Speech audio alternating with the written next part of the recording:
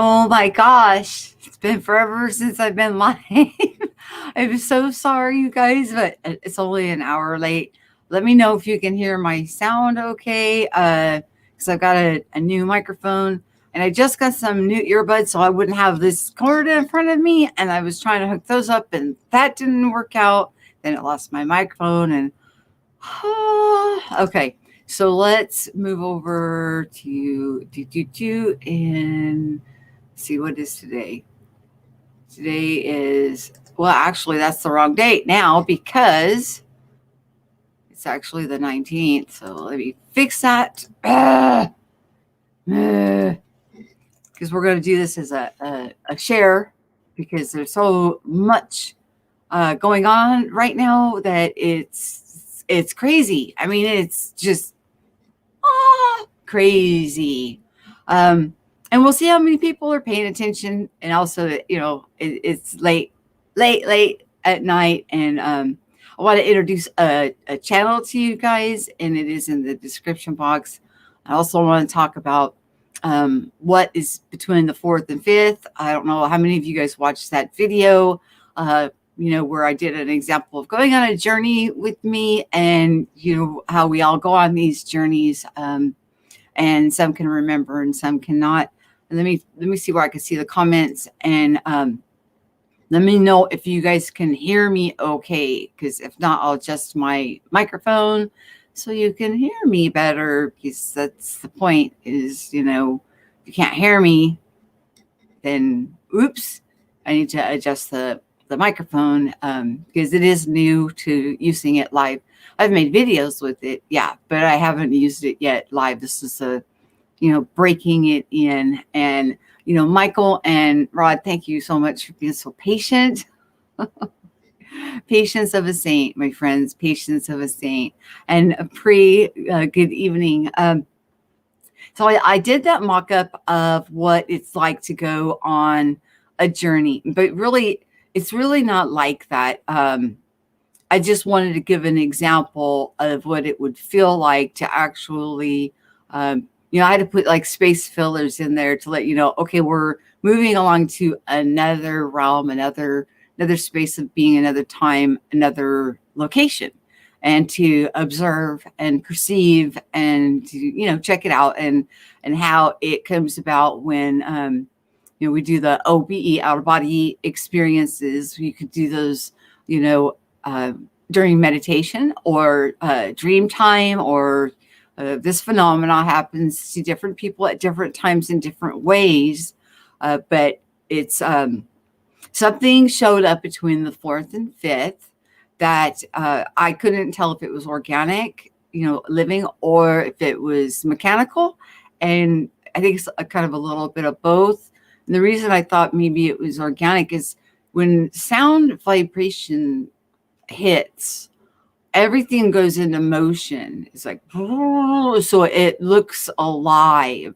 So when we're passing through that, it looks like it's alive, breathing, and in motion from the sound. And if we can't handle going through that frequency, then we can't pass through from the 4th into the 5th. And if you even look at, if you look at how our planets are lined up, this has nothing to do whether or not the realm is flat or round. I'm just saying, as an example, if we look at how the planets are lined up, between the 4th planet and the 5th planet, there's a huge asteroid belt that's between those two. That would be an obstruction. Let's say if you were to think like in a logical mind, I'm in a spaceship and I'm going from this planet to Jupiter, which is 5th. And, how would I get through that asteroid belt, right? It's an obstacle. So it's like it's an obstacle that's been put there sometime in the middle of December. And I noticed it in the middle of December because, most of us, whether we realize it or not, we're going on these journeys.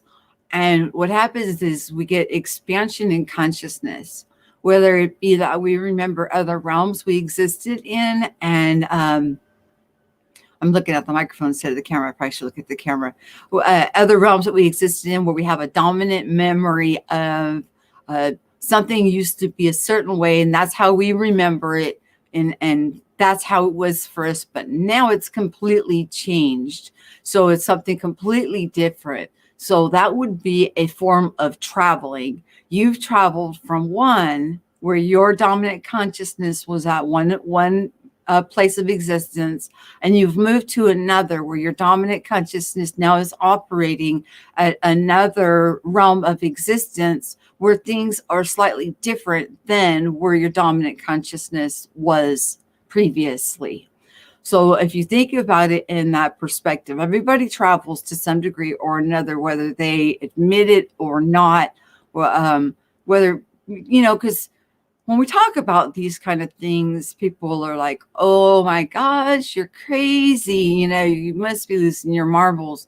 You guys, I went through decades of, not decades, or at least over a decade of thinking along those lines, not wanting to talk to people about these phenomena going on, or just having a very tight-knit group of people that I would talk to about it, because you think you're losing your mind when in truth, it is an uncovering of what's going on within us, of being spiritual beings having a physical experience, rather than thinking we're a physical being looking for a spiritual experience. It's an unveiling of the truth of our identity.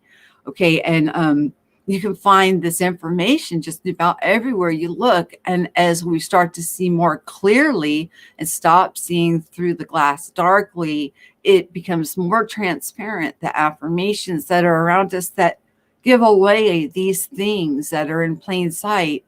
But when we're seeing in the dark, we can't see what is out there, either because we're afraid of it, we're afraid to know, or we're afraid to be labeled as, crazy or whatever people. But then you get to a point where, does it matter? Does it matter what other people think about you, or does it matter what you think about you? It all has to do with choice, freedom, free will, and self. It's your development. It's your expansion. It's your growth. It's your graduation. It's your experience. It's your perception. It's your observation. So what does it matter what somebody else with cat down the road thinks about what you are experiencing? You know what is true to you. They don't know what is true. They know what's true to them. And things may be going on with them that they just don't talk about. Okay. So let's not worry about the cat down the road. Let's think about what's going on within our own self. Now, I brought up in the last post, and it was a message to those who could understand. I talked a little bit about the teacher and the governor. Okay. I hadn't brought that up before because I just figure that by now where we're walking, and a lot of people that would come here and listen would understand what that is. We talk about, you're born, you come in your Merkaba. Your Merkaba is the vehicle in which we travel in. Okay. It's with us at all times. But when we come into this realm, we have, we hear it be called a guardian angel. You have somebody that's looking out for you, watching over you, taking care of you, making sure everything's okay with you. Well, actually, there's two beings. You have a governor and you have a teacher or tutor that watches over what it is that you do with the power. You're a very, very powerful being. Just you alone are very, very powerful. And you have the governor and you have a teacher, and they're in this spiritual realm, and they help to, and they also be known as what would be called the restrainer. They will restrain so you don't do harm to yourself or to others that's beyond karmic debt. So, or anything to kind of, especially when you're on the journey of discovery, they become a very active part in our development. And as we move along in our development, we're reproached. And as we're reproached, our heart and our mind is put, we are looked at, we're examined, we are Where's your heart at? With your power, are you going to be in service to others, or self-serving and use your powers to oppress others? Are you wanting freedom for all, or are you just wanting what it is that you're wanting and your free will to dominate over and oppress others? These are the things that we go through with the reproach from the governor and the teacher, or some people will call it like a pastor, teacher, shepherd, is that part. And the govern would be like laws and rules and regulations and things like that. So that is what is looking over us on the spiritual sides of things. And as we show ourselves approved, we lose them. They go away. And then you become the sovereign, unique, divine awesomeness, almighty child of the Most High, free to move about with your dominant consciousness, picking up, gleaning, growing, and expanding exponentially. Remember, it's unlimited. There's no limit. So I figured I might want to explain a little bit about what I was talking about when I brought up the governor and the teacher in that last post, because I hadn't really talked about that much, beforehand. And that they're there with you, because as you start to go through the process, they let themselves be known. They let themselves be known to you that you're not alone. And even once they back away and you are the one now in the driver's seat and making your free choices and making the determinations of what it is that you see, grow, glean, and expand to, they just watch from afar with joy in their eyes, watching us mature into the sovereign, unique, divine children of the Most High that we are meant to be. So we do have that assistance. Everybody does. Everybody. Just like everybody has a Merkaba. Like I say, when it's stopped, it looks like the Star of David. But when it's in full oscillation, you look like a complete ball of light. And when we travel in that form to visit these other realms, we move at such a speed. It's not like traveling through space and it's going to take you X amount of time to get there. It's like your head hits the pillow if you travel at night, and bam, you're there. Because time is a man-made construct. There is no time when we're talking about moving about into these different realms of perception. And so I hope that I'm saying this in a way that is understandable. So what is between the fourth and fifth is a sound that makes it look like it's alive. It could be mechanical and organic, could be both. But what has been put there is, it's just, if you look at the world stage, okay, and you see what's going on with how people are covering and doing whatever it is that they're doing, what happens in the spiritual, well, then it will manifest in the natural. So I just looked at it as, okay, well, it's a kind of a quarantine. So if you're not quite ready, if you still have a governor and a teacher over you, maybe you're not quite ready to go into that realm. So they have made it so you stay at a realm that you resonate at. And like I say, it's not a good or bad thing.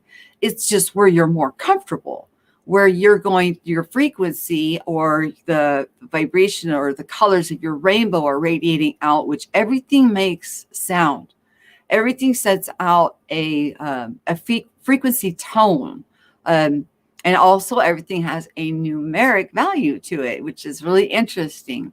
So if you're not ready to move into the fifth or higher, I have not seen anything that we have to pass through beyond the fourth and fifth.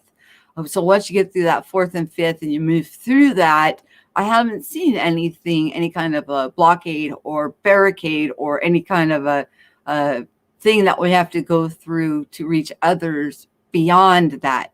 Just the one. And when you come to it, don't let it hinder or hamper anything. Don't be afraid of it. Just move through it. Just move through it.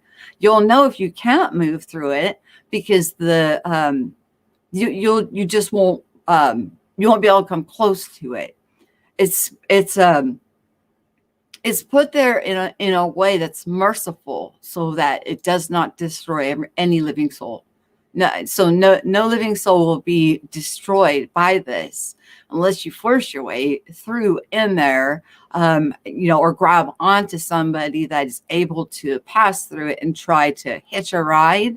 You might not find yourself making it out the other side. You might find yourself dissolve into back into source and having to start all over again. So we don't want to do that. Nobody wants to start over. Nobody wants to get this far in the game and then have to go through all the steps of a mind wipe and remembering everything that we've remembered up until this point and getting to where you are today, only to have to start all over again.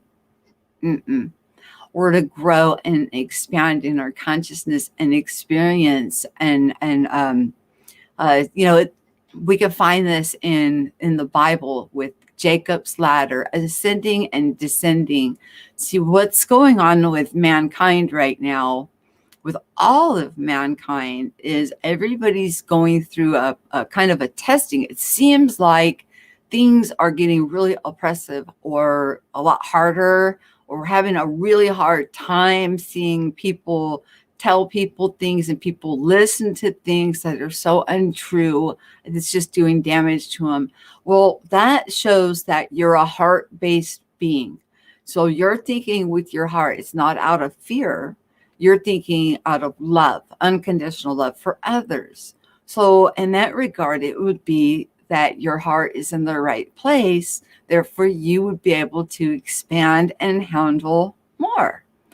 But if it's that you're afraid or, feeling fear in some way, well, you're going to say it with the resonation that is going to be comfortable to you, because nobody is, we don't die. We don't have a beginning of time or ending of days. We were there in the beginning. We're here now. We're going through this transition into a new age, the age of Aquarius. It's been going on for well over a decade now, and people are becoming self-aware of what is going on. What really shocked me is the amount of people that are awakened when I put out the call to see if anybody else had any thoughts on what that is between the fourth and fifth, to get some other shares on what others thought that it was. That nobody responded. I was like, nobody travels, but we do travel. It's just a matter of our consciousness expanding into the awareness of remembering the travel. When you wake up from a dream, do you remember the dreams that you have? I keep looking at the microphone. I got to look at the camera. Sorry, you guys. So do you remember dreams that you have with great clarity and get messages from them and expand from them? Do you have what you would think would be off-world type dreams, sci-fi, almost like?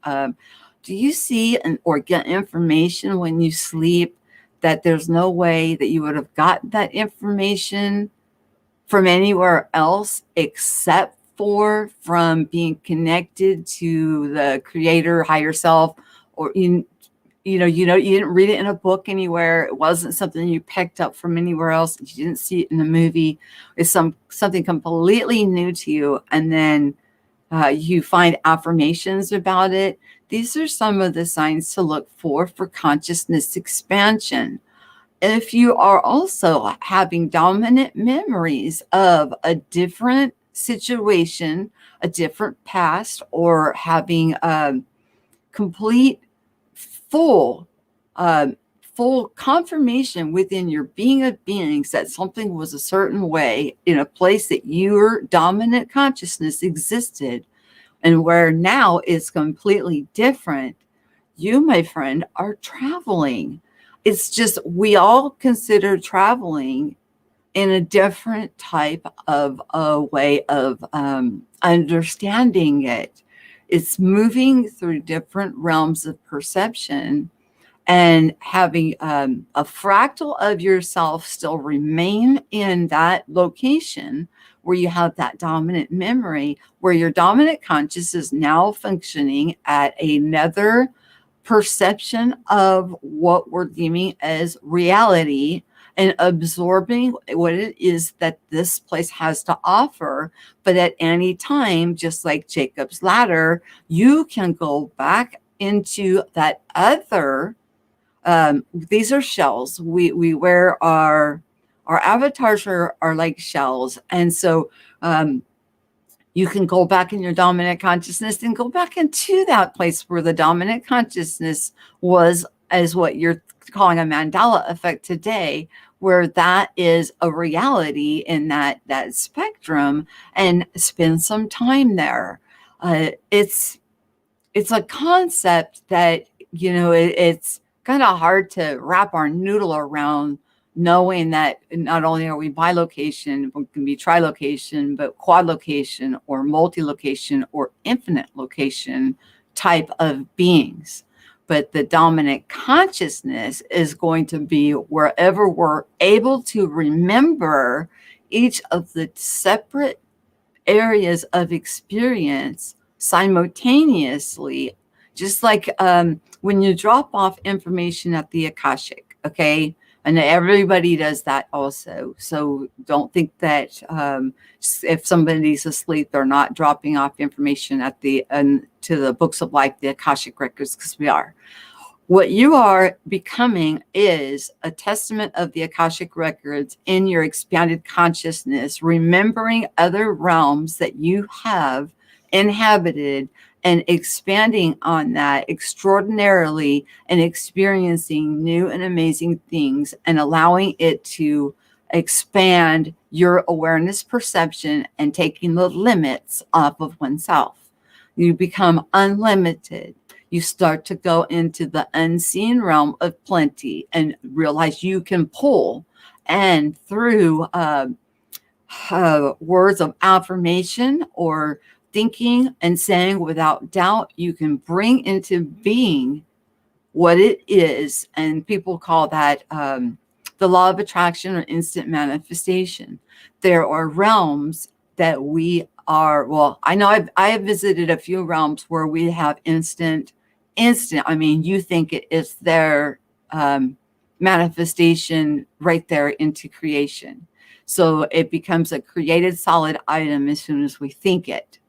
So that would explain why we have to be a little careful about who accesses what realms, and that they're pure in their heart and their mind, and not wanting to take the freedom, free will, and the sovereignty away from another divine sovereign, and respect and love each other as the equal brothers and sisters, and glean from one another without wanting to throw down. I don't want to throw down what I want and oppress what it is that you want. If what I want is oppressing your free will, then I'm in error somewhere, and I need to do some introspection and find out what it is that's within me that would be oppressing the free will of my brothers and sisters, and your right to experience all that is here for you.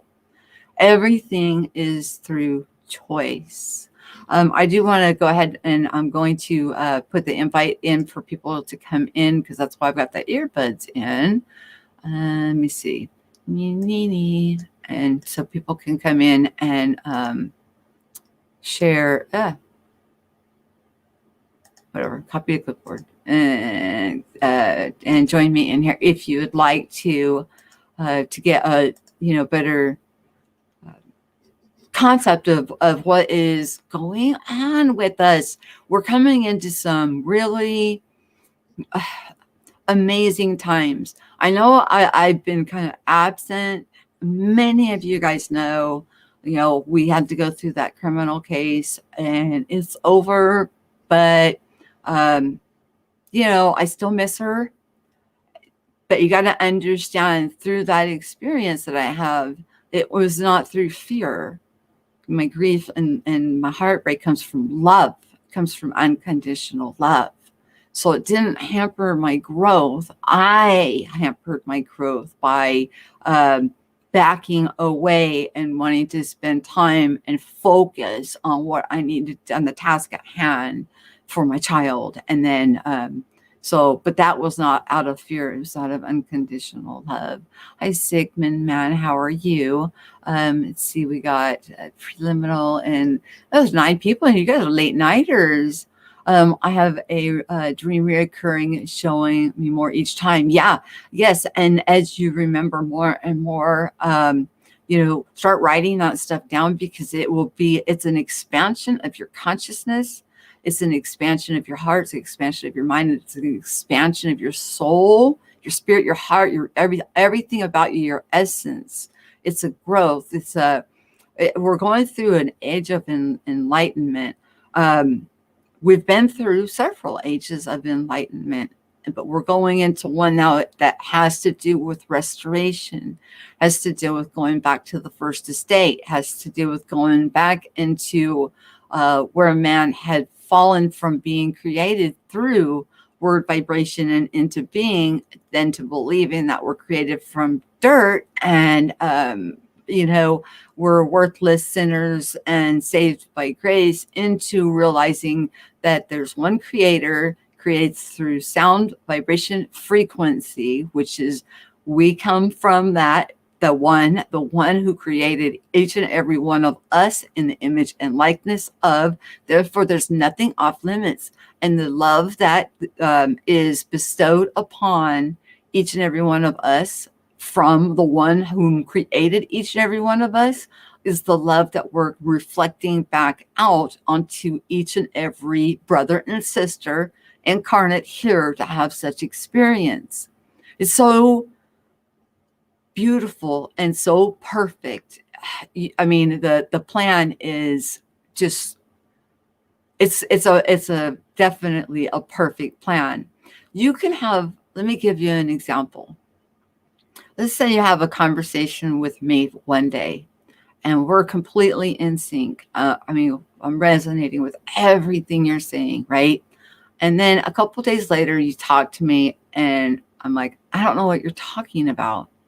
I seem completely lost. Okay. Now this could mean one or two things. Either my dominant consciousness is now occupying another spectrum of this vast, unlimited, like sheets of paper the best description, just like I did with, talking on Brian with Karen on unveiling this realm earlier. It's like a ream of paper that you buy at a store, and the paper, when you get it in a ream, the papers are all stacked up there. You get 100 sheets, are all packed together. Okay. And then maybe you just lift up 10 pieces of paper, down 10 pieces of paper. Well, in each one of those, there is like an avatar of you, okay? But your dominant consciousness now could be 10, either direction or whatever, like up and down Jacob's ladder, and hopping through each of these. And then, of course, expanding, and having those experiences and that soul growth and that expansion and the freedom to move about through your own thought, through your perception, through law of attraction. Once you lose the governor and the teacher, you have lost the restrainer, the one who's restraining you and keeping you bound to maybe you can only go to 3 realms.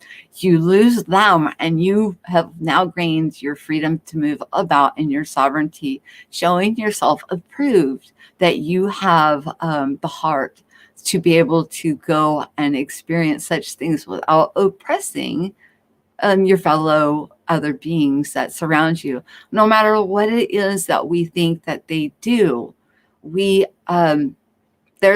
have a judge. The judge resides within them. We have a judge. The judge resides within us.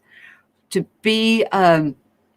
set the rules and guidelines that we put on self is enough. And a lot of times when we put the rules and guidelines onto ourselves, we sometimes are putting too much onto ourselves. We're our own worst judge. So that kind of permeate for a moment, because Self-love is really important. Can't love another unless we love ourselves.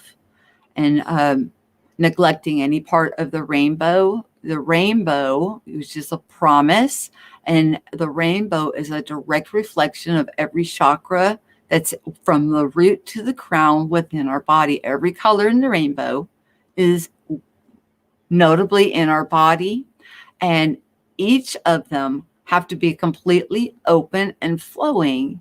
And then our Merkaba oscillates, and we can feel that going on within us. We become that ball of light, and bam, we're off and exploring and gleaning and expanding and growing. And earlier on, I don't know how many of you guys watched Unveiling This Realm tonight. I did call in because the other day Karen was on by herself, and her hair had a blue tint to it, but it was a beautiful blue tint. Now, when if you start to look into the root etymology of some of the words to find out what they truly mean, things that are taught like in mystery schools and things of that nature, you'll realize that gray hair is a sign, outward sign of maturity. Now, if you look at the beautiful Karen B's face, her face looks, there's no wrinkles. She's got a beautiful glowing face. She does not look like she should have gray hair. Okay, let me just put that out there. But when you look, when she's talking, even with a green screen, with her having the silver or the white or the gray hair, the colors of the rainbow that she's emanating out through her at the time will reflect for us to be able to see in the gray hair.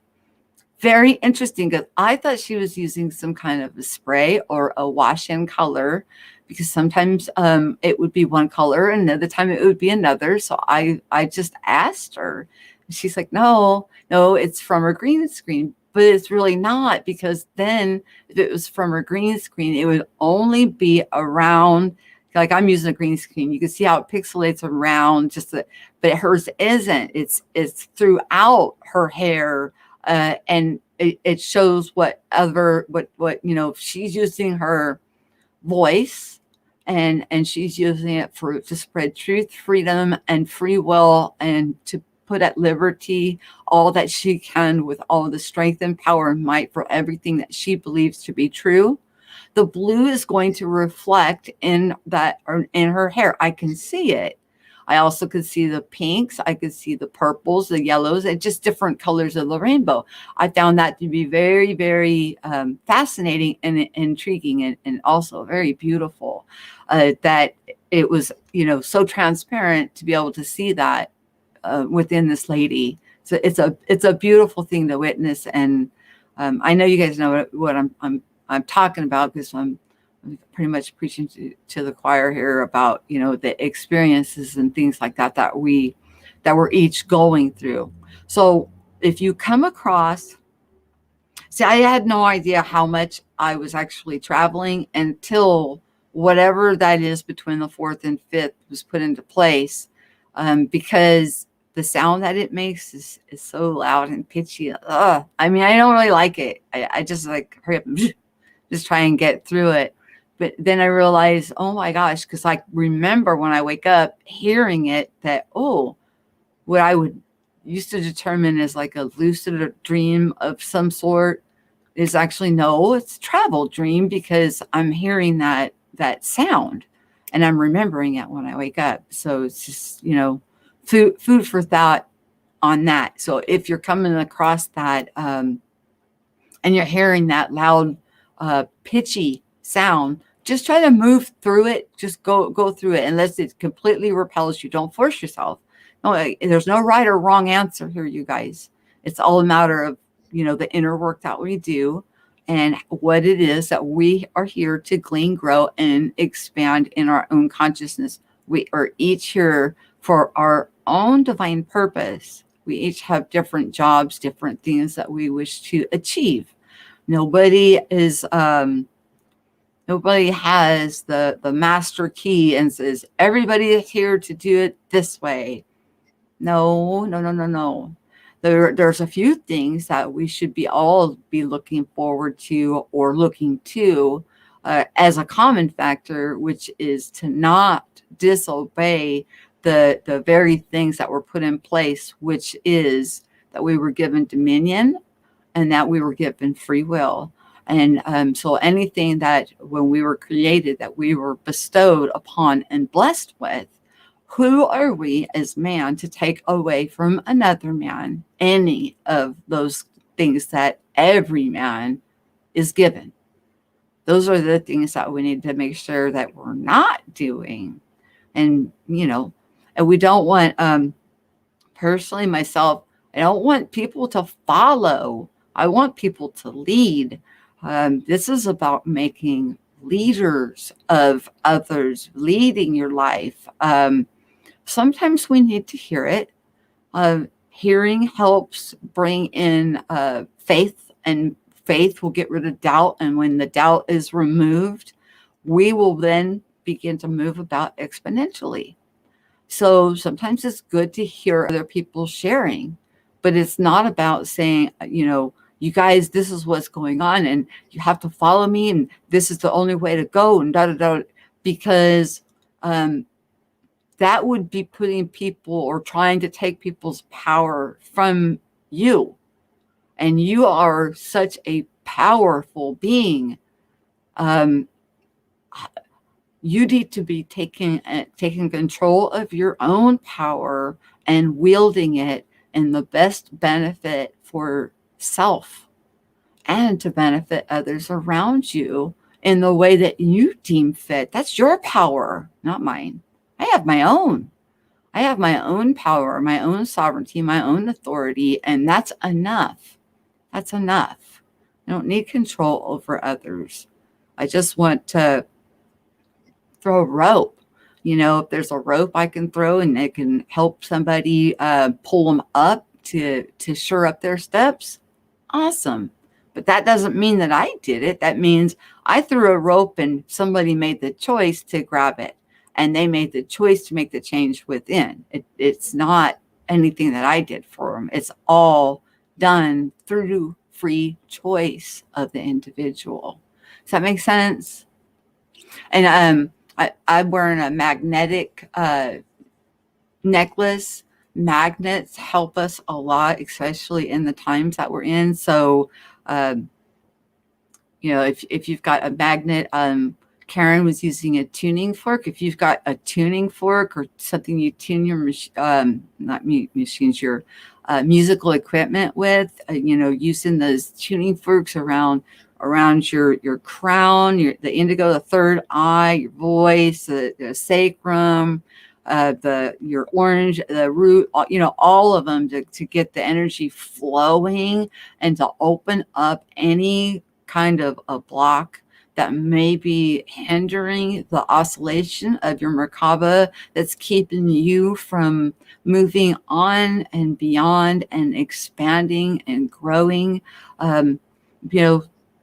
These tools are given out in many places, and I'm going to do some, what do you call them, meditative type with a little bit of sound behind them to help do unblockages, to help people with conscious expansion, because we're at a time now, everybody's being measured. It seems like a whole bunch of bad stuff's going on, like simultaneously in your life, when really what it is your heart and your mind is being evaluated on, do you blame God for this? Do you blame your neighbor for this? Are you outsourcing responsibility for what is going on within your life onto another?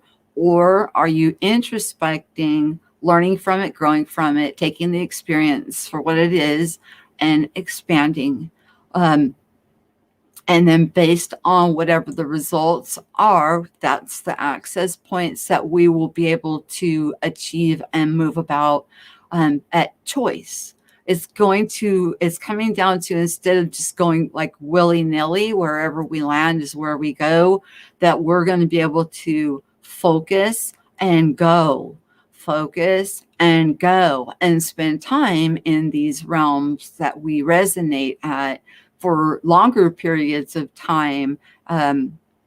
Like, again, I'll go back to how the Mandela effect, we were a dominant consciousness in another realm where that was how it was. Okay. And then we're a dominant consciousness, and in between, there's so many different effects that some are affected by and some are not, and other, and you guys know, anybody that's Mandela affected knows that there's anywhere in that spectrum, some people are affected by some, and then they're not affected by others. Others are affected by them all. Others are affected by 90%, 80%. It varies in between there.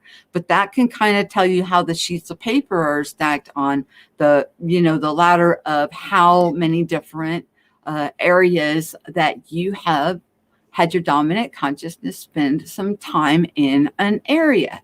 And now that we're at this, you'll be able to choose. You're going to be able to choose, okay, well, I don't really care for this, dealing with some oppression or whatever is going on. And then you'll move your dominant consciousness to where it is that you'll resonate at by your choice. We're coming into a new way of being. It's awesome. I've seen it. I've seen some of these places. My gosh, you guys, it's really hard to explain the beauty, the freedom, the liberty. The one place I went to where the beings were really they were super duper pale. They were really tall and very, very pale looking. And in my thoughts, this is how bad it was. In my thoughts, and my husband traveled with me that day. In my thoughts, I was thinking, oh, this would be a good place to have like a tanning bed place. So people could go and get some sun, get a little color to their skin. I got reprimanded for that because I was told that the place that I was at, money didn't exist. It was instant manifestation. You think it, you got it, and it was yours. So there was no need for the thought of what this realm of you need to have a business, you need to have an income, so that thought that came over with me from what I had here, that perception, she heard my thought and she reprimanded me and let me know that, no, they don't need tanning beds. We don't do things like that here. They're perfect. And they're actually the most loving and beautiful beings. It wasn't like that. I was just thinking, well, if I'm going to come, I need to earn my keep. I still had that kind of mentality. And I was like, well, I could open up a tanning place, and whew, I got in trouble. Hey, Double O. Do you guys, this is open for anybody to come in. I'll throw the invite in there one more time, and then I want to share a channel with you guys. A lot of people talk about that. Let me paste it in there. That they don't know how they would make it off grid. How would they be able to survive with off grid living? Okay. Well, there's a channel. This is a brand new channel, and let me see, how do I share with just that page? I'm going to share my screen. Let's see, screen share, application window. I want it to be this one. Hold on. Wait a minute. Where'd I go? That's live chat. Hold on. Wait, must be this one. No, it's this one. But I want to go here. Okay. Do you see it? Yeah, it says it's screen sharing. It's called Cooking with Mack. And he's got 10 subscribers so far. And now there are kitchen cooking, ones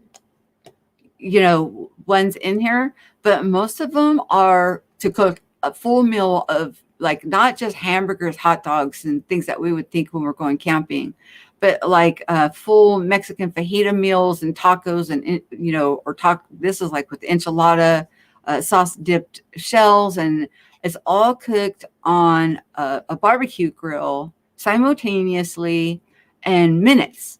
Everything is prepared. And I thought, what an awesome thing to share with people is someplace that if you had to go off grid or without power or something, goes on, that you're able to still cook and provide for you and your family using a barbecue grill. So, and it's called, like I said, Cooking with Mack. It's a new channel. He's got 10 subscribers so far, and I know with you guys that you'll help him get a nice warm welcome into the YouTube community. So I wanted to share that with you guys. Let me get back to StreamYard. Okay. All right. So now that the yard is open, and that link is in the description box. And yes, it's my dad. It is my dad.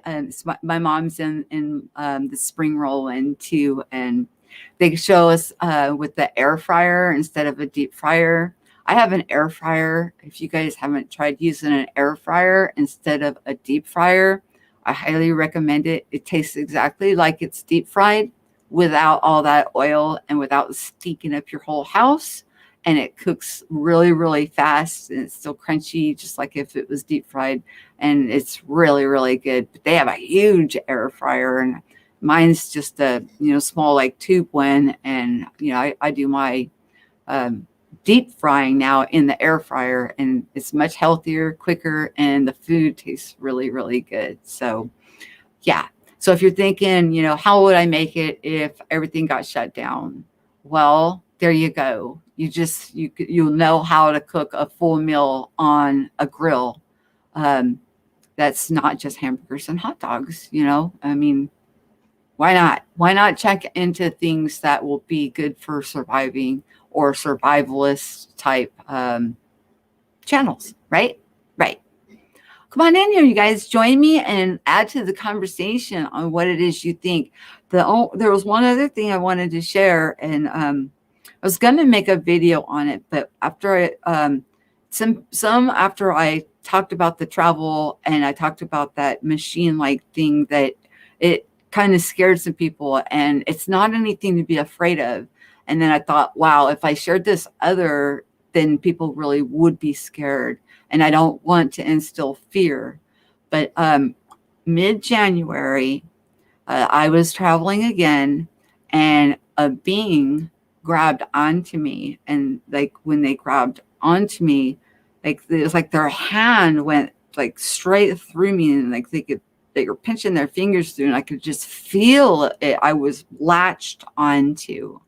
And I then was able to, let me let double O in. I was then able to I could just feel it. I was latched onto. Oh yeah, turn the sound off, sweetie. You probably didn't expect me to let you in that fast.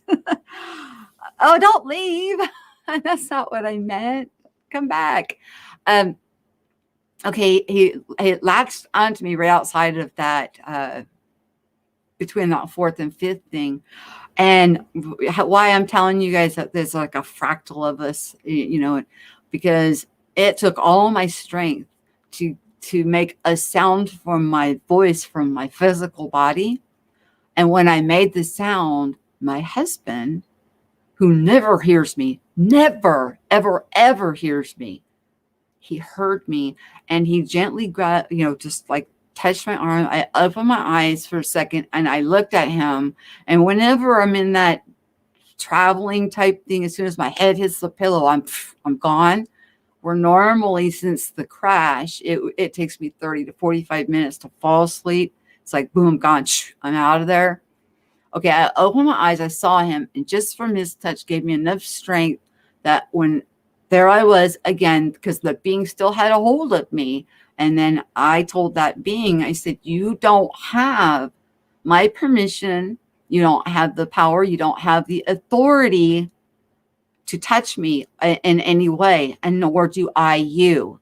you must let go of me now. And when it let go, it had like a light, it looked like it radiated light around it. But then afterwards, when it faded out, it kind of looked like a tall gray being, but it could have been an older man, or I'm not saying it was a tall gray alien. What I'm saying is that was what it kind of looked like, but it let go of me, and then I zipped through as soon as I asserted my own power. It was almost like my husband's touch just gave me that much energy of a boost to give me the strength to be able to have this thing let go of me. That's when I figured out that people or beings are not being let through. And it kind of made my heart a little sad. Okay, Double O, you ready to come on in now? Okay, yeah, he's got himself on mute. Hey, sweetie, you're here with me. It's so good seeing you. Hello, love. Hang on, sorry, I'm just sorting my camera out. Hang on. You're fine. I had all kinds of technical problems. I've just broken my light. Oh, you're good. God. You're good. Hang on. Oh. How you doing anyway? I am doing wonderful. And we got Pri in here too. It's just there's so much going on with all of us right now as we're all being measured and gauged and permissions and frequencies and moving about and losing the governors and tutors. And I don't know how much you caught of what I was talking about earlier, but we're just so amazing. All of us are just amazing. I'm gonna turn my camera off so I can fit in with you guys. I've been listening for a little while. Yeah, I've been in for about I don't know, probably about 15, 20 minutes. So yeah, I was supposed to start at 11:45, and I had computer difficulties, but I'm here now. I'll have my camera on in a second, as soon as I've sorted this light out. Hey, Pri, how are you? Hi, Michelle. I've been here about the same time, 20 minutes. Really good discussion, or very interesting thought, and I'm just listening. Hey, Double. Hey, Prelim, how you doing, man? Yeah, some interesting. Just about the dominant consciousness and how we struggle to keep it where it's ideal or what we want it to be. It's not something I can boast about. I'm always struggling with. I don't think as it's an a artist, boast. I don't think it's a boast thing, Pri. I honestly, I just think it's a comfort thing. It's like, where do we resonate at? Yeah, it's where we're going to be, and it's always our choice. Yeah. Yep. Oh, yeah. I'm just saying I can't say I'm like I mastered it.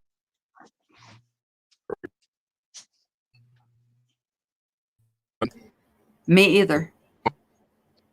I can't say that I've mastered because of everything is a consciousness expansion. We're always growing, always.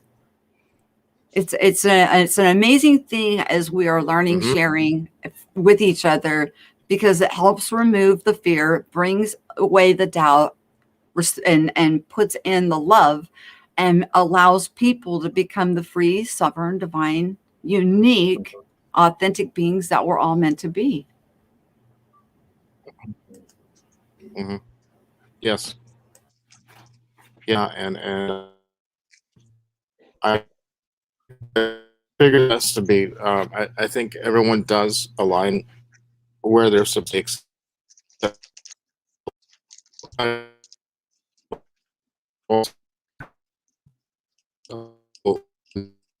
Wait, what happened with them? That doesn't make sense. But or that are discouraging. and focus on what I do, and I do see how can I Richie, are you where hearing can him I be clearly? most effective? No. He's cutting in Am and I out on me okay, really Brian? bad. Yeah, you're cutting I like am? every other Okay. word is cutting. Yeah, I'm really sorry. I haven't been able to understand anything that Prelim's been saying because it's been it's been going robotic and Yeah. cutting out. no. I thought it was me. I thought it was my internet.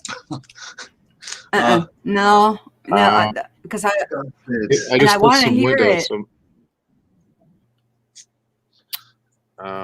I think I I kind of I had got some windows up. where you're resonating at. You know, it's a comfort thing. That's pretty much all I got, and then you went really robotic. You know, on us. Is it cold? Where what's the weather like for you guys? I mean, you're both. It's pretty cold over there, isn't it? At the moment. Oh yeah, it's been in the zeros. Yeah, because I know that No? the cold weather's been affecting the power. I wonder if it's just if it can affect the signal as well. Something now because I closed some windows and it might now. Okay, I'm gonna restart the stream and I'll be right back. Cool. Okay. Oh, gutted, man. I really want to hear him. Yeah, it was my sound coming through okay for everybody? Yeah, you're coming through crystal clear. Actually, I was worried it was my internet because they've moved the router closer to my room, so now I can use the router and I can actually get on streams and stuff, and it's been absolutely fine up until now. And I was thinking, oh no, it's just sod's law, isn't it? That when I finally get back on the stream with Michelle, and now my internet starts buggering up, but it seems to be all right. So Prelim's back. Yeah. Word no. Oh no. No. Is it still warbling? Now you're okay. That was okay. That bit then was okay. Yep, that's okay. Oh, great. That usually does it. Maybe I don't know if you sat how close to the router you are. I don't know if you can move closer to the router, or if you're hardwired in. I don't know. Okay. Or how close we are in realms too. Sometimes you need to step down a little bit, Richie, on the ladder, and pre-step up or pre-step down on the ladder, and Richie step up, and same with me, and we can come in closer proximity with each other, and we can hear each other more clearly. I hope that makes sense. I think that our own thought waves, our own energies, are capable of interfering with the signals, the electronic signals, digital signals that are being sent around. Because I think that all of this technology is a poor imitation of everything that we're capable of naturally. If we were operating at our full potential, and with full knowledge of who we are and eating the right food, consuming the right knowledge, all of those things, if that was all happening as it should be, and as I think it was, as I believe it was, like maybe 1,500 years ago or 1,000 years ago, I think maybe it was working like that, and we were able to communicate with each other through thought, telepathy, or however you want to put it. So I think that all the technology that we've got now is an imitation of that, and we are naturally interfering with it.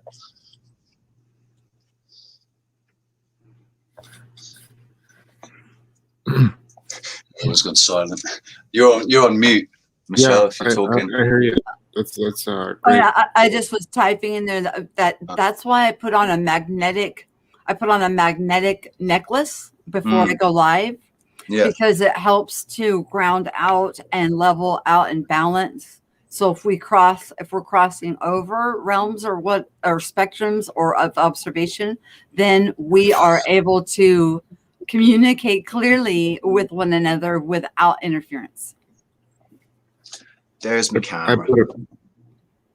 I put a piece of metal from my drum kit on the computer, so maybe that will somehow improve it. Mm-hmm. And crystals, and I know people are like, oh, crystals and things, but they help. Crystals help to balance things out. Magnetics, all of those things, especially since with what's going on right now in this time, with all of this happening simultaneously to all mankind, we're kind of all over the place, and to communicate across these boundaries, we need to do what we need to do so we can communicate and share what we're each experiencing, so we can glean and grow from each other. Mm-hmm. They don't want us doing that. Yeah, it's not a better than or less than thing. It's an expansion thing. Yeah, expansion in this. Yeah, in our scope of perception is more aware of possibilities, or that trying to escape from the tunnel vision that's all around us or dominant, and we want to brighten our perception to an awareness of life. This one place that I went and visited, this is how cool this one place was. There wasn't any commerce. This was one of those thought manifestation places, but all of the domiciles or places where people lived, they were all round. And I was questioning why round? And it said I was told because corners trap energy.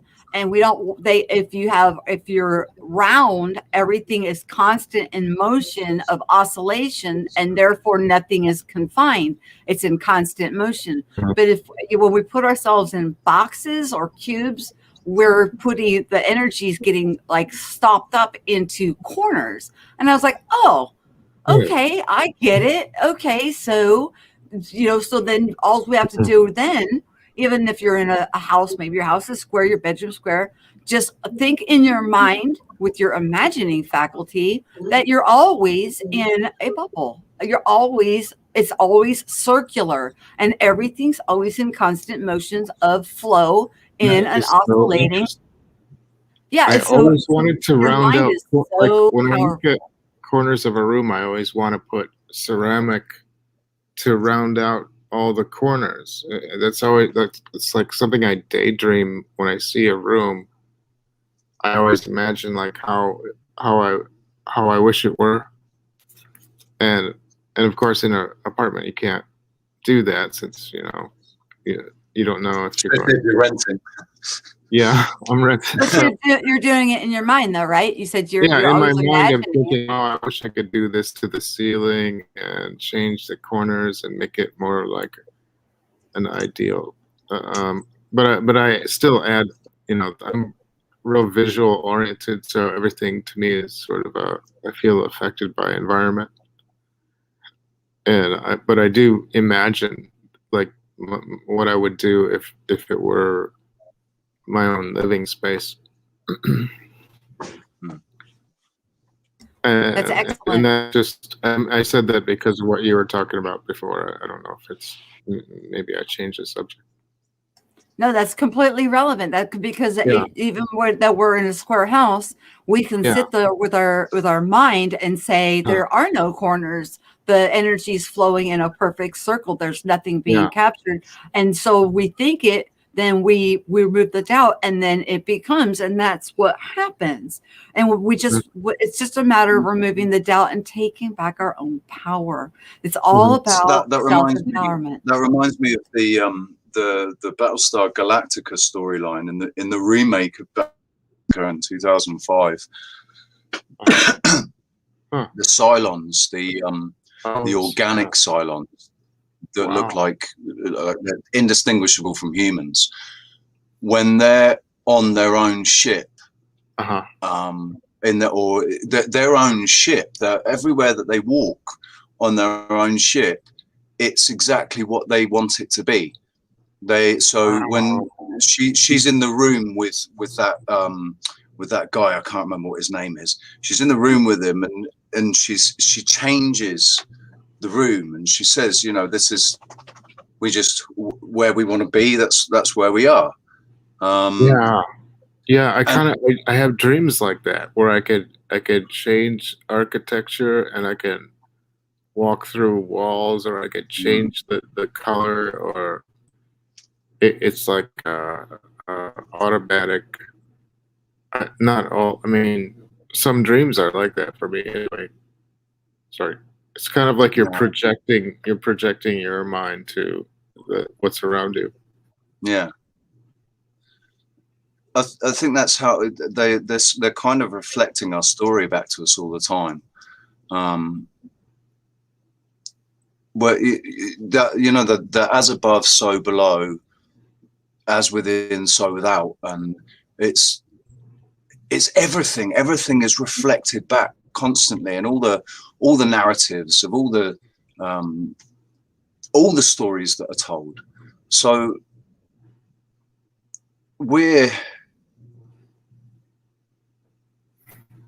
it's all being reflected back to us, because it's all being reflected back to us. Everything in this realm is a reflection, isn't it? It's a reflection of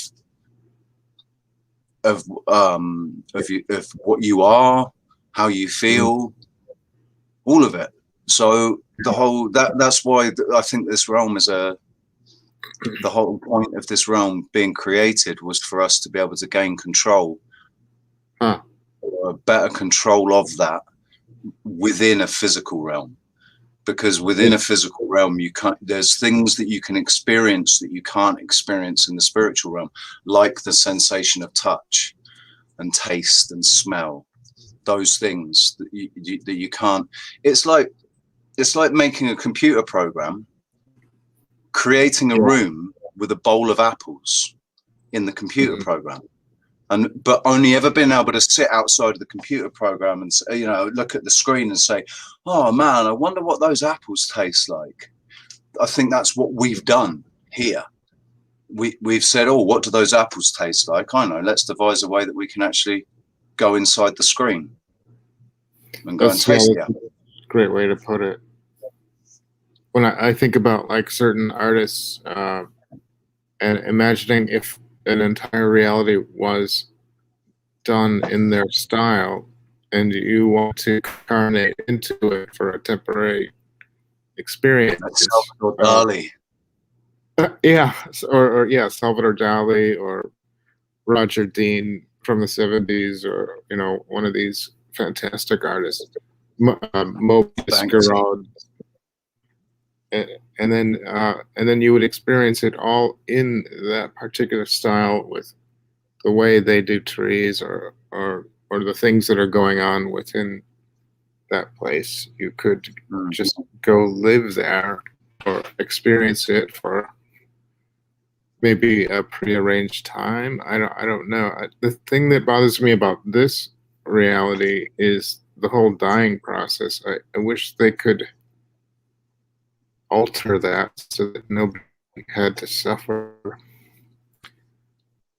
And then life would make more sense. I don't get the aging, you know, because I'm 56, and it's like, wow, things are harder after 50, and I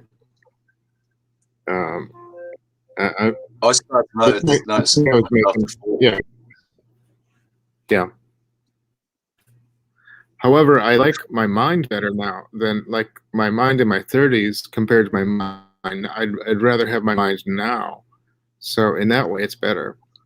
You know. Yeah. But that part, I believe that will make sense. You know, when this is over, I'll say, oh, that's why it was, you know, all those wars and all the suffering, and the things that didn't make sense will somehow make sense over there. I've got a Sorry. really deep-seated certainty that that's what's going to happen. That we're going. It's going to be get it. Right. I see. Yeah. Right. Okay. That What that was all about. We'll understand it. We'll understand it. Right. But it's. I think that we've because I've been looking really. I really love the whole mud flood. I don't think it's happened exactly how it's being hypothesized, the mud flood thing, but there's absolutely no doubt whatsoever that we've got more than one prehistory that we've not been told about. We've got more. There's more than one story on this earth. They tied it all into this narrative, all based around medieval times and ancient Egypt.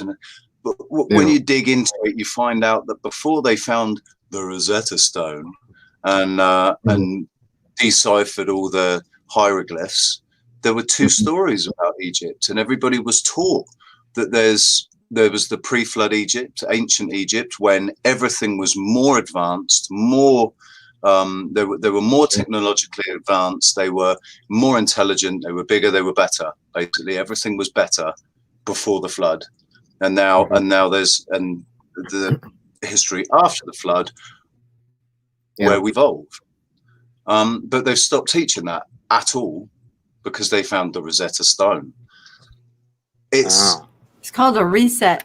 You know how many times we have reset as a mankind as a whole onto the expansion of consciousness, that we have come together in a oneness for a reset. More than one time have we done this, and the residuals will come up into people's subconscious and then come into their consciousness, and then they'll think it's a memory, and then by thinking it, they'll find the actual facts to back up, because then they'll think it, then they'll stop doubting it, they'll manifest it, it will become part of the history and the truth, because it is a part of a reset that was done over time, just like Atlantis and Lemuria. When you think about the resets that have transpired over the eons of mankind's existence, and how many times we've done this to achieve where we're about to move into now, because of things would go sideways, and they're like, oh, it's not quite working out, things are going sideways, we need to do a reset. But we're not resetting this time, you guys. This time we're moving on through, we're going through, we're beyond the point of where it would have been a reset. We would have reset it maybe about 10, 15 years ago if we were going to do a reset. We decided that enough, we're going through it, that enough made the conscious choice to move into it. So we're moving forward. It's amazing. It's just amazing. So what are your thoughts on what appears to be the malevolent side of the virus, as in not necessarily the one that we're that's being put out on the TV, the one that's permeated all of the governing bodies, all the corporations. Yeah, you both missed the beginning, and okay, let me just do a quick recap.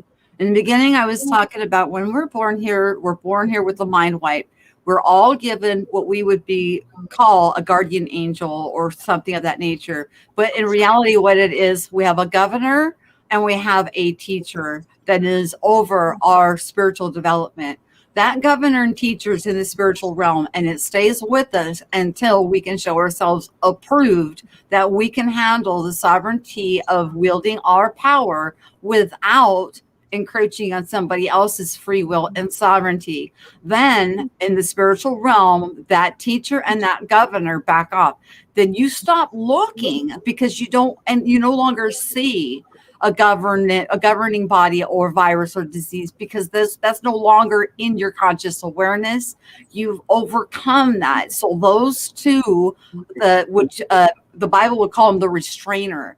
They restrain you from your power, of your use of your full power, until you're ready to wield it in the way that is beneficial for self, without harming another divine sovereign's growth and their rights to be. That's quickly of the beginning of what I was talking about. I've still got too much. I think I've still got too much unresolved anger for them to unlock the key to my power. Anger's not a bad thing, as long as your anger is stemmed from love. If you're upset with something because of love, or if you're upset with something because of fear, there's a huge difference. Yeah, that's why I'm struggling. That's where I'm struggling. Is what is it? Because I feel like it's a righteous anger. You know, it's a because of injustice. Right. It's injustice that makes me fume. It's sitting here and listening to people that I know to be absolute blatant liars, the most despicable examples of human beings that can exist on this earth, and they're stood there lying through their teeth with a smile on their face, and they're like, you know, Bill Gates sat there with his duper's delight. He can't stop grinning and smirking and smiling when he's, oh, what's the next one going to be? Well, I don't know. What's the next disaster? If they don't listen to this one, it's going to have to be one that's even worse. He's literally sitting there saying that, and everybody's just, you know, lapping it up and going along with it. This guy that was in computers and created computer viruses to boost his business, and now he's suddenly the expert on climate change and world health. You know, that sitting there and listening to those people, the anger that brings up in me. I don't have anger. I get angry with people, but it's gone in a second, because I remember that, you know, well, they're going through shit they don't understand. They're really confused. Everybody's really confused and scared, and it's all misplaced anger, isn't it? It's all misplaced anger that people are dishing out on everybody. That's how I diffuse anger. Is I try to reason that, well, they're at that stage of their, of their experience, of their consciousness, and me getting angry isn't going to help that. It's only going to make the situation worse. So I can't, I try to diffuse it that way. And common sense, but a lot of people forget, like, when you're in the situation, then that's the real test. That's the thing. That's where I fail. Right? Is actually in that second, in that instant, I react. Right, and where you and straight afterwards, I feel bad for it. I think, oh man, and sometimes it feels like, sometimes in my case, it's been remote, where I felt something outside of me was fueling this this sort of a rage that shouldn't have been there. Like, that wasn't me. Like, hey, what was that? That wasn't me. I would not have responded that way. So I felt like, well, like in an anxiety attack in 2015 I had, and I responded when somebody was talking about people as like birds and like animals in a nest, and that they were comparing humans to birds in a nest, and I never liked that analogy, and it just, I don't know why it made me so angry in that moment, and I just had this impulsive attack, and I was yelling, like, that is not, and I shared my view, but I shouldn't have done it in an angry way. It puts people immediately on a well, it either puts them on a back foot, or it makes them step forward in their own anger, doesn't it? It either it either makes people clam up, Yeah. not express themselves, or it works the other way, and it makes them explode and express themselves too much, and they themselves end up saying things and doing things they didn't necessarily, it wasn't really needed, justified, whatever. But yeah, it wasn't needed, and it didn't really help them to it just showed me being really angry about their view of like humans and being put on an animalistic level, and I mean I see the significant, there is symbolism in all the different animals that you can see the essence in humans. However, I think we have something beyond a spiritual consciousness that I don't like to compare people with animals. I mean, actually, I think in a lot of ways animals not better, but on the same, they're no different. They're the only thing that's different between my dog Alfie and me is obviously he's a dog, but he can't actually communicate. He can't speak to me. He can't actually speak to me. But over 6 years, I've learned that he does talk to me. He does speak to me. He's got his own. All dogs have it. They're little, when they sneeze, or they snort and they yawn. There's certain characteristics and behaviors that it's them communicating. They're actually communicating. He's saying to me, "Yeah, come on, man, I've been waiting for ages." Or, most of the time it is, "Come on, will you just hurry up, please?" Because he's always snorting at me going, I go, "Should we go out?" He goes, "God, I've been waiting for you." Right. You read that and you kind of know what it means, right? A lot of people would say that that's me imprinting human characteristics on him, try in a way to understand him. But I think it's real. I think that dogs and cats, certain animals, we've got a much stronger connection with certain animals, domesticated animals like dogs and cats, birds as well. Birds do have crows, and they've got an amazing personality, man. Birds have got amazing personalities. What do you say to someone though that brings up the whole survivalist view? That's what he was. It's my sister's husband. Eat or be eaten. And we were at this outdoor sort of cookout, and he was like talking about his sons like they were birds, and that they he was treating them like that they had to just kick them out, and I thought, well, that's just really insensitive. And I'm sure that they want to be independent, and like feed them until they're old enough to fly, and then off you go and fly, kind of thing. Yeah, that kind of thing. And it's right out of the 1950s kind of attitude, and I was so mad, and because I don't like that entire, because I mean, sure, you want to encourage them and do everything for them to be independent, but you don't want to make them feel like they're what is the word, like they're rejected. Yeah, right, that's it.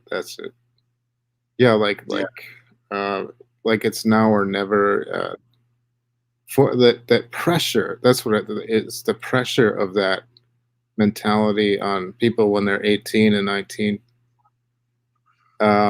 It's a subject that nobody likes to talk about, but when I heard that, that's what made me, I responded out of like something just, wow, I was like, it must be something. I mean, it must be something in the way he was brought up, though, isn't it? Because it's all about because the way we do things, obviously now we're all sort of waking up to certain things, and I think that is going to change the way that we all behave from now on. I think behavior has changed in a massive way, but up until recently, up until the last, let's say up until 2012, because it was probably around 2012 that people started to wake up en masse. It was 2013 that's when I actually woke up, and then there seemed to be a lot of people online waking up. Now there's a lot of people actually in person, people that they're not waking up to everything. They're still completely brainwashed by a lot of stuff, but they can at least see that they're being deceived in a massive way, by bodies that shouldn't be deceiving us. Everybody thought they had our best interests at heart, but when obviously they don't. I've lost my point. I've lost my train of thought. I heard you. It's a complex subject. Well, here's my thoughts on it. If you guys want to know what my thoughts are on this. Yeah, we haven't heard from you for ages. Well, I've been listening because what I've had to do for myself is I had to stop filling my ear gates and eye gates with things that were oppressive, offensive, or that didn't match up with the value systems of my coreness. My coreness is for freedom, free will, the rights to be, and to love each other for the uniqueness that we have to offer one another. Now, if somebody is putting information out that is taking power away from another, or they're saying, I have the answers, follow me, or they're using herd mentality or hive mind type. If fear propaganda uses hive mind or gang up on because you're questioning, you're going, wait, but what about this? Wait, if you're going to raise your hand and ask questions about what's being said to you, and then all of a sudden you're encompassed by a hive mind of people. I have chosen myself I have removed myself from anything that would make me feel smaller than what I am, anything that would make me feel like people's freedoms, even if I agree with what they're saying, if I agree with their point, but it's oppressing another person's right to be or freedom, I've removed myself from it because I recognize that in myself. I worked on it within myself and resolved it to figure out what was it within me that was in error, that I believed what they were saying, but at the same time, it was oppressing a people group. Because as soon as you dehumanize or say you're a bad guy and you're a good guy, we have divided. And so if there's anything that's causing division, I've removed myself from it. And by filling my eye gates and ear gates, I have a very short list. I have a very short list of people that I will encounter or listen to, depending on what it is that they're sharing and what they're talking about.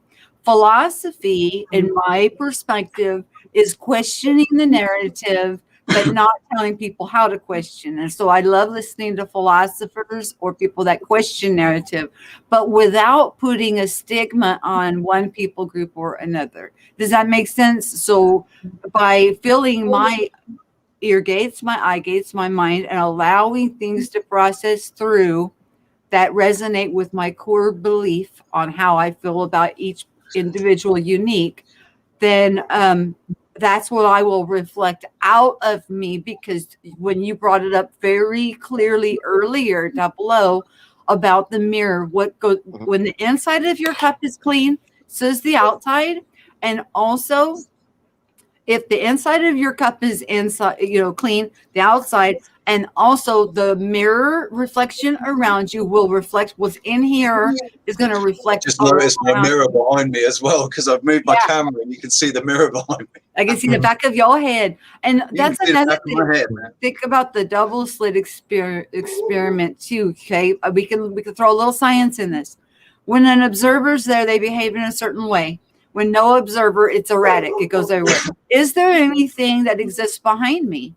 It's if I'm not observing what's behind me, does it exist?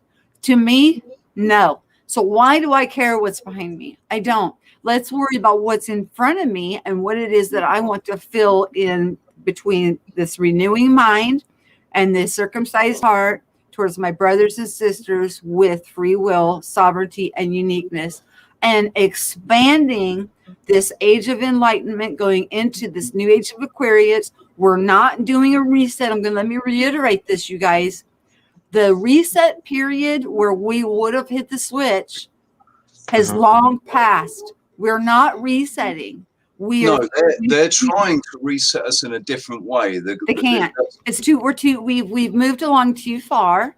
There's too many of us, and we're in the midst, and that's why some people, including myself, I got that CBD oil that was only supposed to cost the cost of shipping, and then they stole my credit card and try to clean out my bank account. See, I had the trial. They cleaned out my bank account. I had a domino effect all within a short period of time of all kinds of what some would consider negative crap being slung at me from every direction within the past like 6 weeks. Okay. I mean, there was at least 8 different big things that happened very quickly. And how did I handle it? How did Michelle handle each situation? I handled them one at a time instead of getting overwhelmed.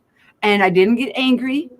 I did a little investigating and I followed through. And guess what?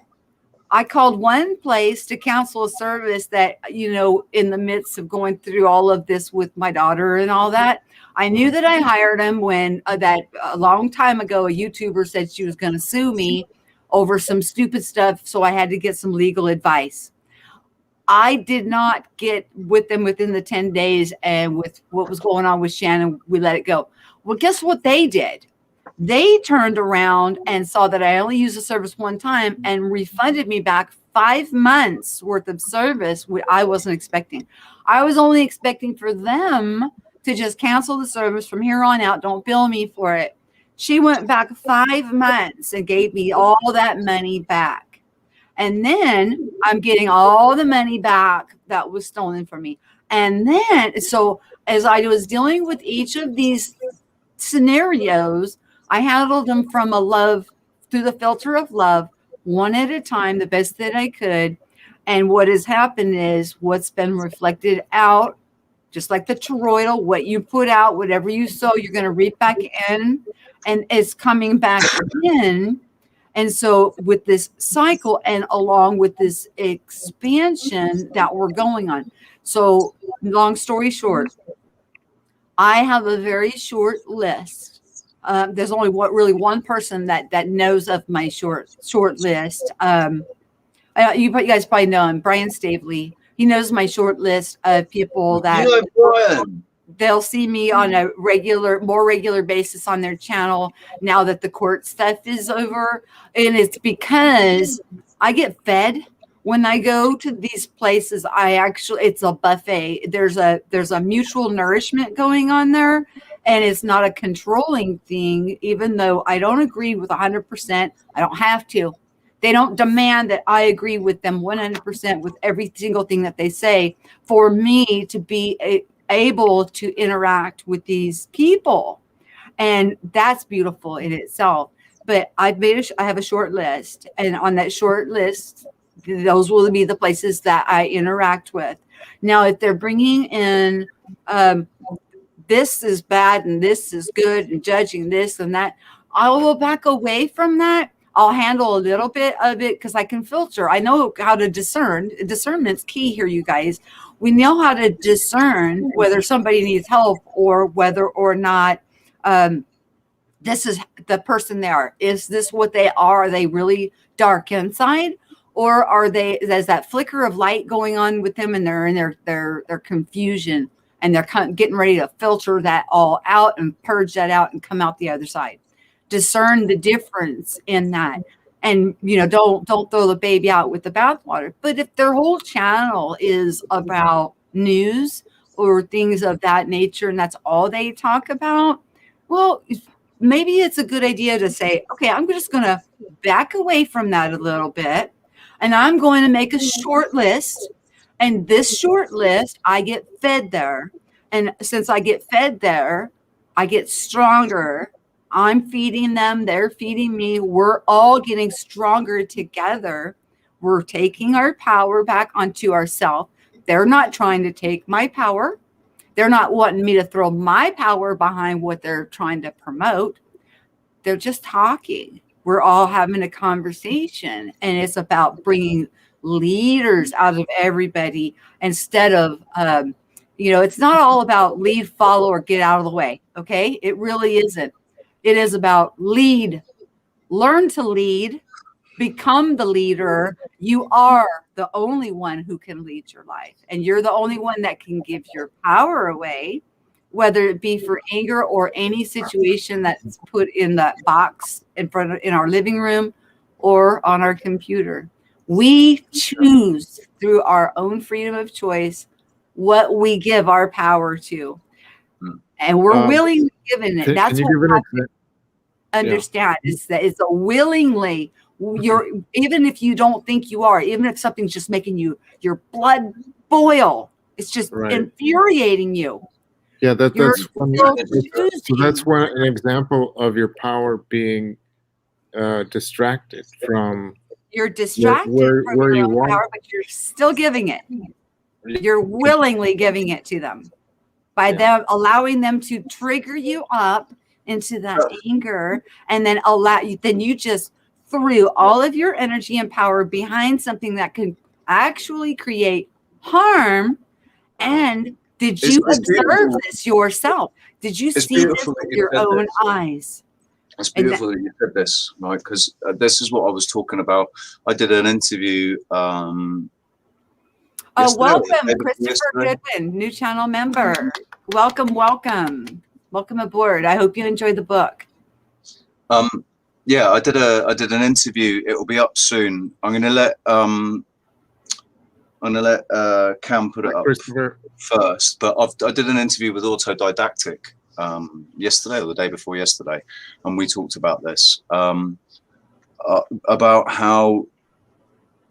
So I've noticed how I give my energy by when watching things that trigger me, and the worst things, starting the day. I wake up in the morning, starting the day, going on YouTube, and just the first couple of things that I watch it boils up anger inside me and frustration and all of those things. And I started noticing that, and decided to change it, by watching really cute animal videos, things where watching animals that normally hunt a particular type of animal, but this time they save it, like a cat saving a fish, and a lion saving a bird or something, just things that make me feel good rather than bad. And then with my channel, I've recently, the last 6 or 7 days, I've been doing these reaction videos to these singers from the Philippines and Kazakhstan and the Philippines they're from. And I'm gonna look at all different. So many suggestions have been made, but just changing my content like that from all the stuff I was putting out before. I wasn't just trying to make people think about things and think about things in a different way, and trying to highlight things. And but even the things that I'm highlighting, I think that's what I do with my Yeah, the things that I'm highlighting, I think maybe can be causing I gotta frustration and reset. anger in other people. It's, you know, am I just helping to move that frustration and anger on? I feel it, and it's like, oh, and it makes me make a video, and I put that video up, and that video's got all of my frustration and anger in it, and I've gone and given it as a you know, parcel to however many other people. And thankfully my videos were shadow banned and I wasn't reaching that many people. And now with a complete change of content that's still relevant to me because of the music, it's not like I've just gone and done something completely different. I'm a professional musician. So where's he gone? He'll be back. A I'll let you know when he's back. professional musician. So, you know, it makes sense for me to be doing this. The love that is coming through in all the comments, the love for the artists, there's a lot of idol worship. It's a bit, there's a lot of things that can be addressed within this group of people, and it's mainly around idol worship. Stop. Idol worship. Let's get rid of idol worship. Let's say they're talented beings that are sharing their talents willingly and allowing other divine beings to do it. No, but that's what I'm saying is that's what's actually happening, right? But you know that there are people that have got they're so obsessed with these particular people, like let's say with Demash. There's people that are they've just, like, the comments are like this, you know, paragraphs, and probably they've sat there and they've typed it. It might even just be a bot that's, you know, that's got all this information typed out and it just, but I could also believe that there's real people sat there making these comments, and they are so invested emotionally into this one person. They're, you know, that one person is almost controlling their happiness. Yeah, that's what we were talking about earlier. They're following, they're giving their power over to another's, and So that's what we need to be learning to do, is taking our power back onto ourselves, right, and knowing that we're freely choosing to give our power over to another. Yeah. So that's what I mean. You know, there's things that could be addressed with all of these new subscribers, but the love, that's the biggest thing, is the love that I receive for having reacted, and the love for the artists themselves. It's a nice refreshing change from all the frustration, anger and fear and hatred that's involved with everything else that I was looking at. And which one makes you feel good? Well, that one makes me feel good. It's more draining to make those videos. It's because I want them to be authentic. So it's the first reaction, the first time I've heard it, first time I've seen it, first time actual reaction. Because otherwise, after that, after the first time, it's not a reaction, it's a response. So it's a share, actually. It's a share of beauty. You've seen that, and you want to share the beauty. So either way would be okay. The point of the video is to see my reaction, because, like I was saying earlier about in the moment, reacting in the moment, in a negative way, when, you know, when something makes me angry, or you know, my fuse burns out and I lose my temper, or it's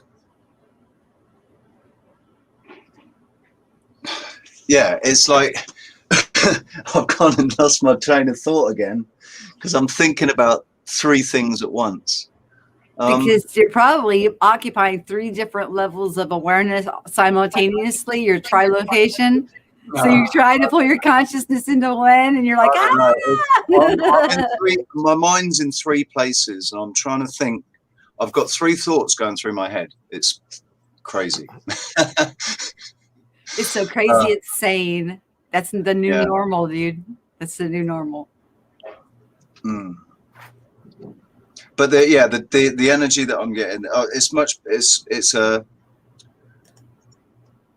like I say, I want it to be an authentic reaction, because my reaction is always like my response isn't always different to my reaction, you know. I can react to something and afterwards agree with my reaction, and that's my response. So, and then I could then share that. I could do the videos and say, hey, look, I saw this video, and now I want to sit and share it with you, and you can see, you know, how it's affecting me to listen to it or whatever. But it's not the same as reacting.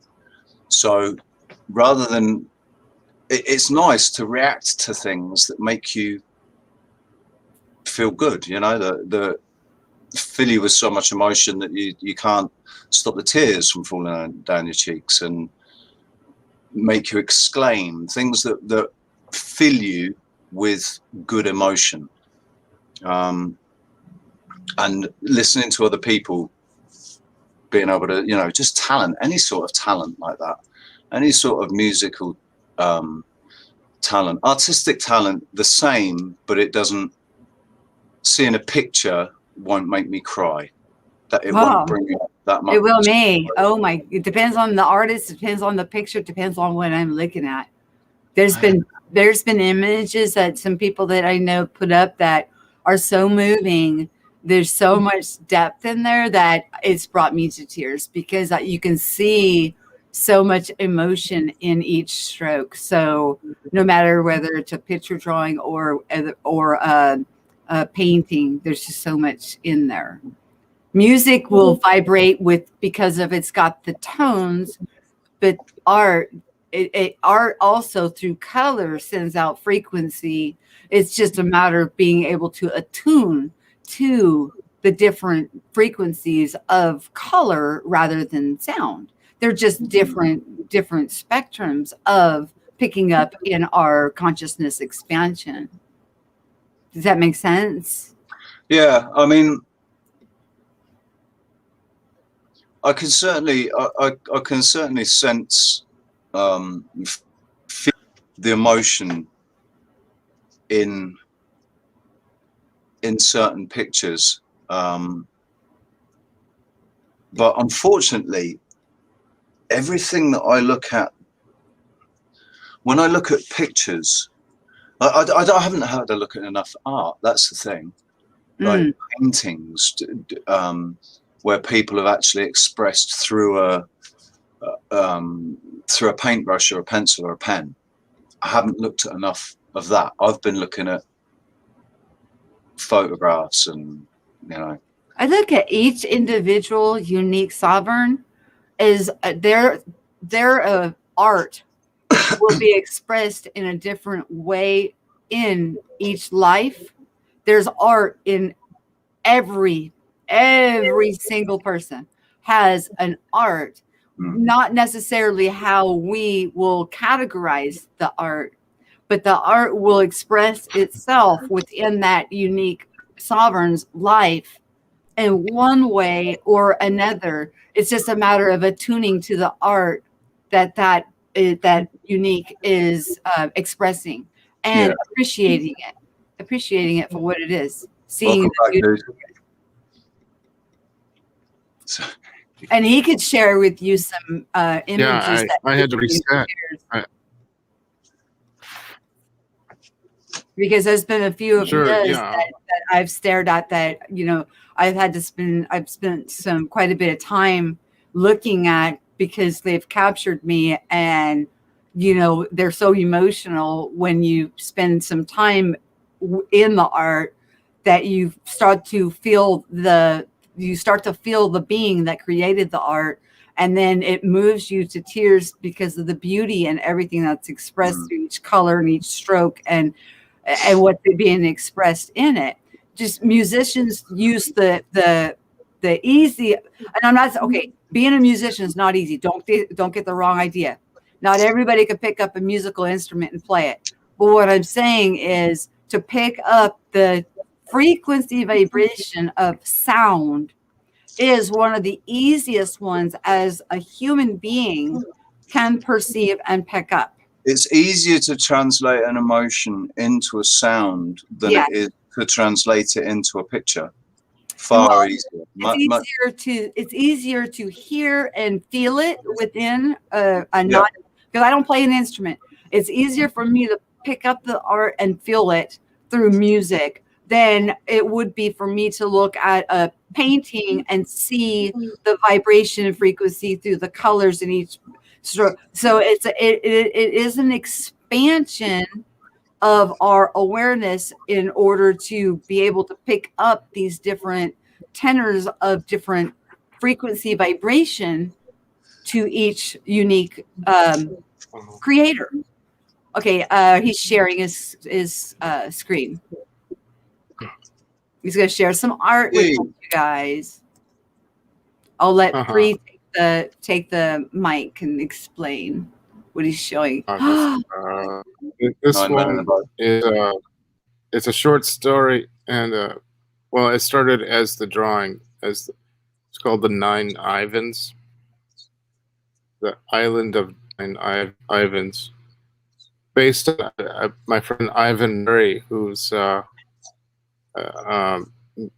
has teaches classes on meditation, and he travels all over the world, and I don't know why. It started out as a portrait of Ivan. I just made an entire boat of Ivan. And then I wrote a short story. And this just, I don't know. This was a random. I'm just showing some of my portfolio. So this one. In this one, for me, I look at each of their face, their eyes, and their expressions, and I connect in that regard. And then them being in a boat so close to shore, but all of them looking away from the shore, like with the expressions on their face. That's where I grab the emotional part of this image that you made there, Pri. That's what that's where I hear the vibration, the frequency I get. Well, in the story, the Ivans had been drifting unconsciously for centuries, sleeping most of the time, till one day the raft landed upon a fantastic tropical island. And I'll stop there, but the story goes on. It's more just like playing. It has kind of existential to it, a humor, kind of Monty Python-ish. And I just made it up as I didn't really have an idea for what sometimes creativity is like exploring, where you don't know what you're doing, and you're just kind of seeing where it goes. And music can be like that as well. When you're just kind of, you're I think it's a lot like a flower. For me, it's a lot like a flower, and it sort of grows, and I don't necessarily know what the flower's going to look like. Yeah, but it starts to grow and bloom. Yeah, that's a good way to put it. It's all art is organic, isn't it? All art is organic. That's wow. That I have to think about that one. I can think of formalized art, and I would say then it doesn't become art anymore, because it's like, because there's a prefab. That's why I say all true art, like authentic art, is organic, because it's sprung from an idea. Yeah, it's grown from an idea. It's been conceived as an idea, I get it, given birth to, and it can be copied and imitated and reproduced and but it can also inspire. It can also inspire, and then something will then grow organically from that inspiration, from that seed of inspiration that original organic art created. Uh, Does that make sense? yeah, that makes great sense like because that. you have people that aren't really painting from what they feel in the moment, and then you have some that are just 100 Elvis paintings on black velvet. That's where it's like a formula. So then it's like suddenly not art. It's like a decal, or it's like a assembly line. Then you're making a sort of product. But if you're just expressing in the moment, then I think it's there's no word for that. Then you're it's like you're capturing the zen of the now or something. That picture that's up now, I really like that, man. That reminds me. That basically reminds me of a much, much, much better, much more skilled, beautiful, detailed version of what I tried to do when I was younger. Oh yeah. When I was younger, I'd start off with maybe whenever I drew anything, it would start off with a squiggle, and I wouldn't necessarily know what I was going to draw, and I'd start off with a squiggle or a shape, and then it would grow out from that. Yeah, go into that's this pattern or a horizon or something. This one's called the Telephone Goddess, and this one I also did a acrylic on canvas version, and I sold it to a friend who has it hanging it, and you can't really tell, but in her right hand she's got a telephone, and I thought she had a sock puppet on her. From here, because I'm a little bit of distance away from my TV, so it's not. I can't see. I like that. This one is just about waking up next to the clock radio, and I guess I've showed this. I might have shown this on here before. I'm sorry. But I don't want to overdo it here. So if you guys want to go back to conversation. Dude, I'm enjoying looking at your art, man. Oh, okay. Well, let's see. I'm enjoying this one is 3 figures looking up inside of a dome or possibly a UFO. And it's hovering right over them. So I'm in an art museum here, and it has the dome, and I'm just drawing this from the angle I'm standing at, and then I added the people on there. It's kind of I like it. I like to draw perfectly. I don't like to draw perfectly. I like the line to be kind of imperfect rather than everyone's always doing everything so robotic. Lines are always totally smooth and straight, and I like mine to kind of go off and be more free. That's just my style. What I do. Like sketchy, not sketchy as in sketchy. That's sketchy, but sketchy. Like you're sketching it out. Right? Yeah. Okay. It gives more room for possibility. Like things feel it when the lines are kind of have a fluid look.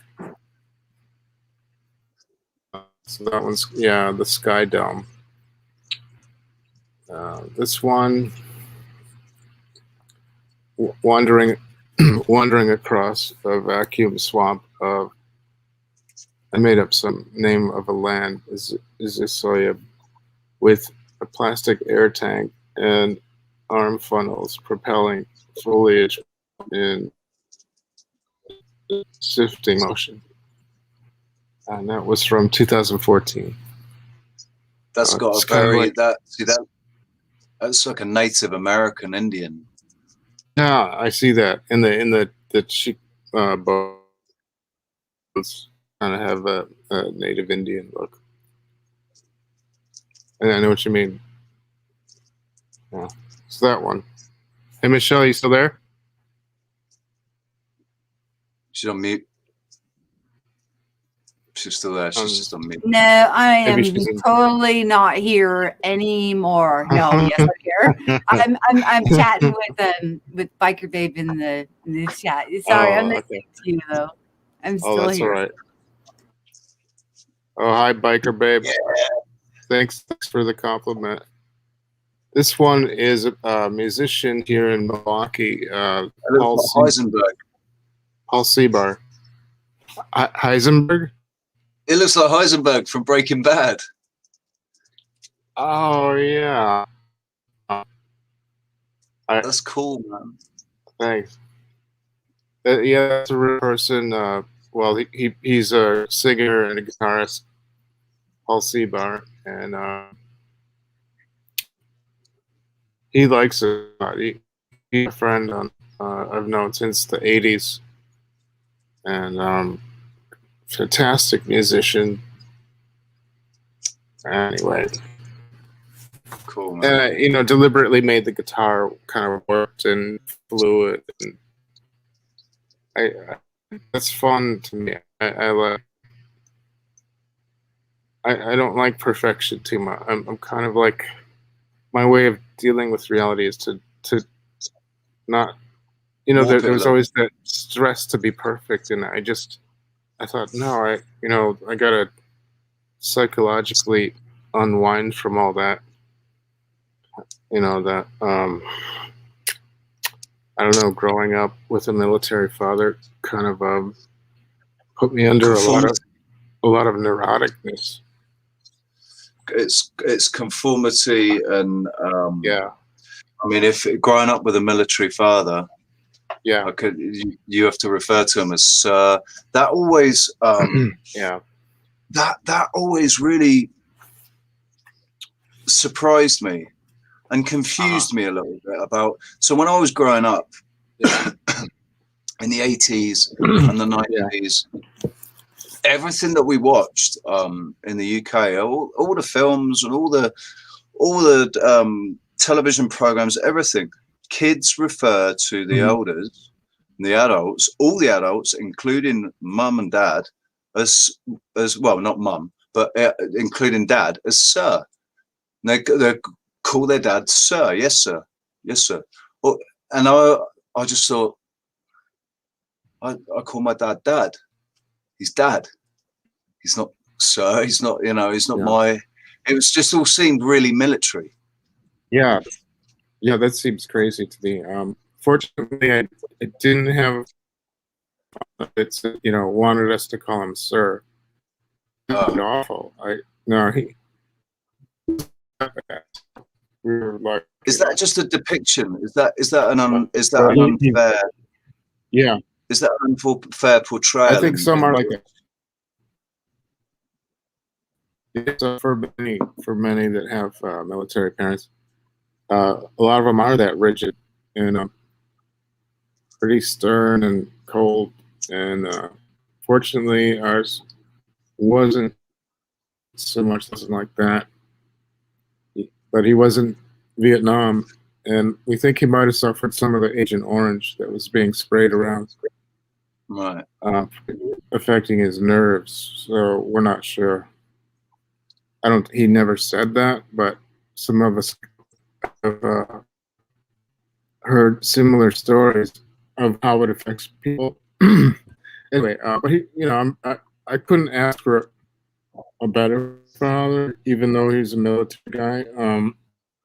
The way my mind works is kind of the opposite. So it was easy. There was a lot of, it made me want to understand what was different in my perception, and why was I, what is it about, the practical sort of mentality and the kind of based the fat dreamer artist person, and trying to have one foot on reality and the rest in the so this one is 1990. Let's see. This one is an allegory of. Go back a sec. Go back a sec, man. I like that one before. With the guy with the This axe. one? No, the guy with the axe. Oh, there might be a bit of a delay on mine. Okay. It's the guy with the axe, and there's a guy in the background with the ponytail on the top of his head. Yeah. He's got like a cauliflower. Yeah. Yeah. He's playing a bass guitar. And where did that come from, man? Where did that? Because that actually, I recognize that character. I recognize that guy. Really? And look at the Martian guy. It reminds me of that movie where they were in that bubble and their little brains, like from the sound, goes like jelly. that comedy movie with the Martians that come to take over Earth and the sound, the 80s. Yeah, the 80s. Attacks. It makes their head go. That's what he looks like, the guy that's off to the left. That's funny. That's it. It's good. There's a lot going on even in that image. If you keep looking at it, you'll see more and more and more. Not just the three beings that are standing out. There's more going on in there more that you look at it. So that's more along the lines of what because I used to be a bit of an artist at school, and definitely when I was a kid I was drawing all the time, but I used to love drawing fantasy. It was all fantasy art, and it was all Conan the Barbarian type stuff, but all based around Armageddon, the apocalypse, the end of the world, lost souls, death, the character, the anthropomorphic personification of death. The skeletal guy in the cowl with a scythe and all that. And I was obsessed with that all through school and everything. So that reminds me of me too. I used to draw. I even, like, when I was sitting in history class, I was drawing. Because the subject wasn't interesting, I couldn't really listen to my teacher. I knew. Just draw it's weird. I knew when in our history classes, they used to sit and give us this, narrative, and I knew when I was a kid. I knew it was crap. It was all BS. There wasn't anything, nothing tied up. Right, it was missing pieces. They were just retelling the same story. They just keep retelling the same story again and again. It's like, that just doesn't make sense that we existed like that. That we just kept that, because people aren't that stupid, man. I don't believe that people have always been that stupid. We haven't always been absorbing all these chemicals and through the air and through the water and through the food and all of the things that are limiting us physically.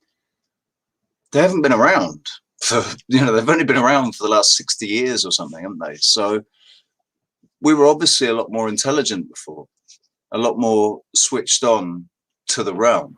Well, actually, there's really nothing here that can hurt us unless we think it can. Yes, this is what I was saying to somebody yesterday. That's what I said to somebody yesterday. Exactly that. You can't. So they were freaking out about their family taking the jab, and I said, well, look, I think that our own beliefs, our own personal beliefs, have such a strong bearing in our own reality. So let's say that these family members are actually conscious, unconscious. They're currently sleeping souls. They're real human souls, and they're sleeping, and they go and take the jab because they think it's gonna help them. Well, then it will help them because they think it's going to help them. They believe it's going to help them. And if they're real beings, nothing here can harm them. Nothing here can really hurt them. So all of these, it's really difficult, isn't it? Dealing with death, and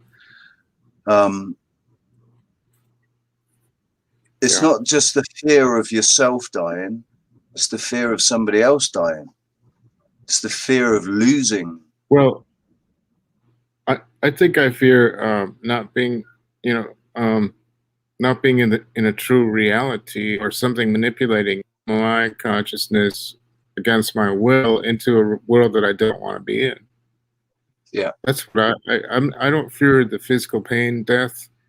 I fear where I'm placed in what kind of reality, and why, and what good is it, and what can I learn from it? How is it good for it? Like, I question this world, and respectfully, humbly, because I don't feel like I don't think I came here on purpose. I kind of feel like I was tractored in, pulled into this place.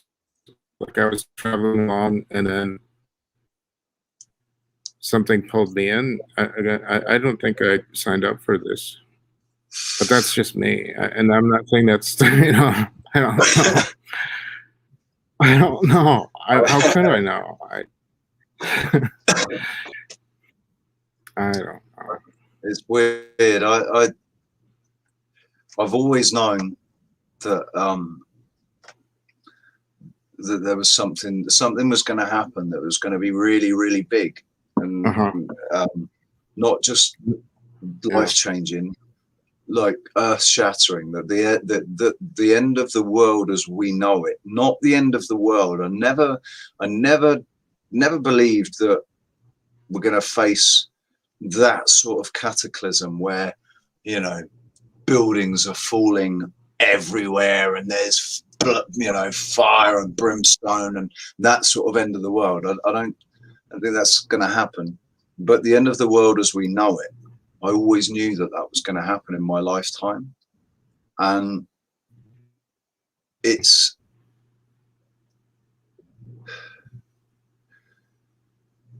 I just want everyone to be in a pleasant reality where they don't feel confusion and see, that's bothered me all along.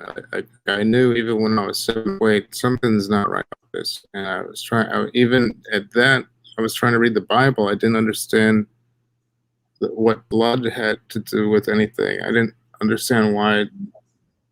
I didn't get why Jesus was suffering on a cross, and how was that pleasing, or how does that remove sin? Even sin didn't make sense. I don't mean to rant. I'm trying to make a point. Another question I always had is, well, what about the 3.5 years that he spent teaching these guys? Well, what the heck was that all about if it was only about what happened on the cross? I mean, what was the importance of teaching these 12 people the importance of what he was, the mystery schools that he was revealing to them, if everything has to do with just that one action? I understand. I'm totally with you. These are the same questions why are some of those gospels suppressed? Why are some of those gospels? Why are not all 12? Why are there not 12 gospels in the Bible, canonized into the Bible? Each one of their, because that's one of the things that I've taken from all of this, is that as far as the Bible's concerned, each scripture, it can absolutely contains truth, but each scripture or each gospel, each book, is a depiction based. It's a depiction through that unique individual's perception. from their perspective, Yeah. their perception of what was happening. And so there was, in every single story, there's a little piece of that person imprinted in that story. So it's understanding that each person's perception, creates is unique. Everybody's that's how I keep saying we live in parallel universes. Every one of us is an individual universe. I'm in my universe based around my perception of the universe. You're in yours. Michelle's in hers. We're living parallel, multiple realities all within the same realm, multiple universes all within the same realm. And that's how I rationalize it all. Yeah, I mean, when the Book of Enoch came out, I was bewildered. I couldn't believe it because it just popped out of nowhere, and then the first paragraph is that it was written for people of a later time, and I thought, so it didn't seem like a coincidence. Like, wow, this whole reality feels pretty scripted out. Like they already know what's going to happen. And wait a minute, where does free will come in? If it's all scripted out, right? I'm confused. And people that believe, okay, just like we've been saying all night, when people believe something, that will become real for them, and therefore they will experience that. And sometimes they'll drag other people into that experience with them, and that is then usurping their free will. And that, if you think about how it was in the beginning, you were given free will, you were blessed, you were given dominion, everything. And religion has come in as a control construct paradigm. It was usurped from what it was actually meant to be, which is freeing and liberating and bringing people back to their sovereignty and to whom they are in truth, then became a blanket of darkness over them to keep the blinders on and the control matrix still being held up. But all that's falling away, and the truth is rising up. So this realm is all about paradigms. It's all about there are so many paradigms going on within the realm, and a paradigm is a box, isn't it? A box is a geometric shape. Right? We created geometry. Nature is not. Nothing in nature is symmetrical. The Fibonacci sequence, some of it is.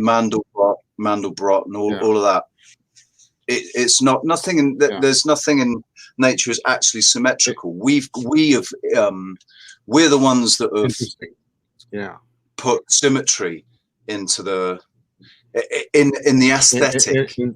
I get it. Yeah, through geometry. So the mirror image. We're the ones that have created the mirror image. And so we're going back to mirrors again and reflections, and how like, God, I don't even make sense to myself sometimes. No, I don't either. I'm always the best thing that we can do. The best thing that we can do, that for all of mankind, the best thing we can do is be you, be our authentic self, be true to you, and by being true to you, you're true to others, and it's contagious. It's a domino effect, and it's already going on. It's something that talk about a virus. This is like let's call it the cure. The cure is being passed along through the consciousness, and it is so contagious, and it's so freeing and so liberating that everybody is catching it and asking the questions that are opening up those cells or those walls, those constructs. It's tearing them away, and people are walking in a newfound freedom with their own power and sovereignty and wielding it to the best that they can for self, which then reflects around them on others. Go back, just go back a picture. Go back to that other Sure. sort of architecture, because that was cool, man. I like that. I like that one as well because I can see two things in one. This one? I can see a bird's head. There's at the top. It's like that's like a woman wearing a yeah, it looks like a phoenix head. And there's I the see beak. that. Sure, like the beak, right, the beak yeah. down.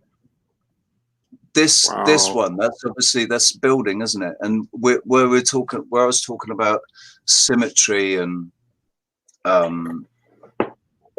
if you when we look at all the That's an asymmetrical building that's organic. Even the comment, the lady from Hungary, Urzi Pelagish, said in the comment, as if it were something inorganic. And it's kind of sort of about the organicness and how people tend to square, especially so square now. I can't stand it. Cars don't have personality anymore here in America. Anyway, I don't know about over there, but like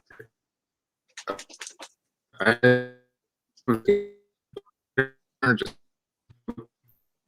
personality, and we don't have now. People don't feel free. That's a reflection of the times. Is that we felt more free then, and now it's. I think everyone has to be pragmatic because they can afford to be free, and just that there isn't that sense of the airwaves. So hold on a minute. Hopefully, a renaissance again. Were we more free underneath the tutor and the governor, or do we feel the pressure of the responsibility of the power and the freedom now that the governor and the teacher are stepping back and we are standing in our own? See, there's two ways of always looking at each possibility and probability, because now you're taking responsibility for each action and reaction that comes about within your life, because the teacher and your governor has stepped back on the spiritual realm, and there you stand, sovereign, unique, and responsible, building your own power. Just a thought. Oh, very good point. Very good point. I mean, it's a massive responsibility, though, isn't it? Because with great power comes great responsibility, like they say. Because that's one of the dangers, I think, of some of the knowledge that gets shared, and I think I understand why in the mystery schools you had to do things. Yeah, but we're kind of blowing all that open for anybody that wants to know.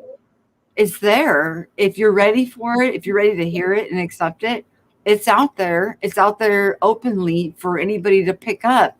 But if you're not ready, then it's not going to resonate. So even if you have the mysteries out there completely unveiled and open, it's still only going to show itself to those who have had the veils removed, able to handle and pick up what is out there.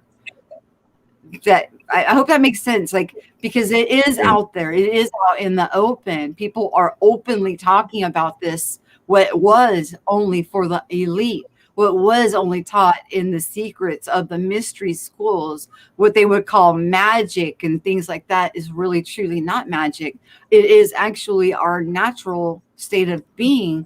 And so it's there if people want it, if they're ready for it, if their consciousness is ready for it, they'll grab it and run with it. If not, then they'll walk past it. But guess what? When they are ready for it, it'll still be there, and they'll go back and pick it up whenever they're ready. It's always choice. We still have what we were given in the beginning, which is free will. We have our power, we have the blessing, and we have our free will. Everything is still bestowed. It's just a matter of going back to the first estate and and wielding it properly towards our brothers and sisters. Mm-hmm. Yeah, with with And that's perfect art return. ability, we have to You're work cutting in with. and out. Yeah, you're cutting in. Am I? Again. I'll do a reset. I just turned my camera off. Maybe that'll help you with your feed. I'll turn mine off as well.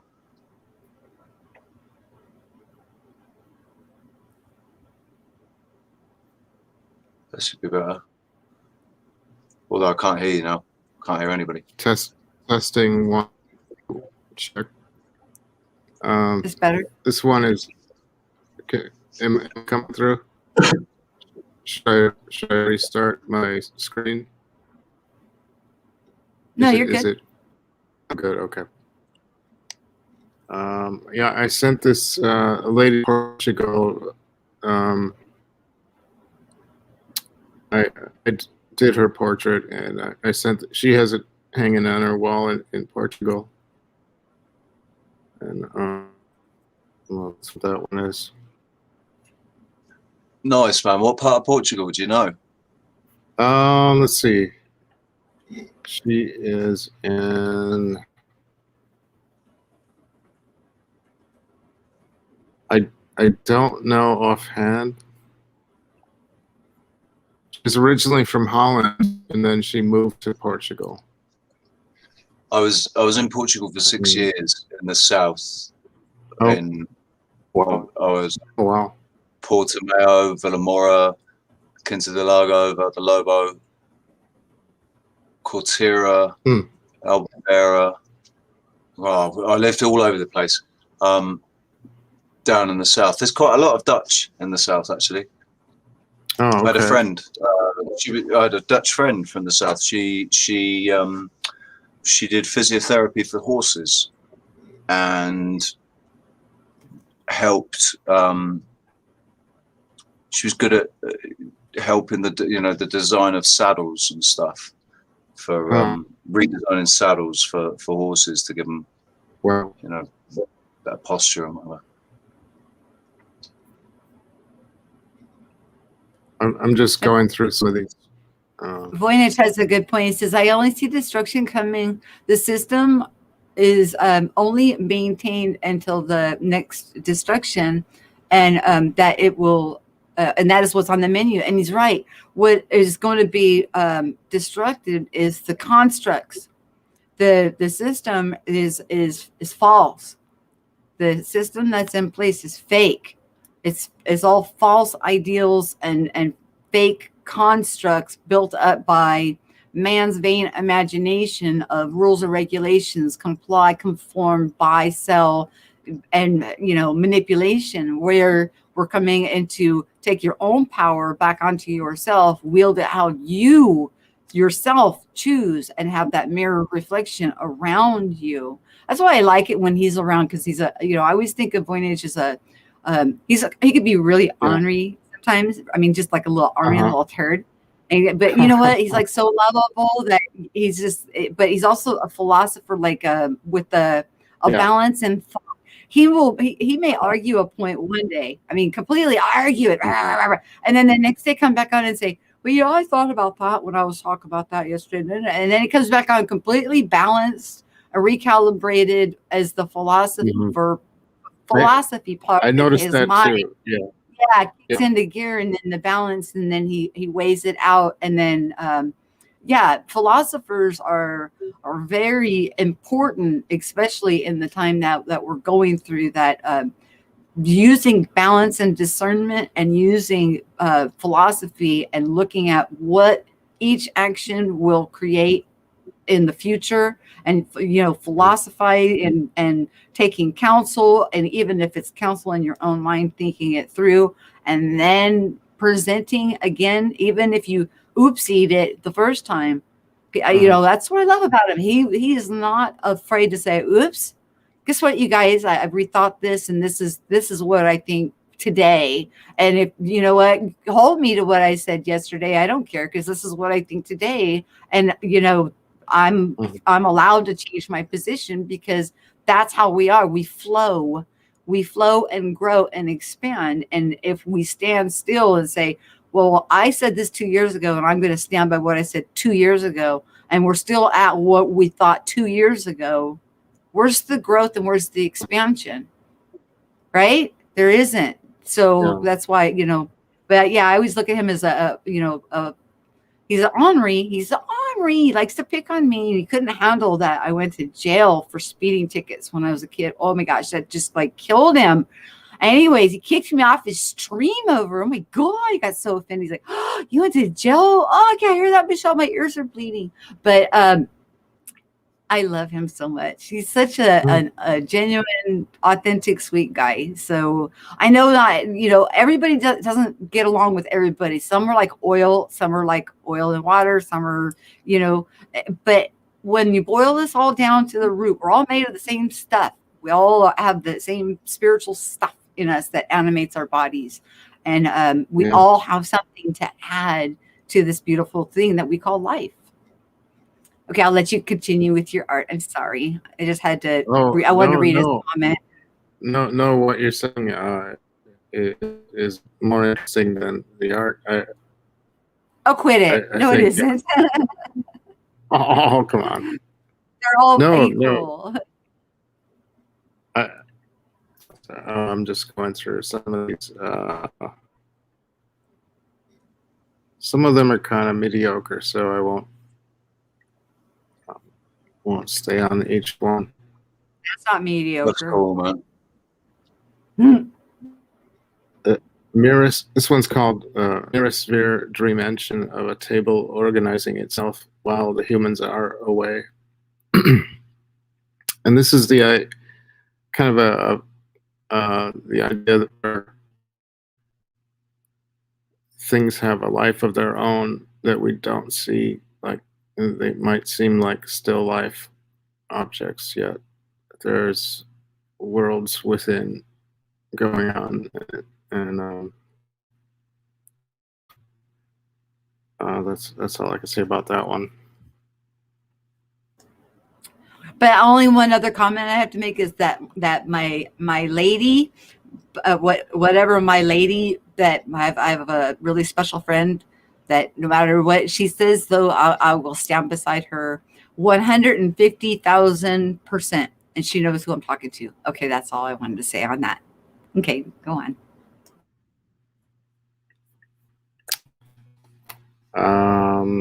This next one, I think I'm a few seconds behind on the video screen coming up. Let's see, it's not there yet. Thanks for letting me share these, by the way.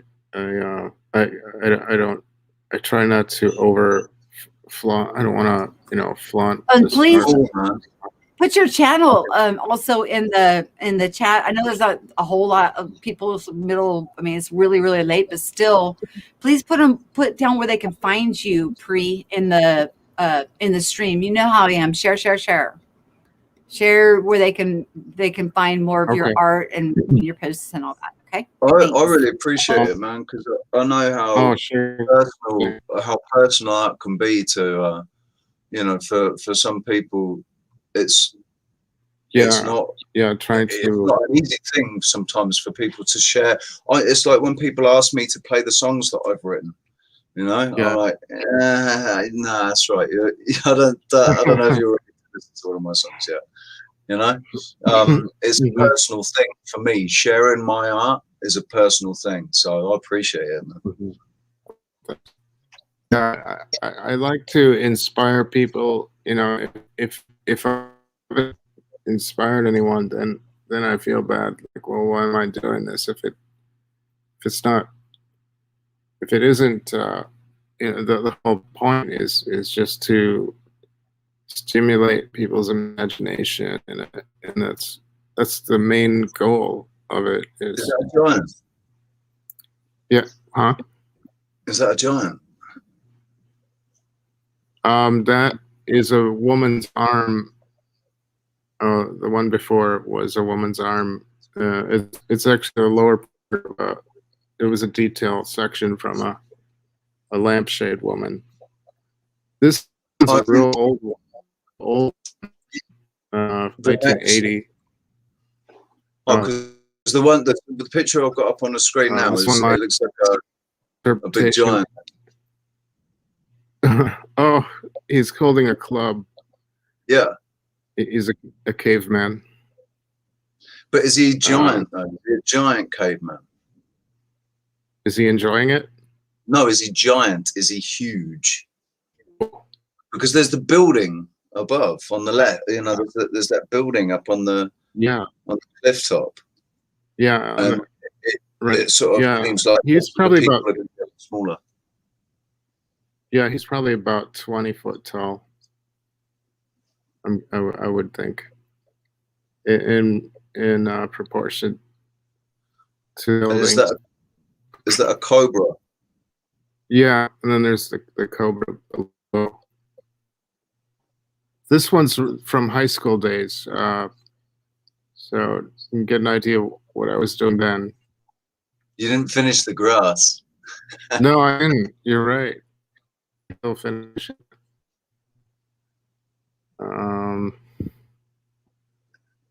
This one. I'll go to the next one. That's the sort of thing that I used to draw as well. Loved drawing patterns coming off patterns and going into patterns. This is very abstract. That was very Oh, what's his name? Kandinsky. The abstract. Monet. Or no. Abstract. It's Picasso abstract. Sure. This one was a distortion idea. He's petting an upright cat. Heavy wind stretched my head back, eyes bright to behold the vast cosmic black as I stepped over a Toyota, chased by friends at the Green Park. So I was trying to make, it's like a lot of things going on at the same time, and very distorted.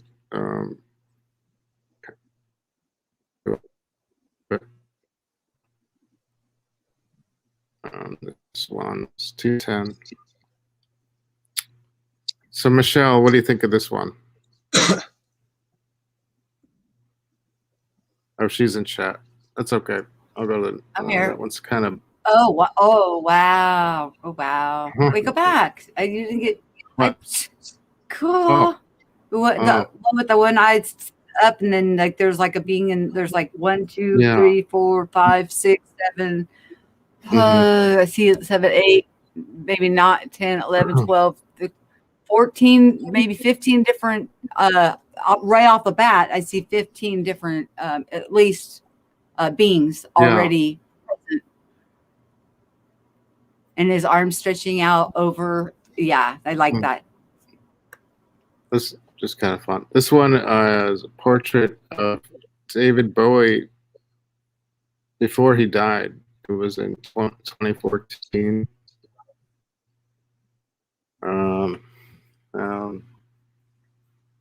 That one.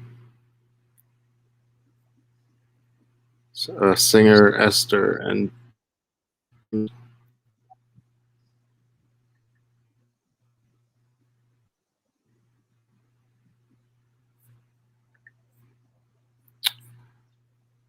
I'm just gonna go.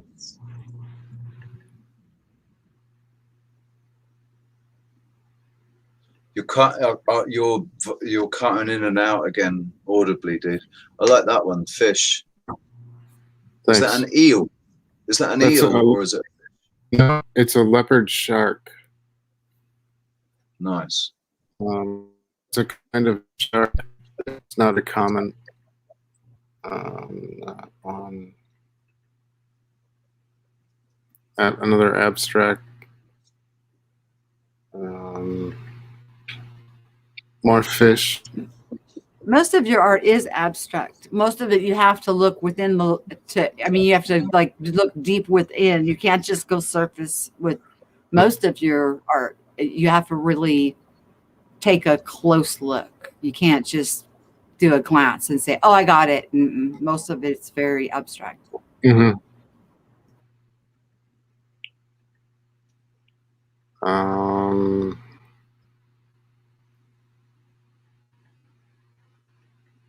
Simon, Sorry if I'm going to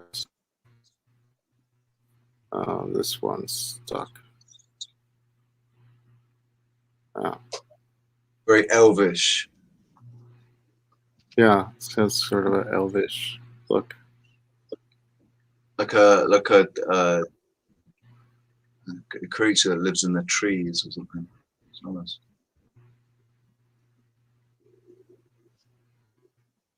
What do the bubbles represent in that? So it looks like a self-portrait. Yeah, that's a self-portrait from 2009. That looks like the bubbles are the bubbles are planets. Or I like to think of. I tend to draw a lot of planets in the background. This one. This is a nude, a diversity. This one is a notebook. Oh, hang on, that's a leg, isn't it? That's the leg going. I've got the leg up on the side. That's oh, where's yeah. my black? Nah, Jesus. No, yeah, that's just her leg. At the angle. And it's a woman as well. There are actually breasts.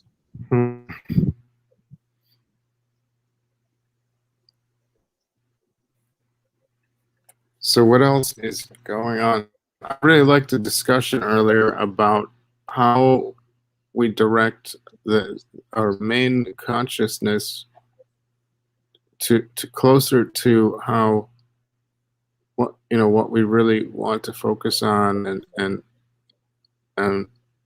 with minimize the distractions of what we don't want in our consciousness.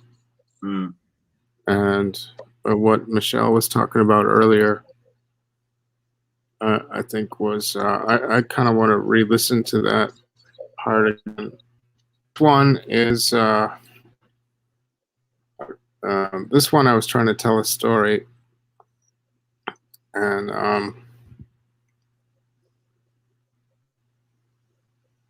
what does it say? As you might have guessed,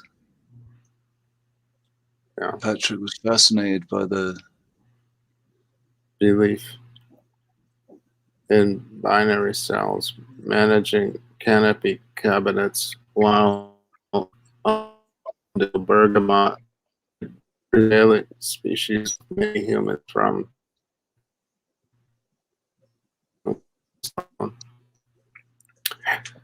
So it's kind of like collage.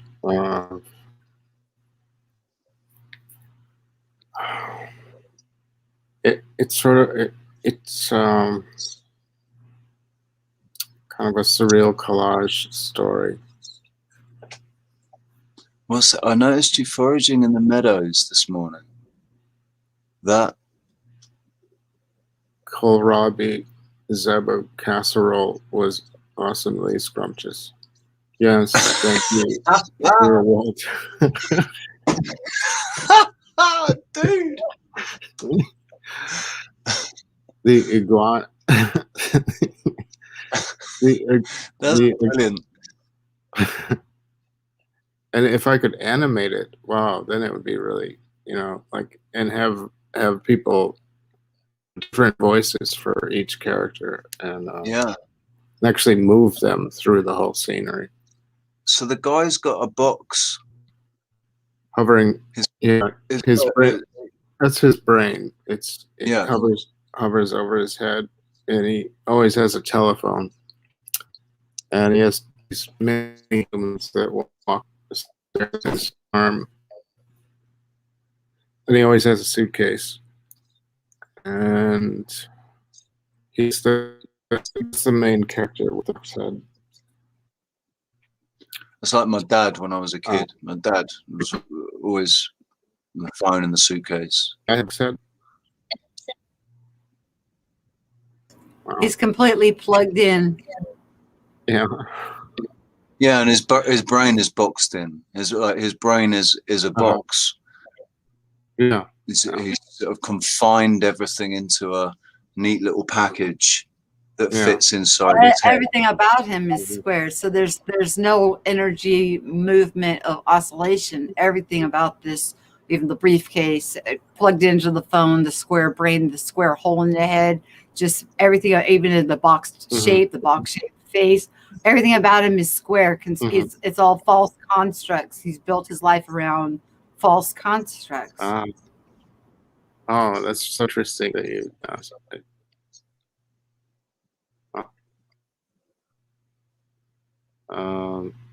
That's that one.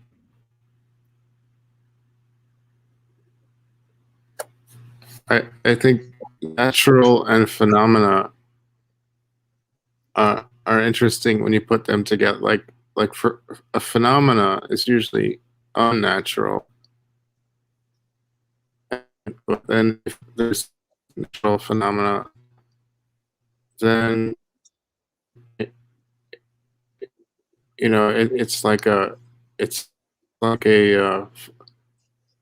paradox of two different realities at the same time. That's a portrait of Michelle. The heart and the crown intertwined together there is very beautifully done. And I noticed that we're going backwards, like through your progression of your art shows you the progression of your consciousness. And here we are now in 1991, and as we started from the beginning. We were in the present, and we went back in time, and it's like your evolution. It's amazing. You guys hold down the fort. I'll be right back. Okay. Okay. I'll try to find something good. It's all good, dude.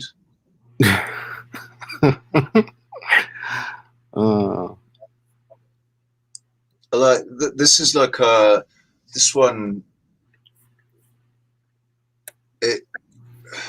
There's something about the character that reminds me of Chitara. Chitara. Do you remember Chitara? Was that Braveheart or something, wasn't it? It was a character in Braveheart. Not Brave Star. Brave cartoon. It was cartoons. It was like, or He-Man or something like that. It was a character from one of them. It's because of the hair and the hands. Oh yeah. She wasn't green. She looked like a cheetah. But. Tigra? No. I think. Yes. I'm gonna find out. What cartoon was that?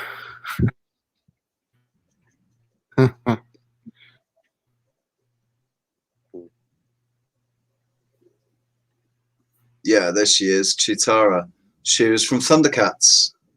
That was it, Thundercats. Oh, sure. I remember that. Of course.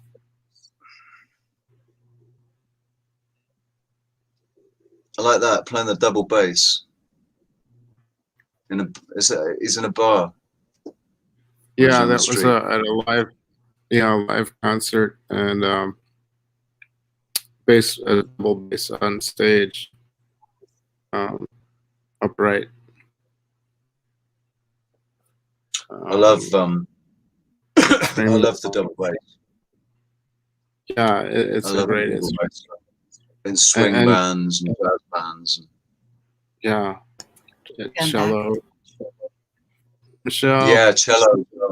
Cello's quite a haunting sound, but it's extremely emotional. Such an emotional tone to it. Mm-hmm. It's a tenor, isn't it? The cello is the sort of tenor section. I like that. Uh-huh. That almost looks like a chess piece. Thanks. Almost looks like a futuristic chess piece. You mean the bass player? No, the one after after the bass player, there was a. But just I before think this. Yeah. All right. Mm. This is my friend Eva.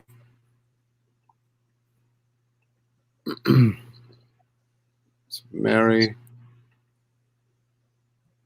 and Cosmo. And this must be more recent. This is more freeing. Your art showing more liberation. Well, it's kind of all different years. So some of it's, like they're not in a chronology. They're just all different years, recent and older stuff. I should probably put more in order Is this more recent? of time. This is 2011, so 10 years ago.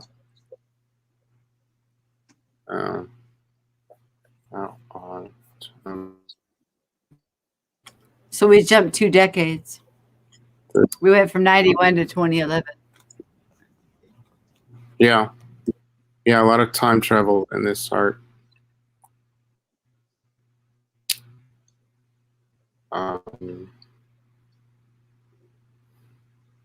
That's great. That one. That's Voynich. That's Voynich. It's Voynich. Yeah.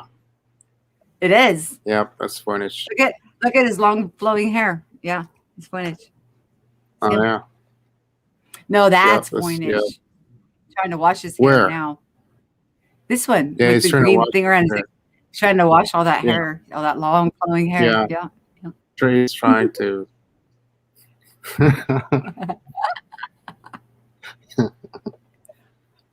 This one's about a flood, and the guy in the box is going through a flooded city.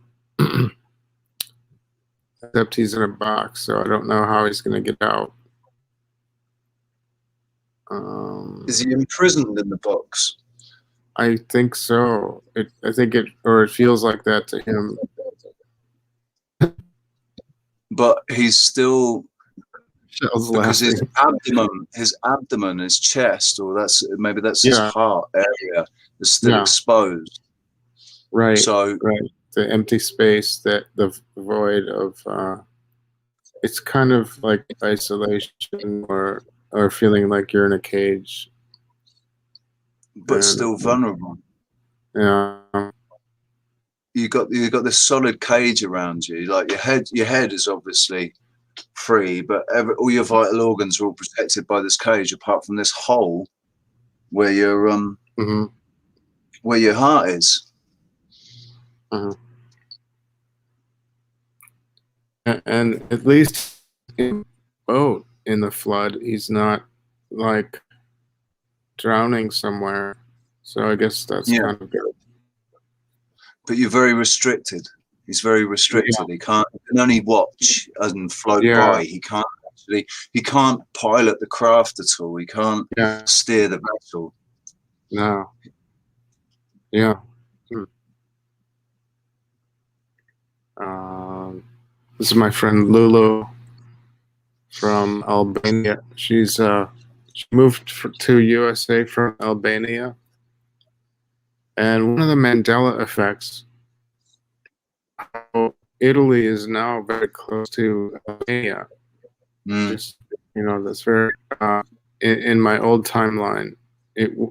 Italy wasn't bent back so far. It was more north-south shaped, but now it's I don't know if you're Mandela affected. but there's so many geographic. Oh, you are? Okay, yeah. I am. I know that I heard something about Italy, because Italy was always shaped like a boot.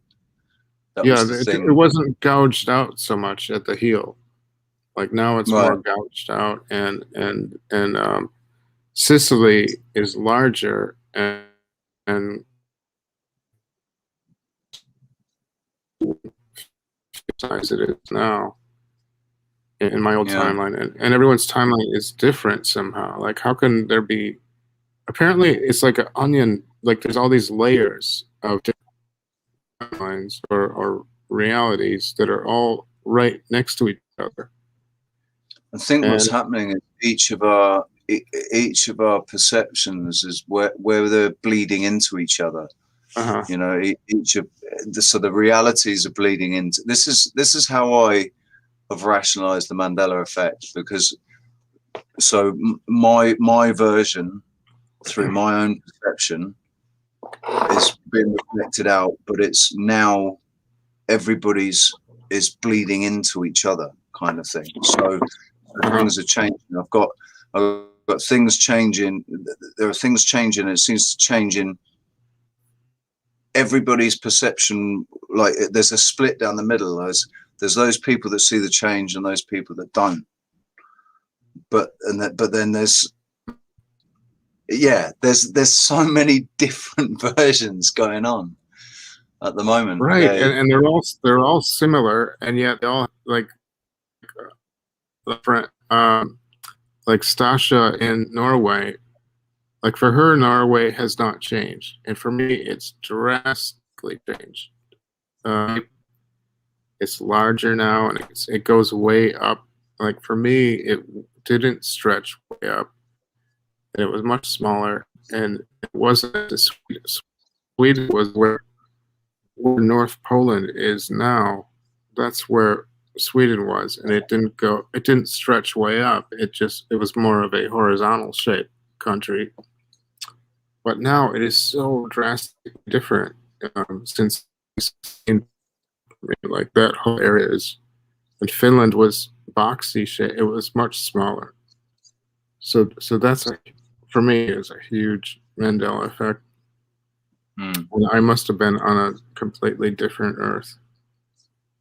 I haven't noticed changes up in the north, but I've definitely noticed the changes in the southern hemisphere with Australia, New Zealand, Japan, Mongolia, China. For me, there was no Mongolia for me. That was all part of China.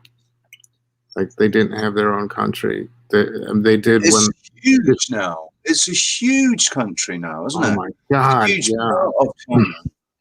Yeah. I mean, the shape is different. That was the thing. In my school days, Mongolia was a place that it existed, but it wasn't its own country. It was something from before that got incorporated into China, and then it became China. It was China. So I don't ever remember that day when the Mongols, when Mongolia claimed its independence as it being able to call itself Mongolia. Because I remember when Genghis Khan died, that's when it all merged with China, and it was just always China. There were Mongolians in China, but they didn't have their own nation since Genghis Khan died.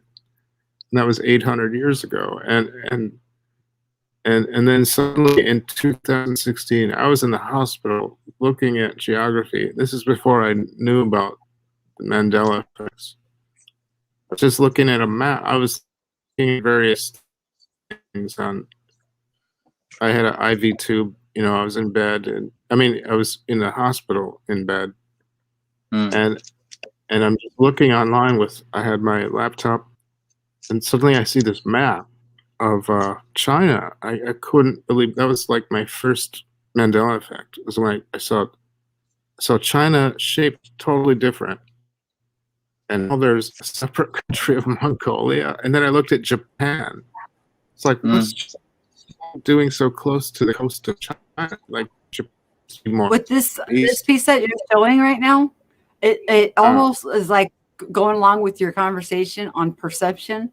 You've got the people Yeah. that are boxed in the windows and they're seeing it from their own perception. Then you've got the little tiny building in front of the huge building, and each of them have different shades of purple, pinks, Right. and then the rainbow guy is looking and seeing it all as one huge Yeah. perception.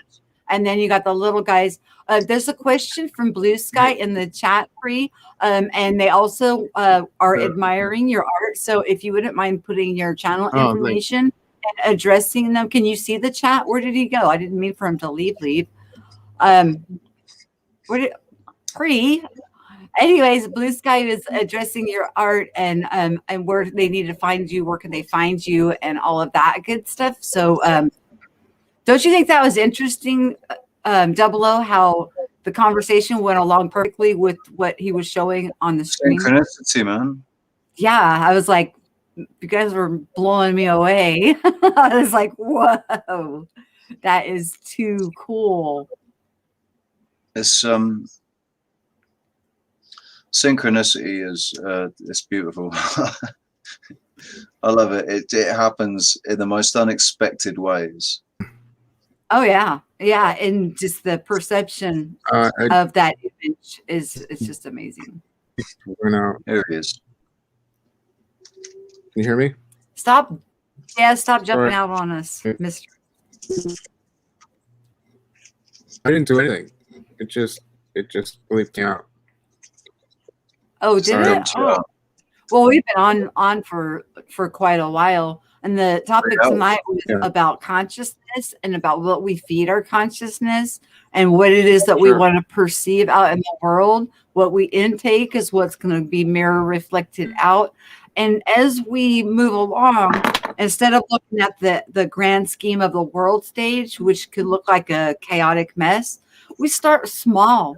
Start with the small things that we feed into ourselves. And once we get our power back onto ourselves and control it, then we get into the bigger things and the broader challenges, wielding our choice into the direction that is in the benefit of freedom and free will for all, instead of trying to swallow that huge horse pill of the world stage in one gulp and trying to, with all the distractions and all of the rabbit holes. We just take it slow, take it step by step. What we can handle, we ingest. What we resonate, we ingest. And then we add to it as we are taking our sovereignty back onto self. So operating from love and not fear. That was one of the things I wanted to briefly mention about free will and about how that's linked to our perception, and how we perceive things is, in this day and age, is up to us how we perceive things, because knowledge is available to in order to gain a true perception of something, you need to look at it from as many different perspectives as you can. Try to appreciate from, because there's more than one side to a story.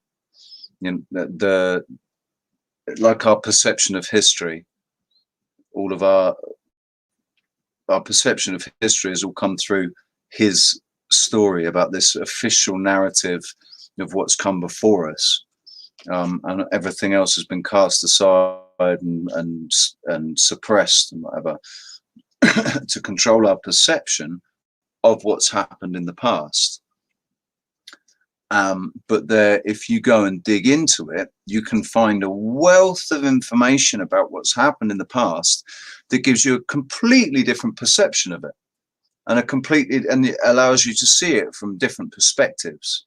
And so in that sense, we all have the ability and the right and the free will to go and look into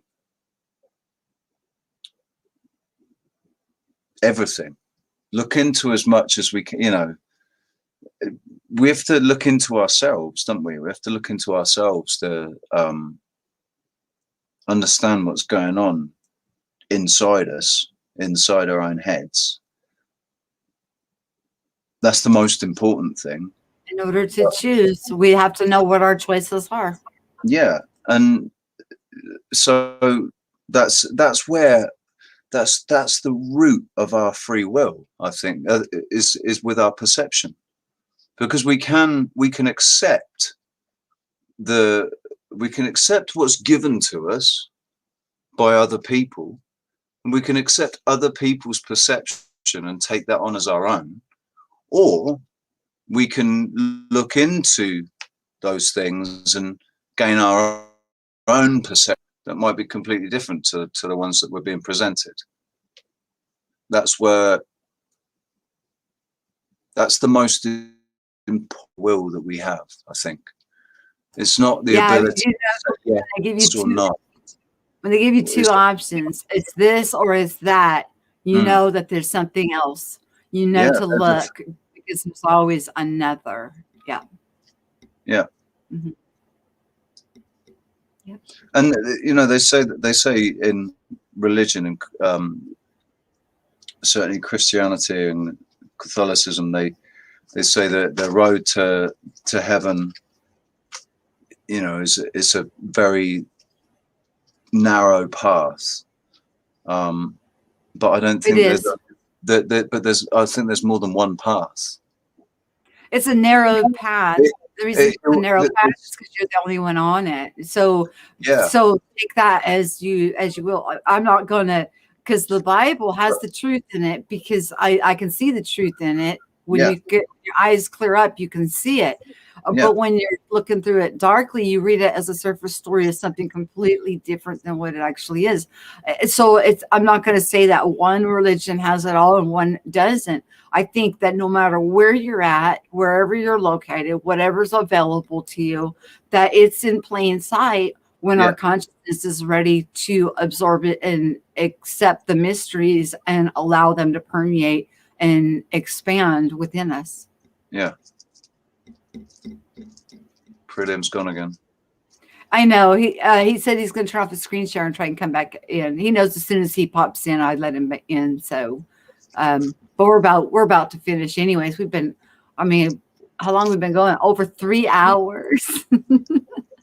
Wow. But it's been like a awesome conversation, awesome art shares. The art that he shares, it speaks volumes about, his personal journey. And, now I think you kind of get the concept about what I was saying. Music, you can hear the frequency and tones, and you can feel it vibrate within your spirit. Yeah. Art, you look at the art, and the art is a different type of a frequency and tone, but it still permeates into your soul. It's just a different way of hearing that vibration. It's all it all has a frequency to it. It all matters, and it's all beautiful, and it's all a part of the tapestry that we call life, that's interwoven. And as long as we stick to, like, my core beliefs are freedom and free will. I want people to be empowered with their power, and to know when they're giving their power over to another, that they're making the choice to give it over, not being bamboozled or hoodwinked into handing over their power, but knowing that this is their power and how powerful they are. Things of that nature on a conscious level. It's all, everything in this realm is based on consent. You have to consent to it. You have to consent and comply for it to affect you, for it to actually have an effect on you. So if you don't consent,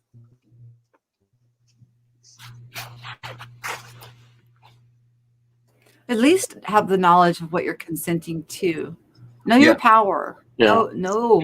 My gosh, people, if you only knew why there's so much distraction out there, and why there's so many constructs, and why there's so many rabbit holes to lead you down, to keep your power, you feeding your power into something else, Ah, because because Isn't it? yes, to keep you from, because you are so powerful that you can change the dynamics of everything that surrounds you when you become self-aware, the self-aware of your the power within. I mean, it's life-changing. It's a life-changing event for the better. It's there's nothing bad. I mean, we go through the rough parts, the dark night of the soul, or whatever, as we let go of things we once thought we knew that actually are not true. We have to let go of that, and some of it we cleave to, and then allow the truth to rush in. And then everything starts to get clearer and clearer and clearer. And the Mandela effect, like I said, it's like stacks of a ream of paper. And you said, let's say you went up 10 sheets, now you're experiencing that realm, or down. It doesn't matter. There's no higher than, less than, but you're experiencing a whole nother realm of perception. But you have a dominant memory of something completely different, because your dominant consciousness spent time in another realm of existence.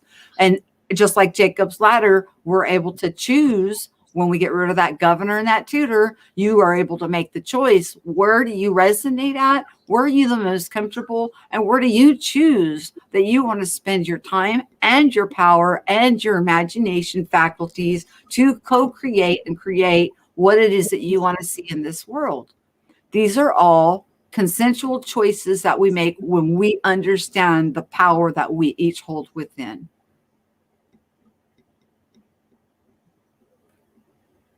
Does that make sense? I mean, it's a yes. mouthful, and it's hard. It's hard to wrap our mind around. It's easy to say it.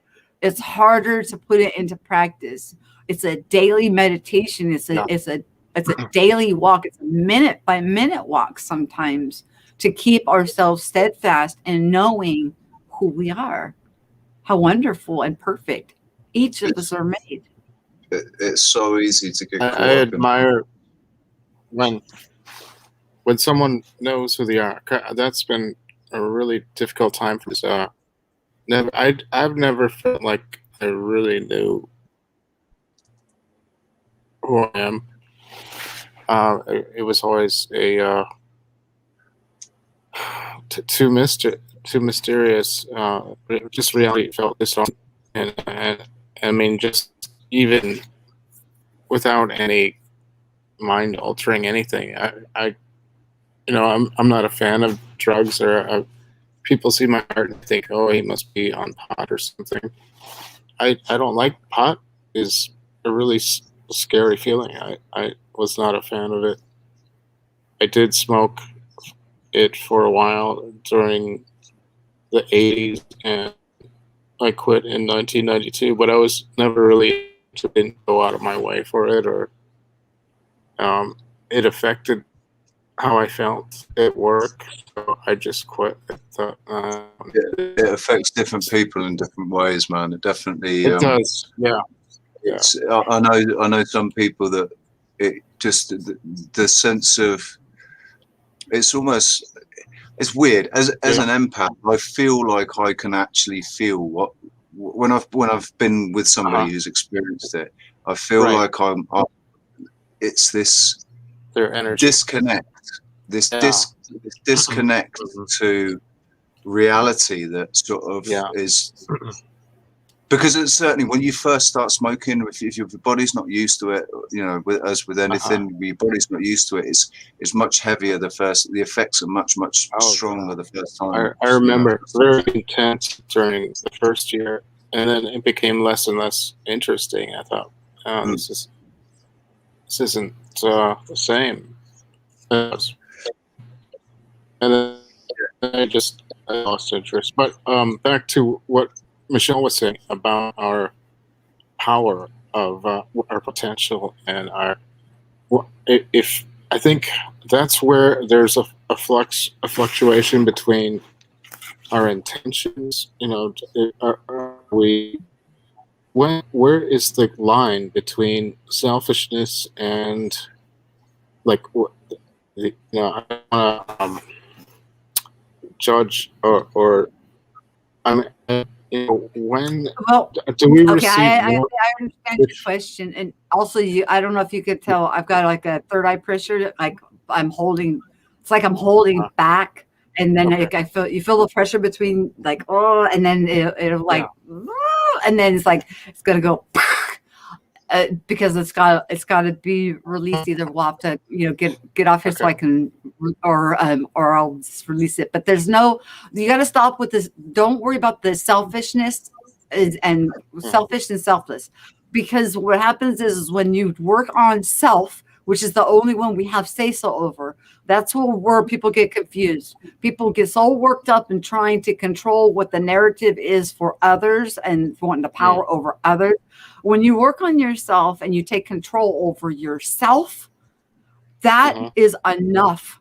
Trust me, that's a big enough job. And what happens is the yeah, reflection, it's like we talked about earlier, the mirror reflection that reflects around you will end up being a selfless, because you'll start seeing the value in all the others around you as the divine sovereigns, powerful beings that they all are as brothers and sisters. And the love that you'll have for them will be the same love that you have for self, because you're going to see yourself in each of them, in their eyes, and their mirror back. No matter what level of awareness that we think that they're at, that doesn't matter. It doesn't, who mhm, cares? That's their own inner job. The only one that we have any say so or authority over mhm, is self. And so if we Yeah, take control of that and work on that, it mhm, will reflect out around us. I understand the sort of apprehension with it because it's selfish, bit or concentrating on yourself, feeling that that's being selfish. But I think yeah, being selfish in that regard is only a that's only a thing when you're doing something and you don't care about anybody else. You Oh, don't care about you right. just want it. You want and most of the time that's two that That's a different sort of good animals. point. behavior is a materialistic behavior. It's not Mhm, or if you're seeking to gain power over other people, then that sort of selfish right, behavior, yeah, but that's not you, is it? That's not you, man, at all. That so, right. so you don't, Okay. yeah, it's not something that I think truly conscious beings who are trying to improve themselves, they're not trying to improve themselves for Don't selfish forget, reasons.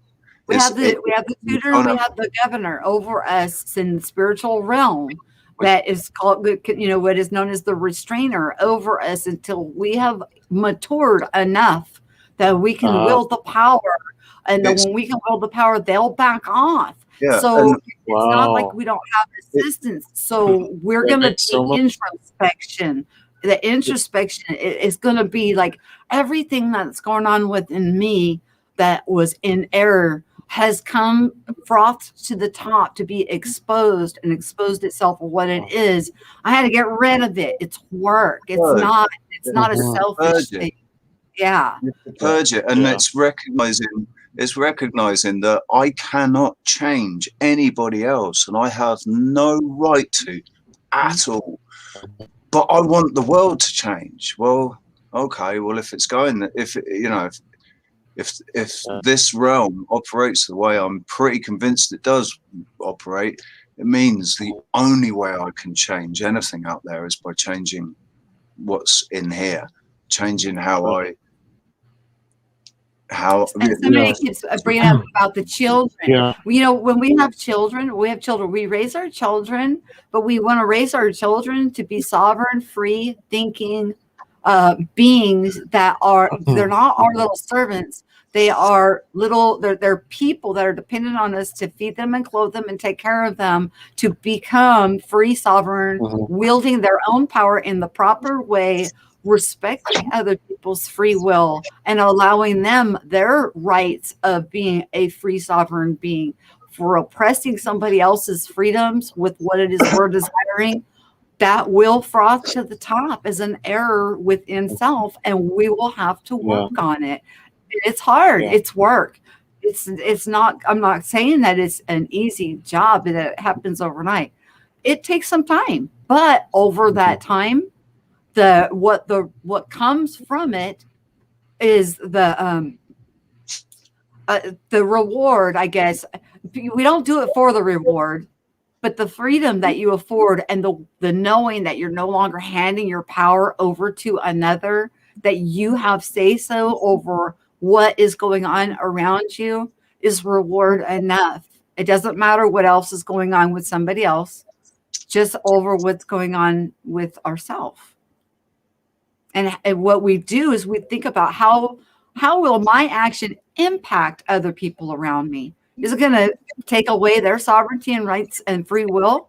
Well, if it is, then I need to rethink what it is that I'm wanting. My heart is not in the right place if that's what would happen from something that I'm desiring.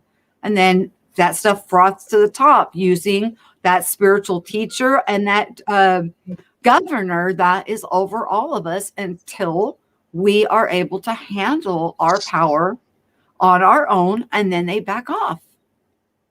Right. What part? So I think, have you read Seth Speaks? No.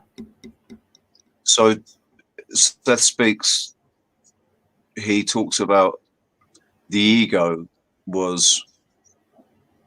is actually a teacher. Ego is the teacher, is the tool, is a tool that we're meant to gain mastery over. You know, it's a tool. It's not a. And what's happened is the ego has got completely out of whack in this realm. It's egos that are running the show now, just basically. Depending on where you're looking, though, I guess. Yeah, I mean, for me, it seems like everybody in government, everybody like this democratic kind of, or this new Democrat type of screaming liberal left. They're like children. They are like children. They're behaving like children. They're arguing like children. They're responding to arguments like children. And what's gone on with the whole US elections?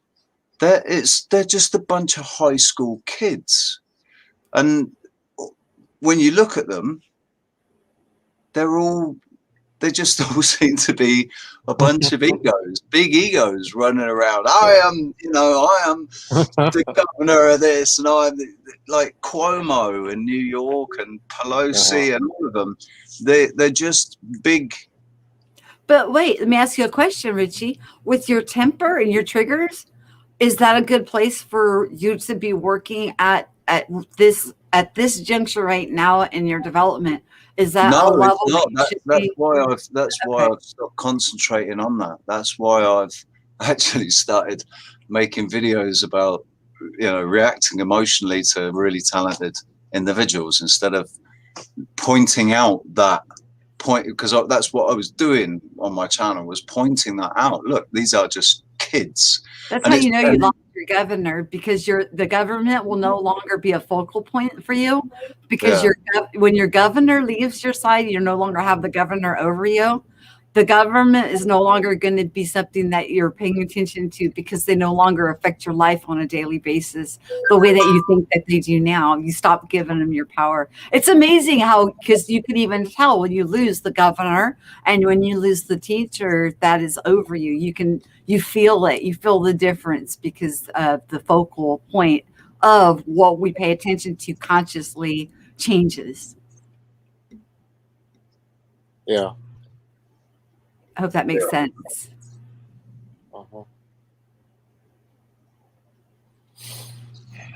Yeah, I don't know if Well, I mean, I think some of them are very good at what they do, and they are trying to do the right thing, and but they're does that is their use of power in this life, or what they feel. I don't know what they feel made for. I wouldn't want a whole world where they're not like me. I'm glad there are people that are able to do those kind of things, and otherwise we'd have a very unbalanced world. So somehow all these different kinds of people, and including politicians, I think they get so much bad rap. I kind of I respect, like I like Bernie Sanders a lot because I think he stands more for morals and humanity rather than kind of nationalist construct. And, and but that's just maybe that's my biased point of view on it. But I like anyone that's trying to improve the structure, and I think a lot of people are pointing fingers and blaming. You cut off. There you go. You're back. Not that complicated. We got Can you a hear lot me? of people are pointing fingers, and then you cut out on us. yeah, you grabbled. Sorry. Yeah, I don't think there's this big deception going on, and a lot of people feel so certain that that's how it is. I just think they're much simpler people, and maybe they're brainwashed in some way. I think we all have subconscious programs that are blocking our higher awareness.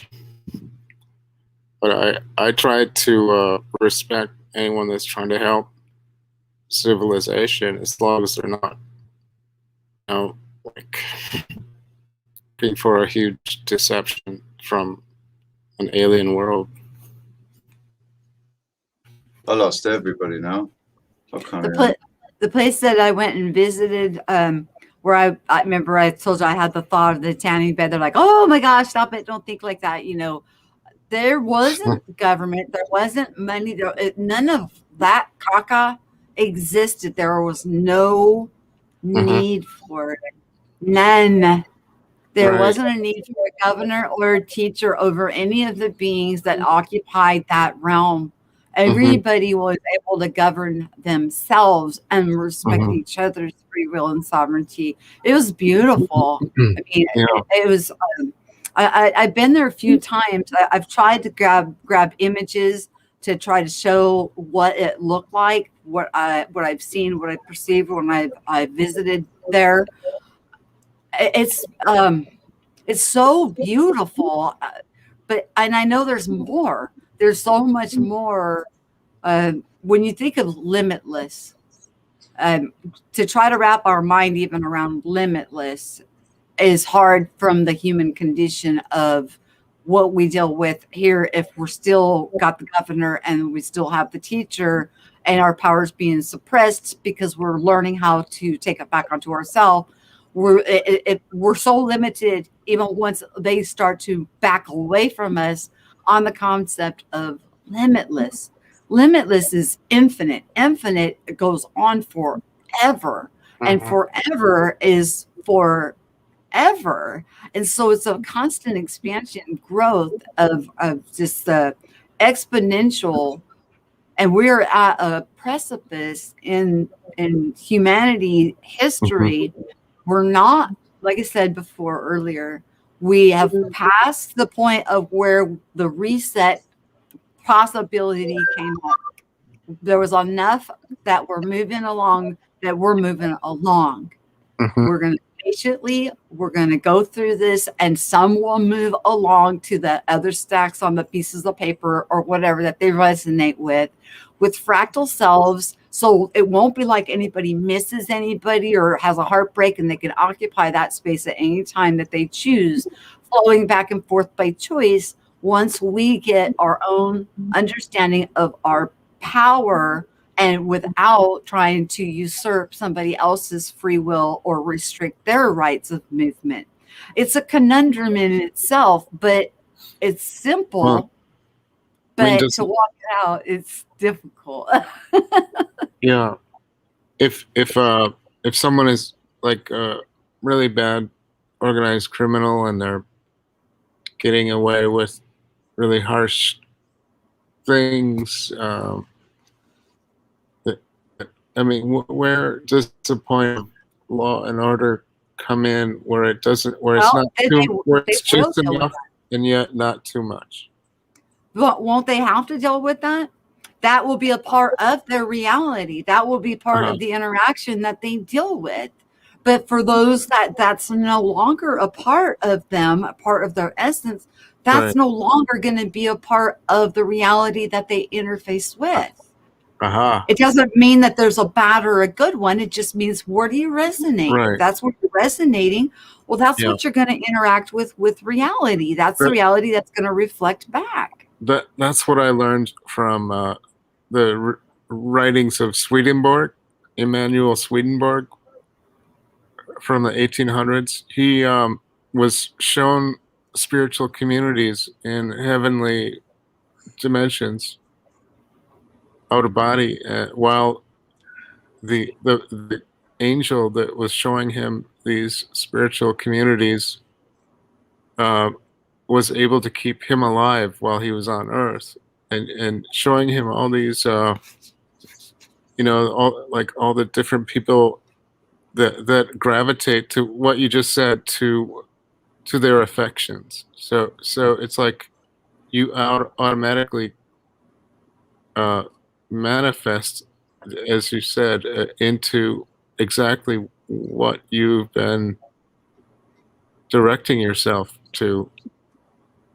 Yes, and I said something when COO was doing a live stream, and I had mentioned something about only coming back. I'm only going to come back a few more times, and he thought that I meant something of a permanent, I'm out of here type of thing, but that's not what I meant at all. It means that there's only going to be a few times that I'll dip down into a spectrum of a resonance that I'm not comfortable in anymore, to try to do whatever it is that I can do before I'm going to stay where I'm comfortable at. And we can't expect for those that resonate at a different level or a different awareness to continuously come down to meet us to wherever we're resonating at in order to bring us up. Now they do. There's so many people that come and flow back and forth. They toggle because of the love that we have for each other, because we know the potential that's within everybody. But sooner or later, what happens is you're going to resonate at a frequency, and you're going to that will be like your home. That will be where you're going to set up your dominant consciousness and stop visiting other realms that you've overcome, because you don't resonate there anymore. You're gonna stay with your frequency that your people talk about vibration and frequency. You got to raise your frequency rate. It's not a matter of it's not the way that we think. We all set off sound. Everything sets off sound. Even color sets off sound. We talked about that earlier. Art sets, everything sets off a frequency. And with the frequency sets off a vibration. Whatever vibration that we are being engaged at as mankind is being measured, tested. A lot of people are going through some crazy stuff right now. Multiple things that we would think are awful are going on. But how do you handle it? How do you deal with it? Do you lash out at others? Do you blame somebody else? Or do you take action? You know what I mean? That's a huge point. It's how we respond. And it's our attitude, and we have to be considerate of other people's feelings, and it should be automatic, of course. I mean, you shouldn't have to stop and think about, should I care or not? You just care automatically. Right. But I have a question. What were we doing spiritually 3,000 years ago? I tend to believe we were in a much more heavenly kind of place before where things were more ideal. So something must have gone wrong. Well, we What? decided we wanted to experience duality. Huh. We didn't expect for it to get this out of control to the point we went into a coma and forgot. Yeah. How? I mean, I'm not sure that what's going on now wasn't expected and not More than necessarily 3,000 planned years for, ago. but expected. You know, like Yeah. this is all part of a reaction with an intended outcome. And what's happening is we're all, yeah, we're transmuting. At the moment, we're currently transmuting. This is a massive alchemical. I guess I shouldn't. I guess I shouldn't assume. And like you guys said, you know, like Distillation. it's supposed to be like this, and See, a part of me keeps reasoning that, oh, I must have done something wrong. To be born into a world like this. I think you've done something right to be born into the realm at this time. We're all really lucky, man. We get to readjust be at the birth of the new age. Like not in that sense. I hate that, you know, not the new age, but we're here right at the beginning, right? I mean, we're actually at the precipice, aren't we? It's like a prelude. I like to think of it as a prelude to the return. The return to how we were in our true spirit form. And return to the first estate. As you were saying. Return to the first estate. Yeah, and why does the spirit need a physical flesh body? I don't mean that in any disrespect, but doesn't life make a lot more sense when we're in the spirit world? No, because if you don't have your fleshly body, you can't taste, touch, hug. There's things that this avatar allows us. I don't agree with that. That our spirit. I think our senses are stronger when we're in the spirit world. There's more colors. There's more senses. We have stronger. I think we see a different spectrum when we're in the spirit world. I think that was part of the reason for becoming incarnate within the realm, was to be able to actually experience the realm. So we've already experienced the realm in the spiritual sense, and this is as a or maybe. I mean, maybe friends created a world and we were invited and we said, okay, I'll check it out. Oh, no, I guess that doesn't make sense. I mean, that then puts us in this this whole idea of the galactic federation and different entities living in different realms. I think I tend to believe what Swedenborg, and I don't want to conform to one belief system, but like what he said made a lot of sense to me about like when we naturally draw towards a higher vibe reality, then it will happen. But somehow because of where our heart is at, we're exactly in the chain reaction that led up to this point. I hope I'm not generalizing too much. Trying to reach something. Our bodies change. You're right on that.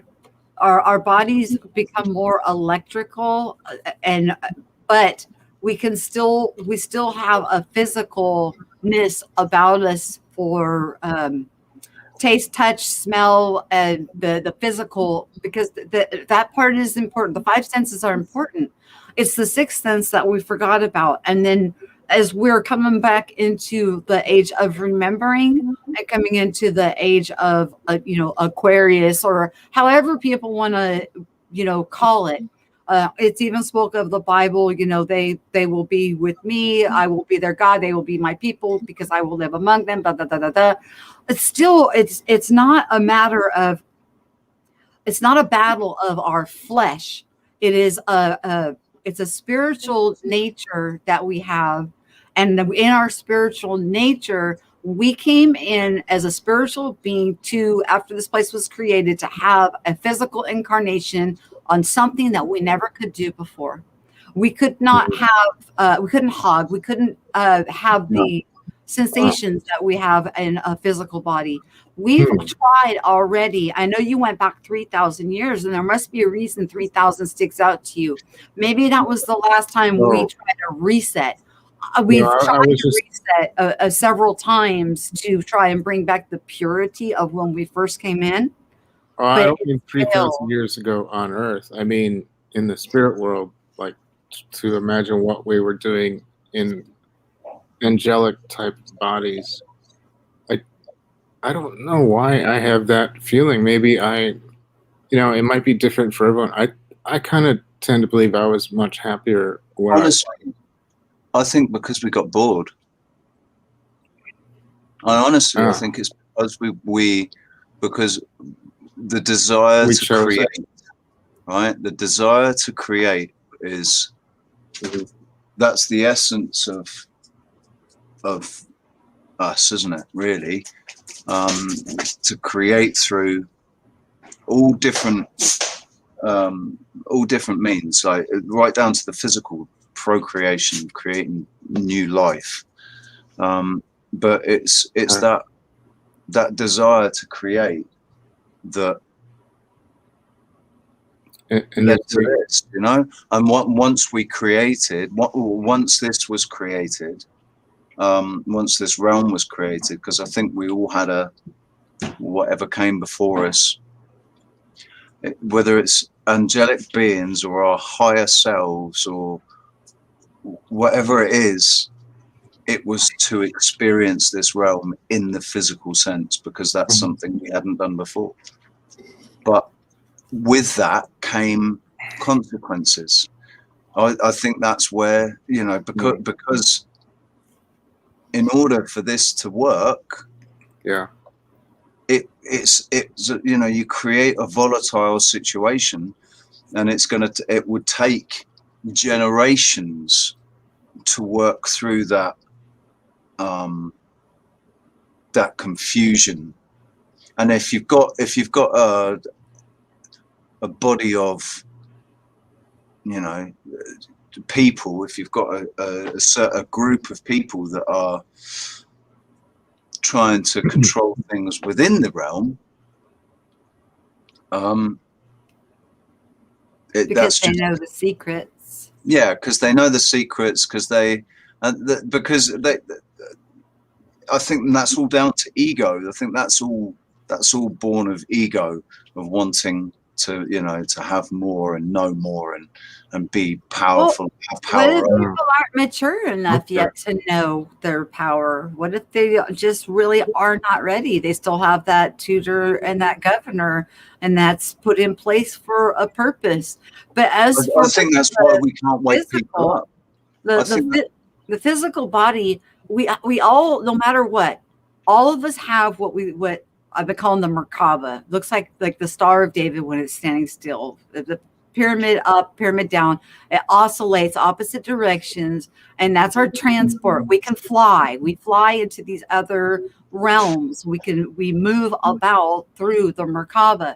The Merkaba is not just meant to move us in our spiritual being.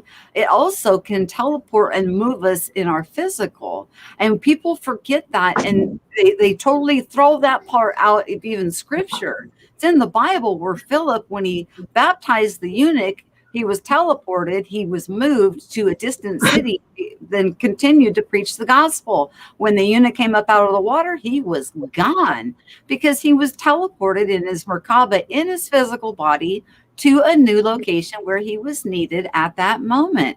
So people try to to throw the baby out with the bathwater and say we're physical so we can't fly, or we're spiritual so we can fly. But when the truth is, neither of those has any kind of a limitation on your being as the being that you are in this present moment. It's in our head. Mm-hmm. Yeah, I think I have some delusions, and what you're saying about, there, some people that just need the teacher and governor because they're not ready for the kind of higher power, and I don't consider myself wise, or I think I might be under a delusion of how I want things to be, and maybe it is ego and wanting everything to be fantastic for everyone, and maybe I'm just very unrealistic. I don't know. Some of the things though about Swedenborg made a lot of sense to me, and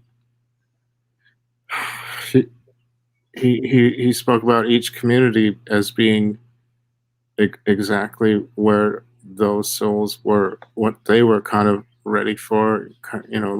Like when the student is ready, the teacher appears, and that's according to all different forms in their interests or their abilities or spiritual coordination. So I don't mean any disrespect. I don't want to assume too much about how this all works. So You can't assume too much. The only thing that we could ever do is introspect and know what is revealed to us from within, and grow and expand from that. I mean, we can't. I can't worry about what Tom Cat down the road is doing. I can't.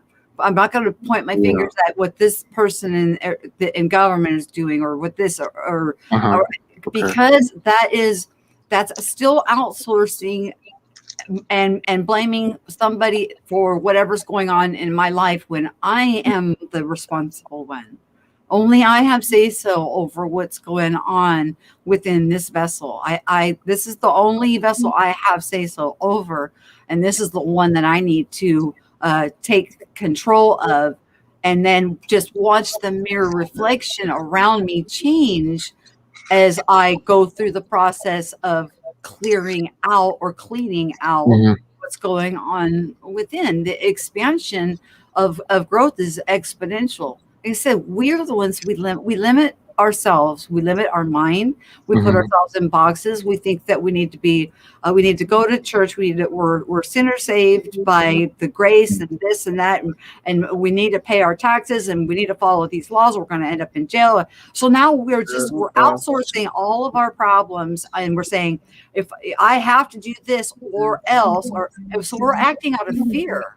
So we just let go of love, completely let go of love, and are behaving out of fear when we should be doing exactly the opposite. Introspection through love, through the filter of love, and do the inner housekeeping, and then watch things transmute around you. And you're not saying, I'm going to create a better place because what if I came here because I wanted to experience and expand in a way that included suffering in it, but suffering through love, which would gives you a huge expansion of growth. And then somebody else is saying, well, I'm going to create a perfect place that everything's going to be perfect sunshine. So did they just now usurp my free will because of what they're wanting to create against what I came in here to experience? That's why I think it's so important to focus on self, the one we have say so over, and then allow everything else just to fall into place the way that it is supposed to. Thanks for sharing that. That's great. Hello, I think I'm gonna. Oh, hey, Nick. Good to see you. Yo, Voynich, man. Mhm. Richard, hey man.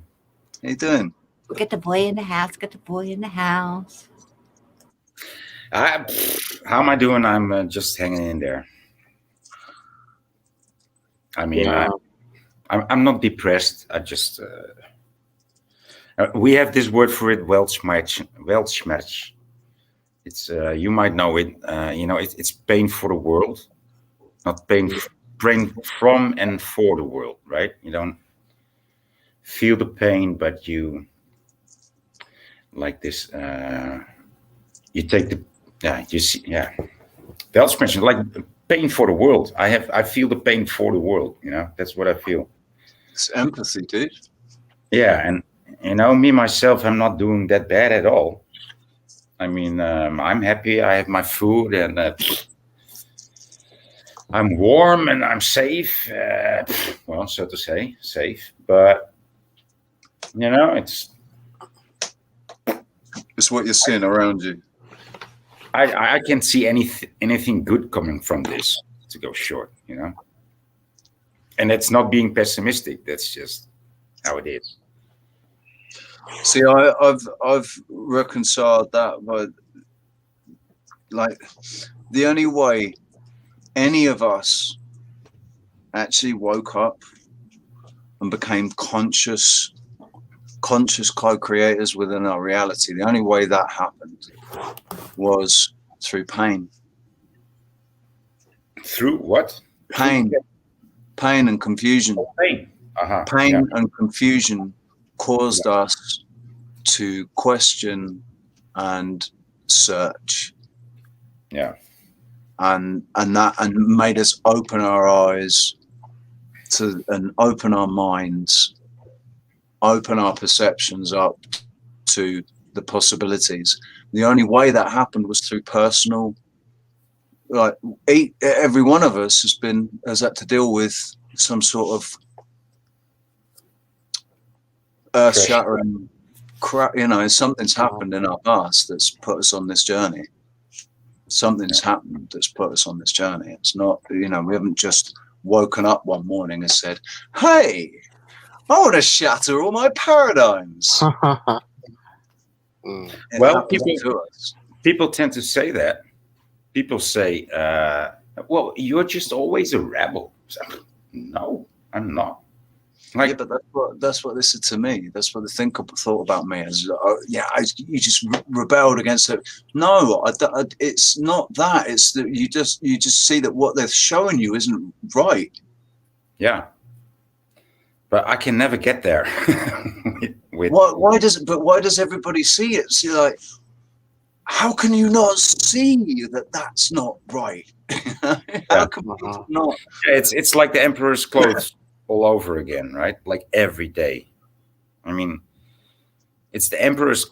We live in so many stories, and I see them reflected. Right? I see them like every day, like Groundhog Day, and Alice in Wonderland, and The Matrix. I mean, it happens to us, and all of us. Aesop's fables, and all of it.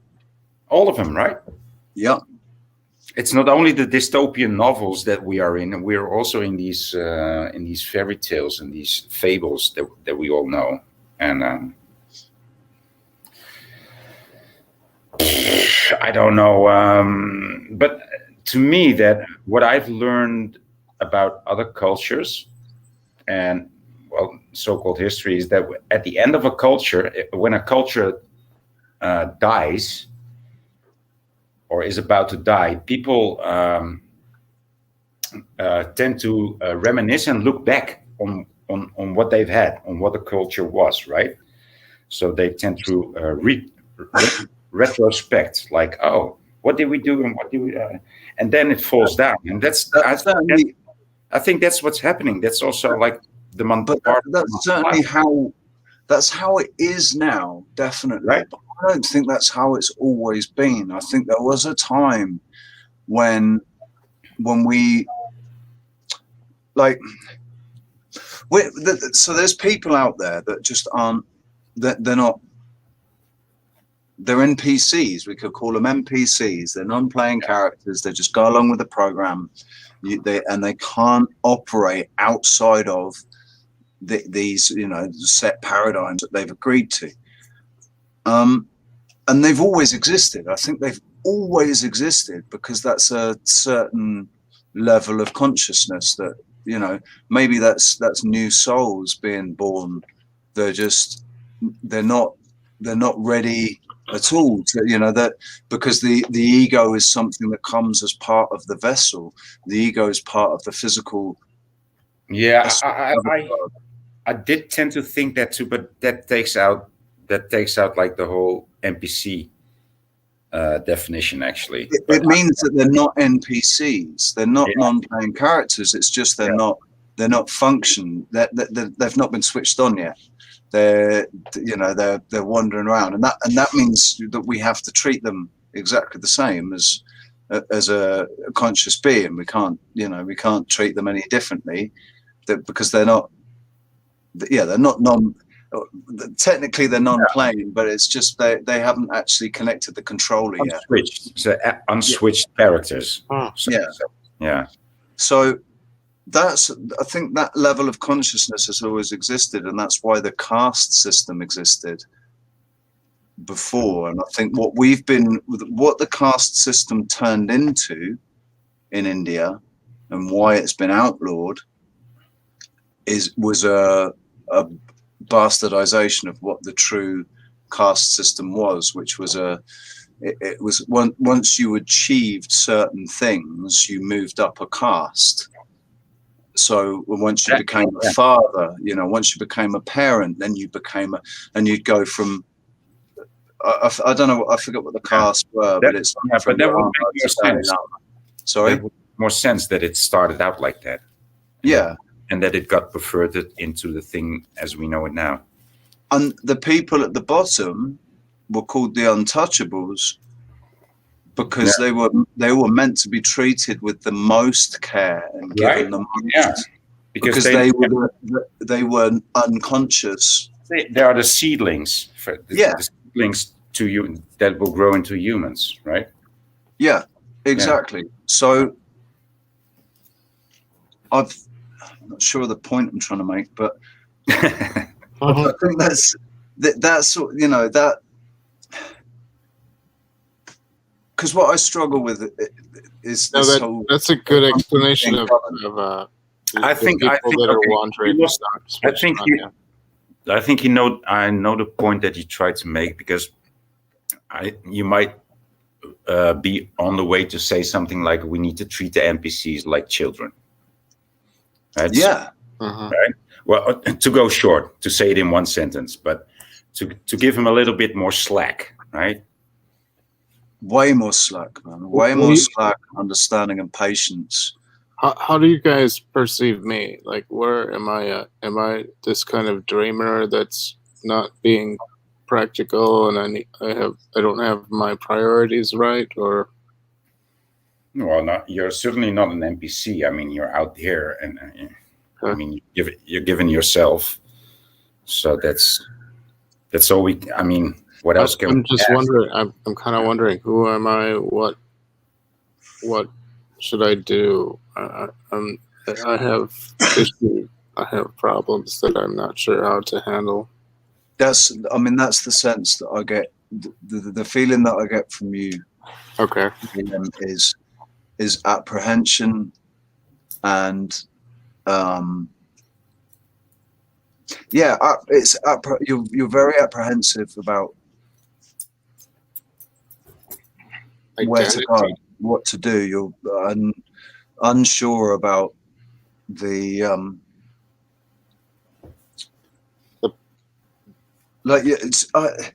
you can't be unsure about your intention. Your intention, right? That's what you need to focus on, is your intention, and your intention is beautiful, because what you want is what all of us want, man. We just want to live.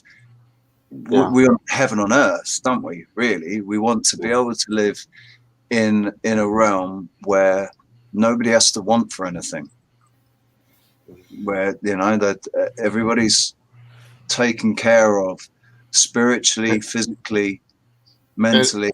And bodies that aren't so unpleasant. I tend to dream about how bodies should be, like where we don't have to eat food, or we don't have aging, or Oh, but this is possible. I mean, I don't like Yeah.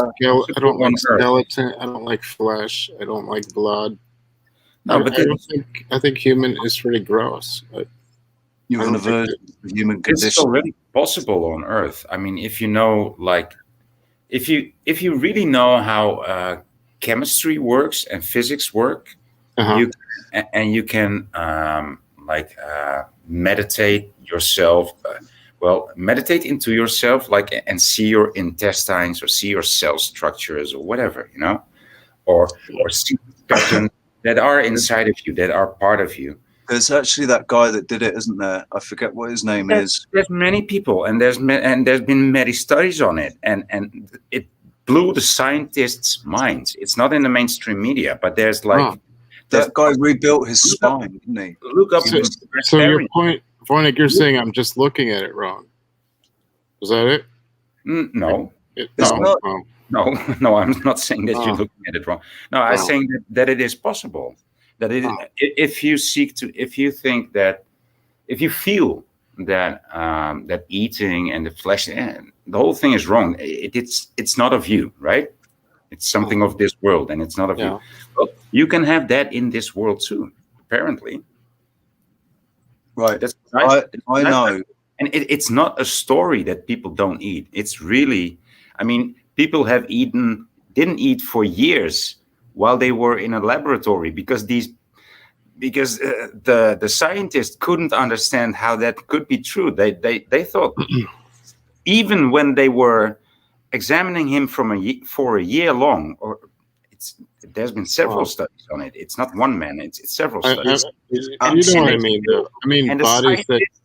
And the scientists still were convinced that they were fooled by him, that he must eat something somewhere. But in the end, they made it clear he didn't eat anything. Wow. There's my point though was bodies that don't require food. I wasn't talking about not eating, or I mean, I imagine. Yeah. You meant it in a physical way, right? Right, a spirit kind of body that is above all that. Yeah. So, I mean, for me, I think the physical body. Yeah. I look at it in absolute wonder. Because I look at it from the perspective of let's say a robotic engineer. Or somebody that's working with AI at the moment. People that are working with AI and trying to fuse it with robotic engineering to create. They're trying to create sentient robots now. They're trying to, all this Boston Dynamics stuff that they're putting out is an absolute load of BS. It's all CGI, but that's what they're trying to do. They're desperately trying to create robots that behave like humans. So I think that's what we are. That's it. We're just trying to recreate ourselves. We're just trying to do it again, but within the realm. Where have we heard the story before going wrong?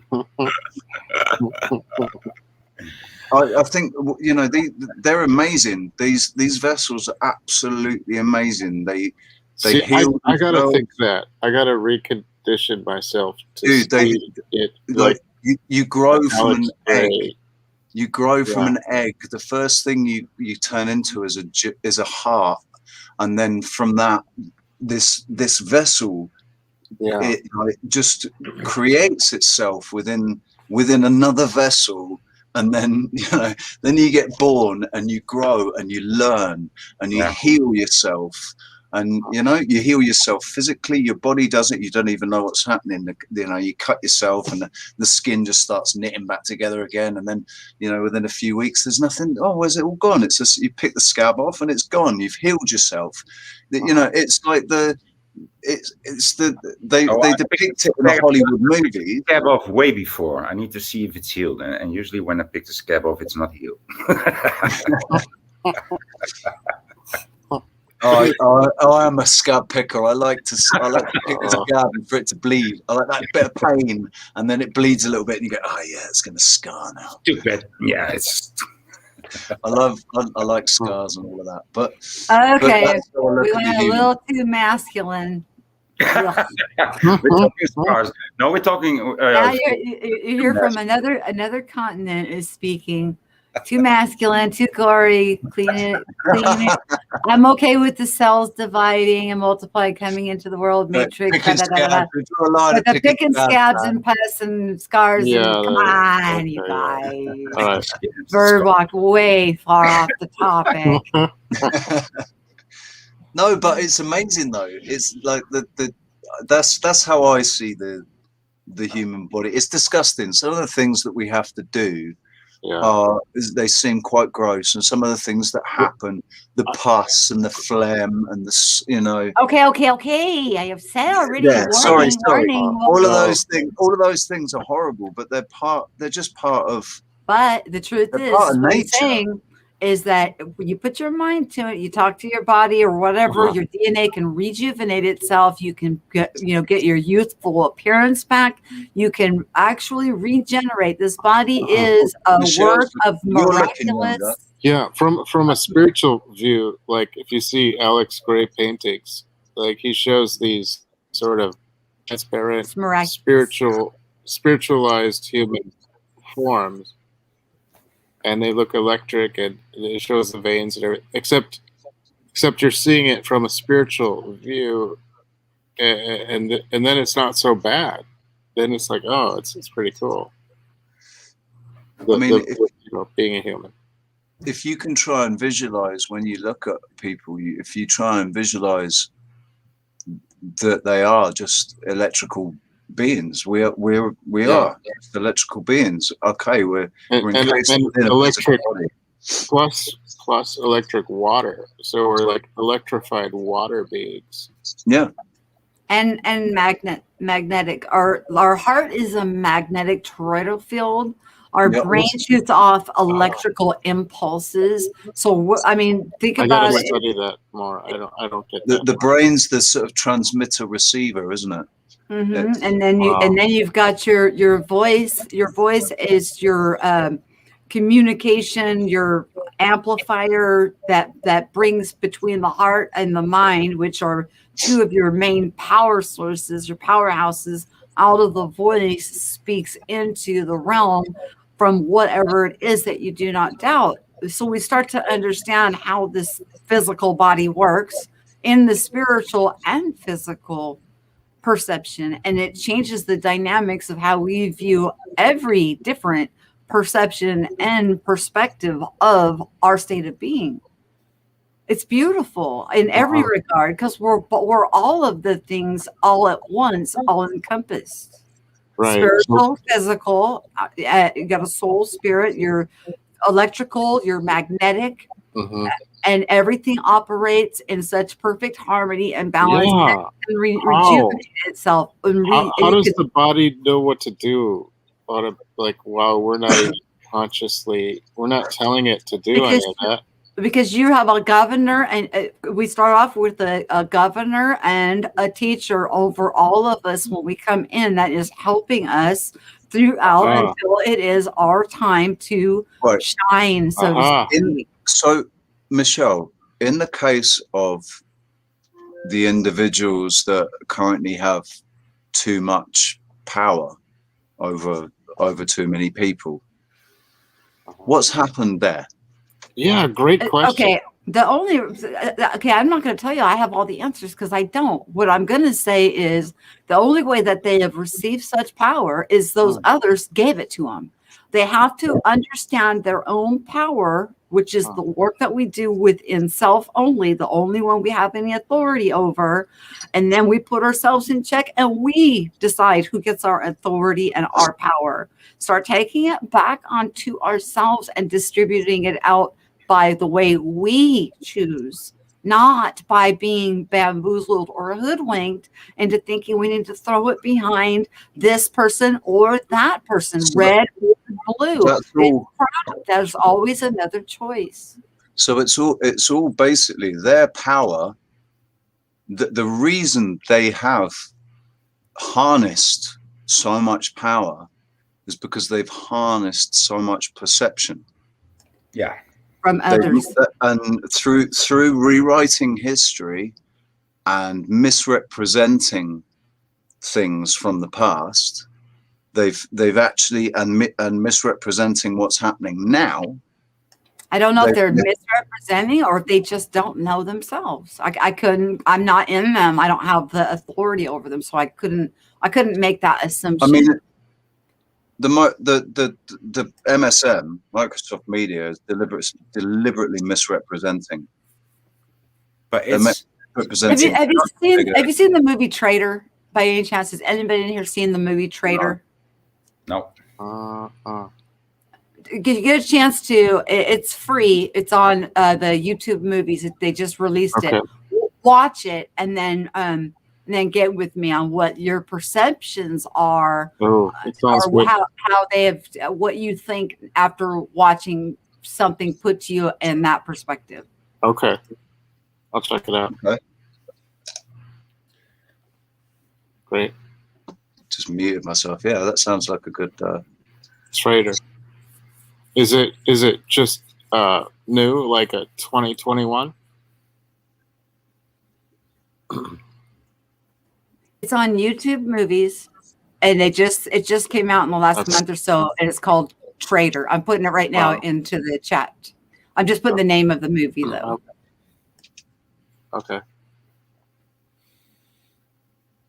Only the name of the movie? Not the link?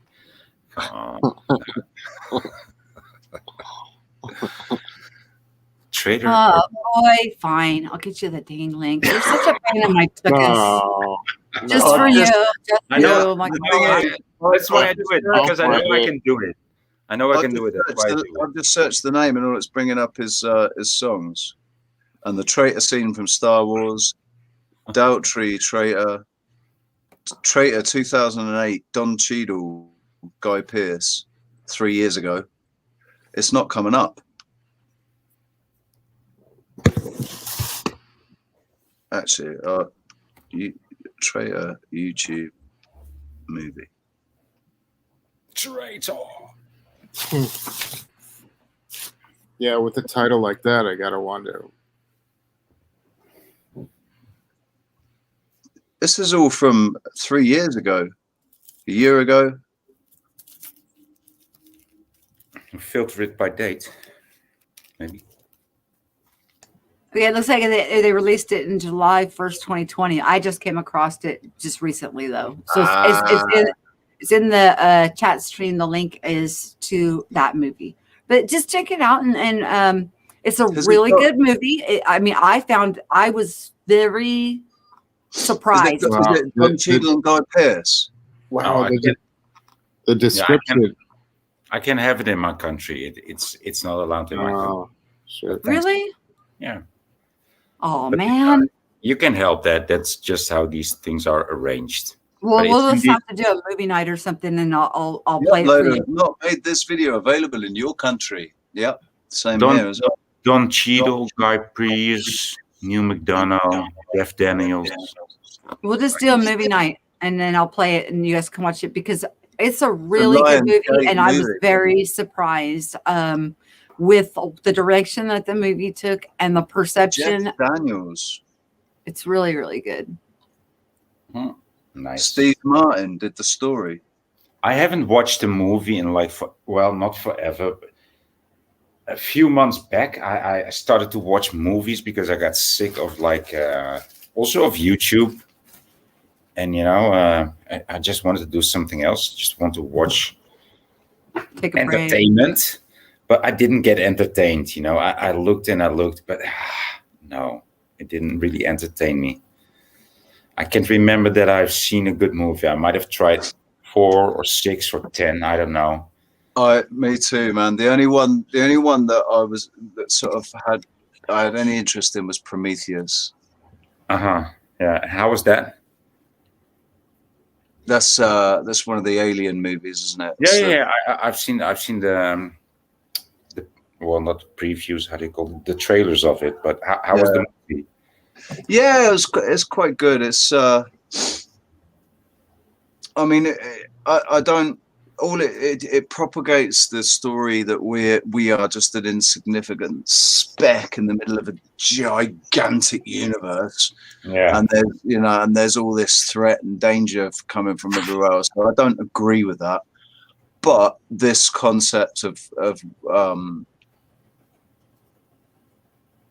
it's interesting.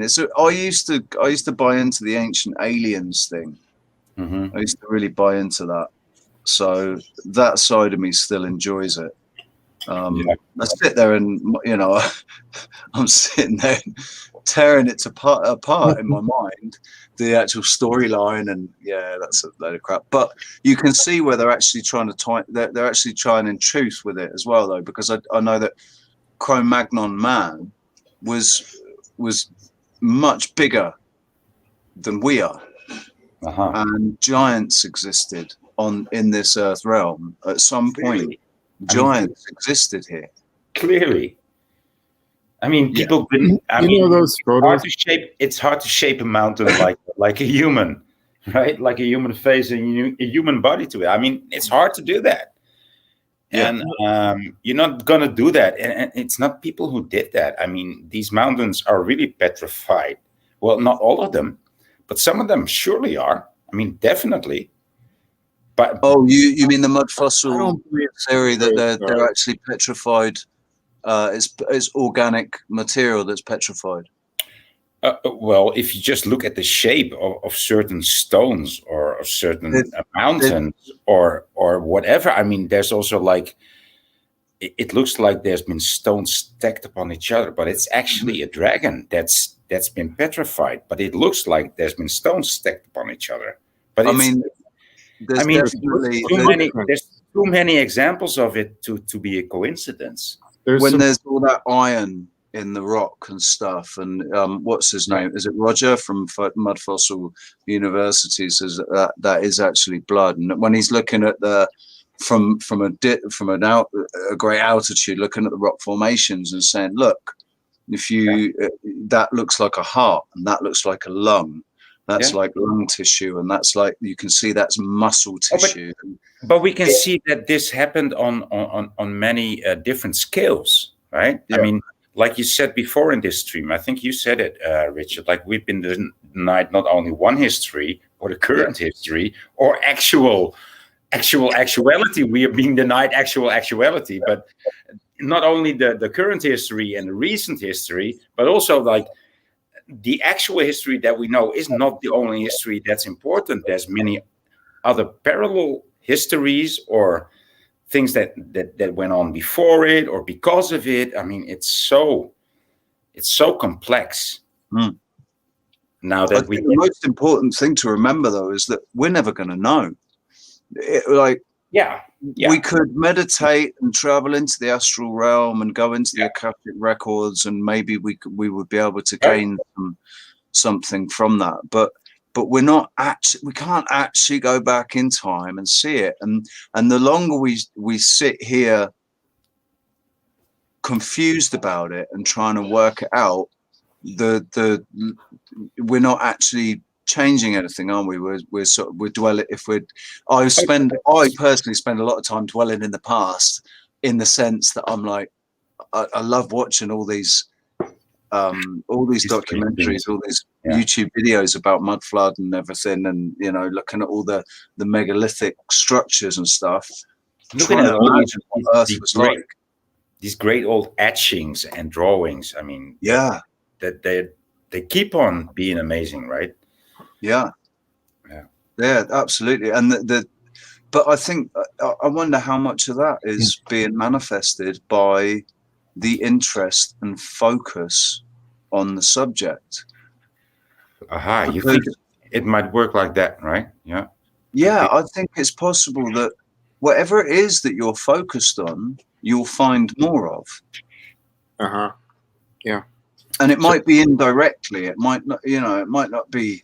It might be indirectly. You might not realize that it's because you're focused on this that happens. But whatever it is that you're looking into, if you're looking into chemtrails, you find loads of stuff about chemtrails. If you're looking into giants, you find loads of stuff about giants. If you're looking into Sasquatch or aliens, or you can find proof. I get what you're saying. But how do you tie this in with the Mandela effect? Because that should relate to it, right? To that. But yeah, I think that's where our perceptions, the realities born of our perceptions, are bleeding into each other. I think that we also have a life in our dream, when we're in our dream state at the deepest level, that things we do there may have caused what happened in the Mandela effect for us to be here. Seeing this onion layer of reality might have been caused by our actions in the deepest dream state, the part that we don't remember when it's because dreams occur at that barrier between the spirit mind and the human mind, and I think we don't realize any of that when we wake up. We only see the tail end of when we became aware of the dream. I haven't clearly remembered the dream. What's that, Richard? Sorry. So I was just going to say I haven't clearly remembered a dream since 1999. You have not.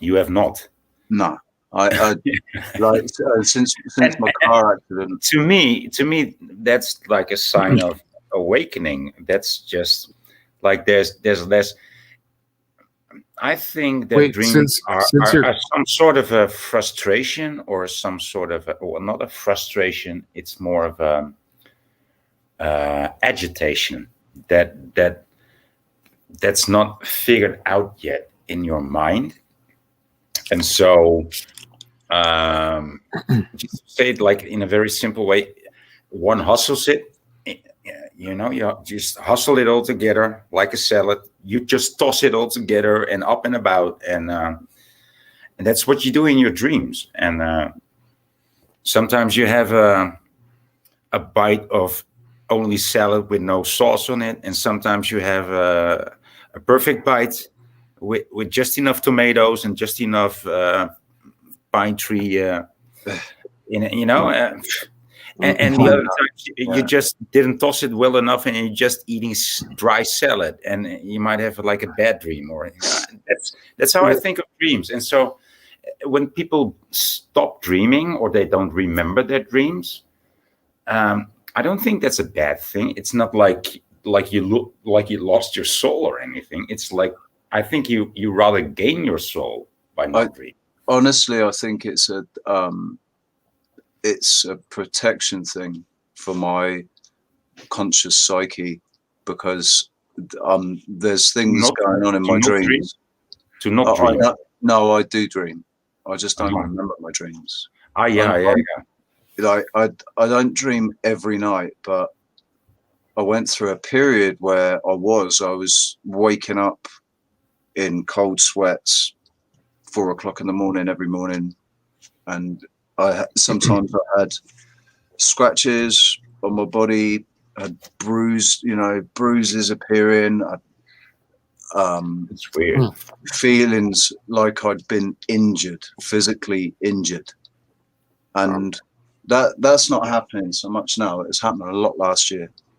You were saying that since your car accident in 1999. No, well, my car accident was 2000. Okay. I can't say that I can remember having a dream. I remember having a dream in 1999, right? So, so are they more vivid or less lucid? Oh no, they're not lucid. I had lucid dreams when I was a kid, but even then I was restricted as to what I could do. Ah, I was always restricted as to what I could do. ah. I could fly, but I couldn't fly higher than the ceiling. Well, that could be a good sign. sign. Usually, if you don't remember dreams, that means you're sleeping very well. Because if you're having a lot of lucid dreaming, then you're not at the deeper state of the deepest state of dreaming is the part that we don't remember. That's my understanding anyway. Yes, sleep. Because it's the different a brain higher, modes, isn't it? It's the different brain modes, the theta, yeah, alpha, yeah. I think we do have a life going on there, and that is profound, and I think whatever we were doing there is actually what caused us to switch to this place. Yeah. And that's just a theory. No, yeah, well, But yeah, I don't know if it's true. But, I hate to use the word believe, but I must believe it. For I've read it in a Voynich manuscript, right? That I live in another place simultaneously. yeah. And that there's people from that world. There's also people from that world interacting in this world, but they are not so many. And it even told me like the name of my place and that it's my island. It's my own island. And there's some people in this world, only one actually, that got identified. And he is also allowed on this island. He's protecting my island while I am away. It's so weird, And wow. And so I really believe this to be true. Because I've had so many affirmations in this life for it. I was never thinking about it, but it made so much sense. Mm-hmm. And I don't know how to perceive. I don't know how to perceive to be in two places simultaneously, or even more places, right? And that's part of the deception that we are in. When I used to have deja vu, since the Mandela started, I have had no deja vu experiences at all.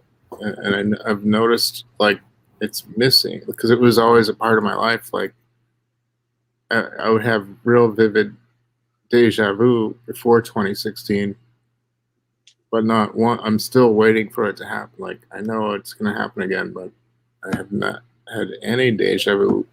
I've not had any deja vus in the last 20 years. Wow. Yeah, wow. Or maybe even longer. I only had them in my youth. Okay, I'm going to interject really quick, you guys. Yeah. Okay, gamma is, where you're kind of a little hazy, deja vu-y. Beta, you're kind of fully conscious. Alpha is relaxed and calm, and you're slightly, okay. And then you go from alpha into alpha deep, very relaxed, light movement, eyes closed, and you're responsive. Theta is the realm that we like to work in with beyond quantum healing, because you are in a hypnotic state and able to work through some inner issues and bring them to surface and move them out. Delta, if we can get you into delta, that is considered deep sleep sensation. And that's when you actually can go right to the source of the higher self or whatever, that your soul being or whatever. Delta. And the most... That's when Dolores took everybody, isn't it? The most work can be done, and the most effective work can be done in the delta sleep status. And this goes for at sleeping at night too. When we're having dreams and lucidity, or projecting and visiting and waking up and having vivid memory, is a conscious expansion. We do have dreams where we do try to resolve daily problems. It's up to us to discern what kind of situation we're encountering in that status. But you're able to, over time, to discern whether you're seeing something that's going to come about in the future, whether you're seeing something that's another realm of existence, or whether you're seeing something that is going on in your life that you're having trouble with trying to deal with, or whether it's a pizza dream from whatever a conversation you had prior that day or a movie you watched and it spilled over into your dream status. It's all about conscious discernment and able to pull apart what it is, what state you're at, what you're seeing, what you're perceiving, and what the sensations are to discern the difference. But it comes along with conscious awareness. So, and in the scripture, it says that God sows the instructions into man as he sleeps. So regardless of where, in even Egyptian hieroglyphs or anywhere that you look around the world, sleep is a very important part of instructions coming into mankind of a period of transition or of change going on within one's life. Whether we remember them verbatim or not, what you will remember is what is important. What you are supposed to remember when you have the governor and the teacher still over you, you will remember, because that's what is the inner word message that you're supposed to get from it. Excuse me.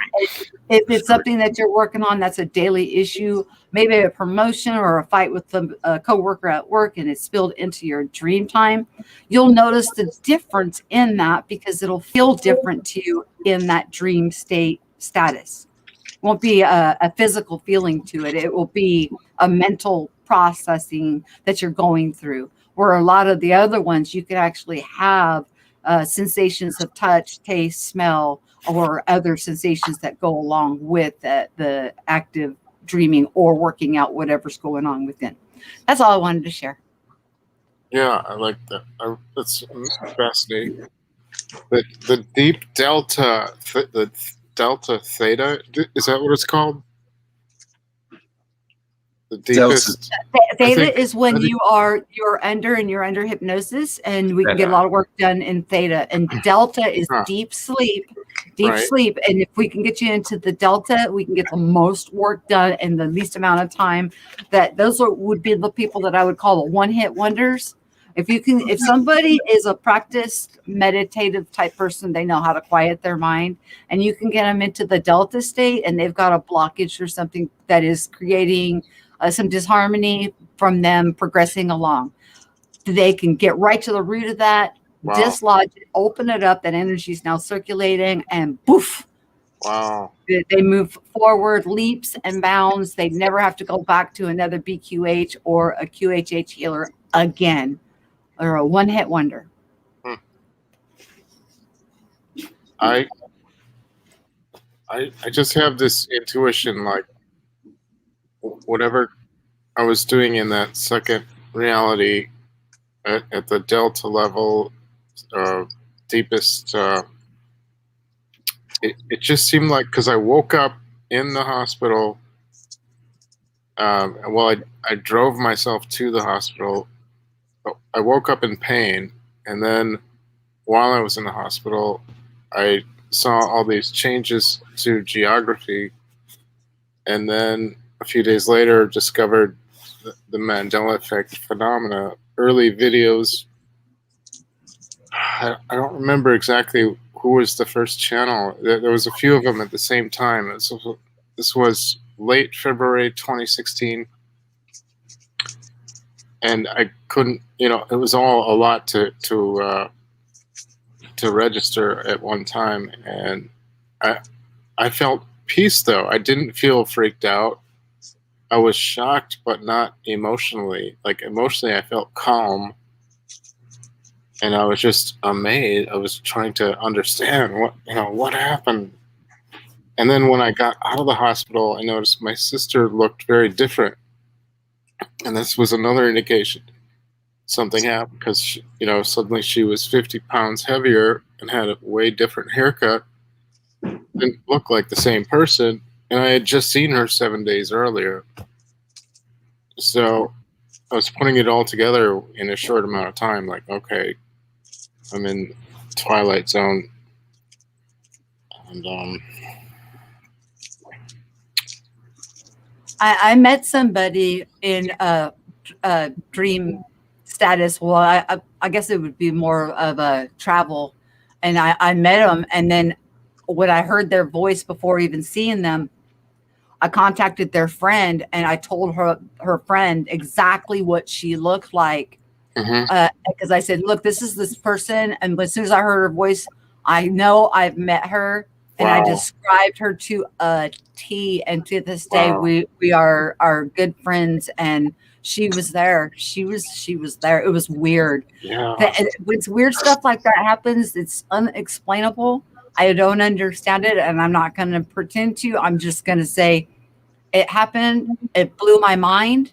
It always blows my mind. Always blows my mind. Yeah. But I was able to tell her exactly what her friend looked like before meeting her friend because I didn't want any cross contamination.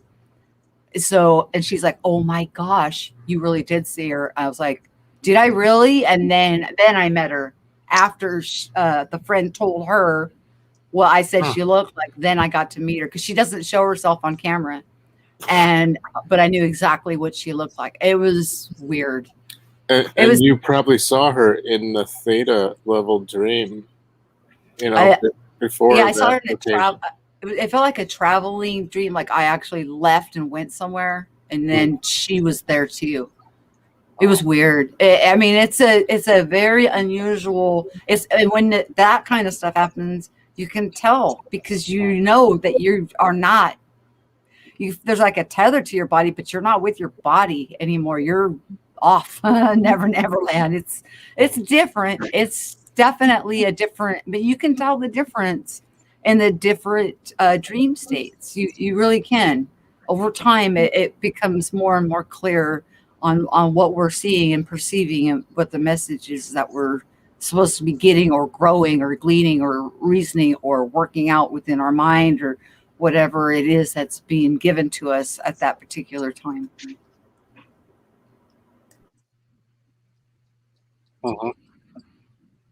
Amazing. I had a very lucid dream 2 nights ago of a girlfriend I was in love with during the 80s. And I never got over her. Like I still miss her all the time. And this dream was so lucid. It was like I met her family. Like it was like they were really there. And I don't know what they look like or anything, but in the dream, I felt like I was really meeting them. It was them, and the environment was incredible. And I don't think that was Earth, wherever that was. And it was like she was really talking to me in that dream, and it was very meaningful. I woke up so happy. I was like, wow, I saw her. I was talking to her. And so long as you came away from it feeling good, and like if it's if you haven't come away from the dream and it's rekindled a longing. Yeah, well, I don't know if it rekindled it. It actually gave me peace because I did want to talk to her. So it was like she was acknowledging my suffering. Yeah. And that made me feel better. So I've got a story a bit similar. So my car accident, I lost my girlfriend, and oh no. when I went back for an operation to have the screws removed from my legs, so that they could then put me up on my feet again. So it was like a few months after the car accident. When I was coming out of the anesthetic, I visited a house, and she was there, and we went upstairs, and her mum was there, but we didn't want to go and disturb her. And I can't remember exactly what was said or anything. I'm not even sure anything was said. Okay. But I got to see her. I got to see her again because I'd woken up from the coma and she was gone. Oh, that's terrible. I'm sorry. I got to see, yeah. Wow. Yeah. Got to see her again, and that I felt, something resolved. It didn't resolve completely. Right. I did not completely, but it was at least some solace. Right. The worst thing is wanting to be able to speak to somebody that you can't speak to. Yeah. It is. That's really hard, and that's how it's been with me. My girlfriend from the '80s. I feel like it's indescribably painful in a non-physical way. It's like it feels unfair. Like I can't talk about it. I think the hardest lesson that I had to learn in my life was being able to let go. Yeah. Of things that I was things and people that I was emotionally attached to. Yeah. It's the hardest thing. Yeah, totally. I could think of many examples.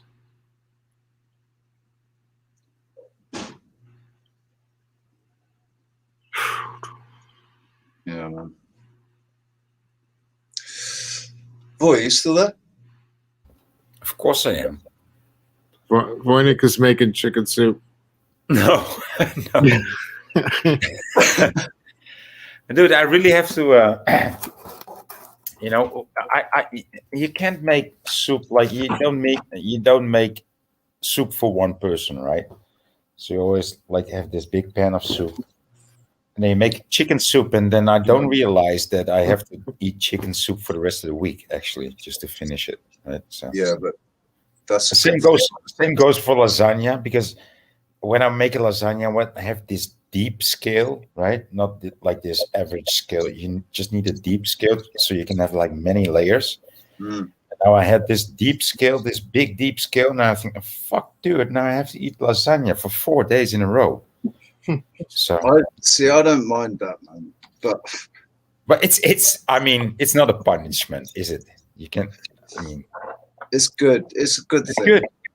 It's certainly the cheapest way to eat, because it is. Because you're basically eating for like €1, €2 a day. Yeah. Instead of instead of buying like the portions you have. I have like a good quality meat, good quality vegetables, and I make my own lasagna from scratch, right? So to say, I don't use anything. I will just buy my own seasoning, my own vegetables, my own lasagna. Basically, you don't use dolmio or ragu. Never have I. Never would. I think. No. Ragu's nice, man. Ragu do make a good sauce. But I always used to add to it. I'd always add pepper and garlic and mushrooms. Mm-hmm. I haven't been able to cook for such a long time. No, but a good mushroom soup out of a can, that's okay with me. I like that shit. Heinz do quite a good mushroom soup. I prefer the chicken. I prefer their cream of chicken soup. No, I will never buy chicken soup in a can. I will buy mushroom soup in a can, but never chicken soup. I just know. My mum used to make a really good chicken soup. She used to put the carcass. She used to boil the carcass down. Yeah, and make. That's how you make chicken soup, dude. That's how you do it. Yeah. Make the stock, and then take the carcass out, all the meat, and then she'd mash it up slightly, because I had an aversion to vegetables when I was younger. So Mum would just mash it all up. She put everything, like she put celery and it would just end up in one big carrots, gullible goo. Yeah, but with bits of chicken strung through it. Potato, lots of potato, and man, it was amazing. It's absolutely, I do miss my mum's chicken soup. It sounds good, dude. Sounds like she really made an effort. She did. It would always be after, if we had a roast chicken, or after like Christmas, the Christmas meal, she'd make a really big broth up out of the turkey. Well, she'd chuck it all in there and make a big broth up, and then that'd feed us on Boxing Day.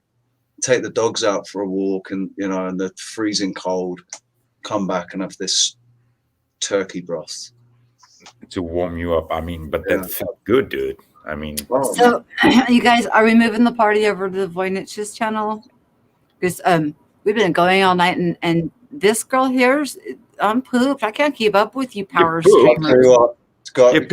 First you say that we get too masculine, and now you're pooped. I do have one question I want to pose to all of you before we disband.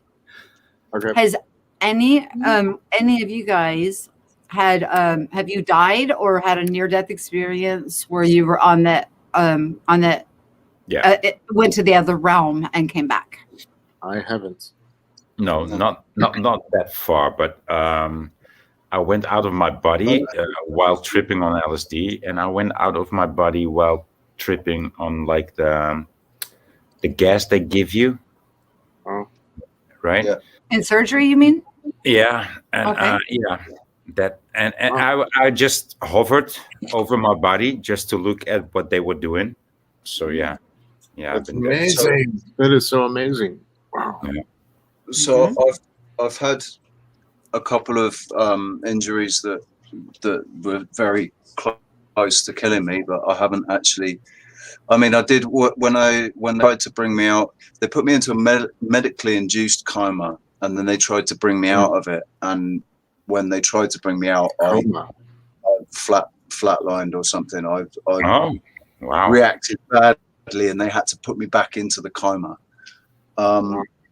So that was probably the closest I would have come to that. But the only conscious memory I have of leaving my body was on an LSD trip, and I went to what I perceived to be a version of hell.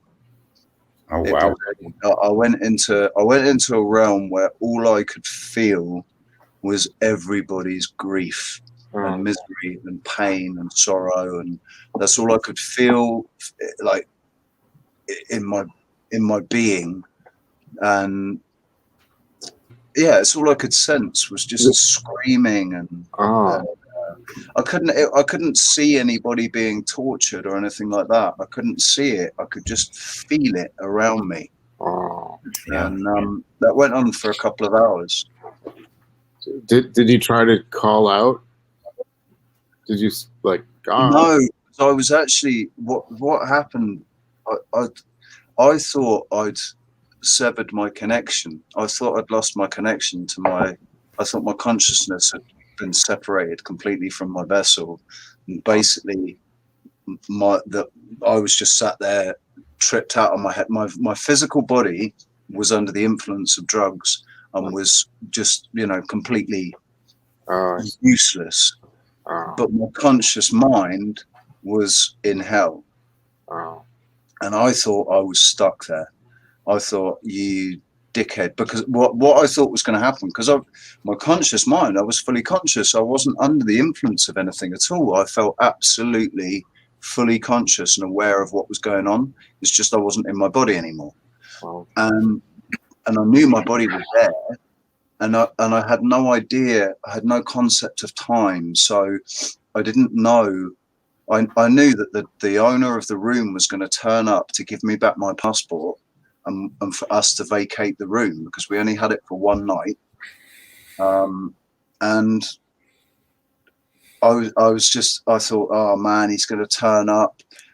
I'm not going to answer the door. He's going to let himself in. I'm going to see him and see a monster or something, freak out. He's going to freak out, call the Guardia Civil.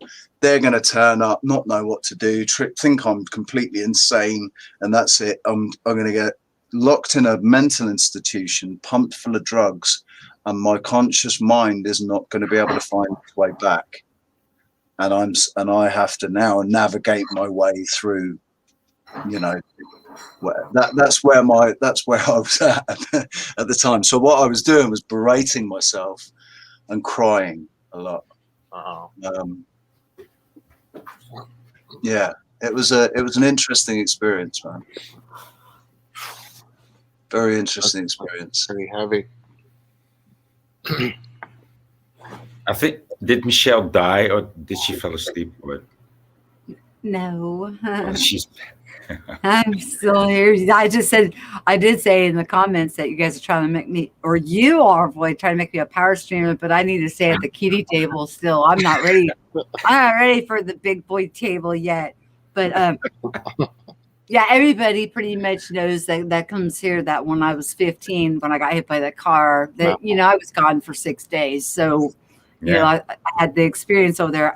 My curiosity in that question is, does that have an impact on the consciousness evolution that we seem to be going through by going over into that realm and spending that time there? Does it have any measure on who is going through what and when and why? And any rhyme or reason?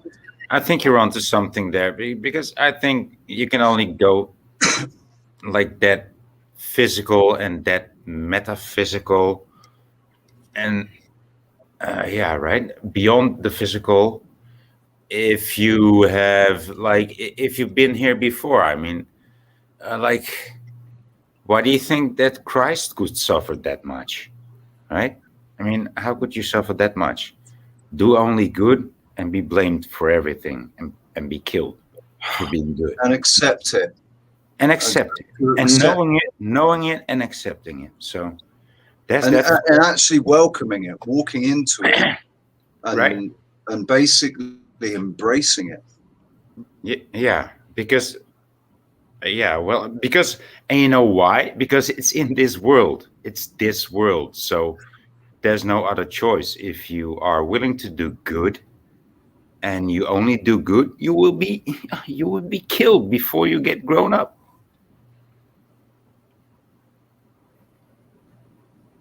I mean, we've all been programmed to believe that we live in a realm of scarcity where it's basically hunt or be hunted. You get to hunt to survive and to kill. Being able to deceive other people just for you, so you will do better, because otherwise people will deceive you. Right, but I think that's a level of programming that's been put into us. That's all part of the agenda to confuse who we are. You know, for us to because if we're operating at that level, then that's what we are. That's all we are. If we're consciously operating at that level, you know, for so long. I think that's why the Mandela effect became, because enough people woke up, enough people became conscious and started creating, started manifesting, you know, things into reality, and those things are bleeding into our realities as we're waking up. Everybody, each reality is bleeding into the other, because we're just all waking up to what's going on. And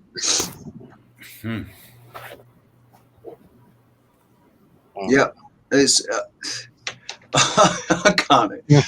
I sit here and I think I've got it. I can explain it, and then I can't.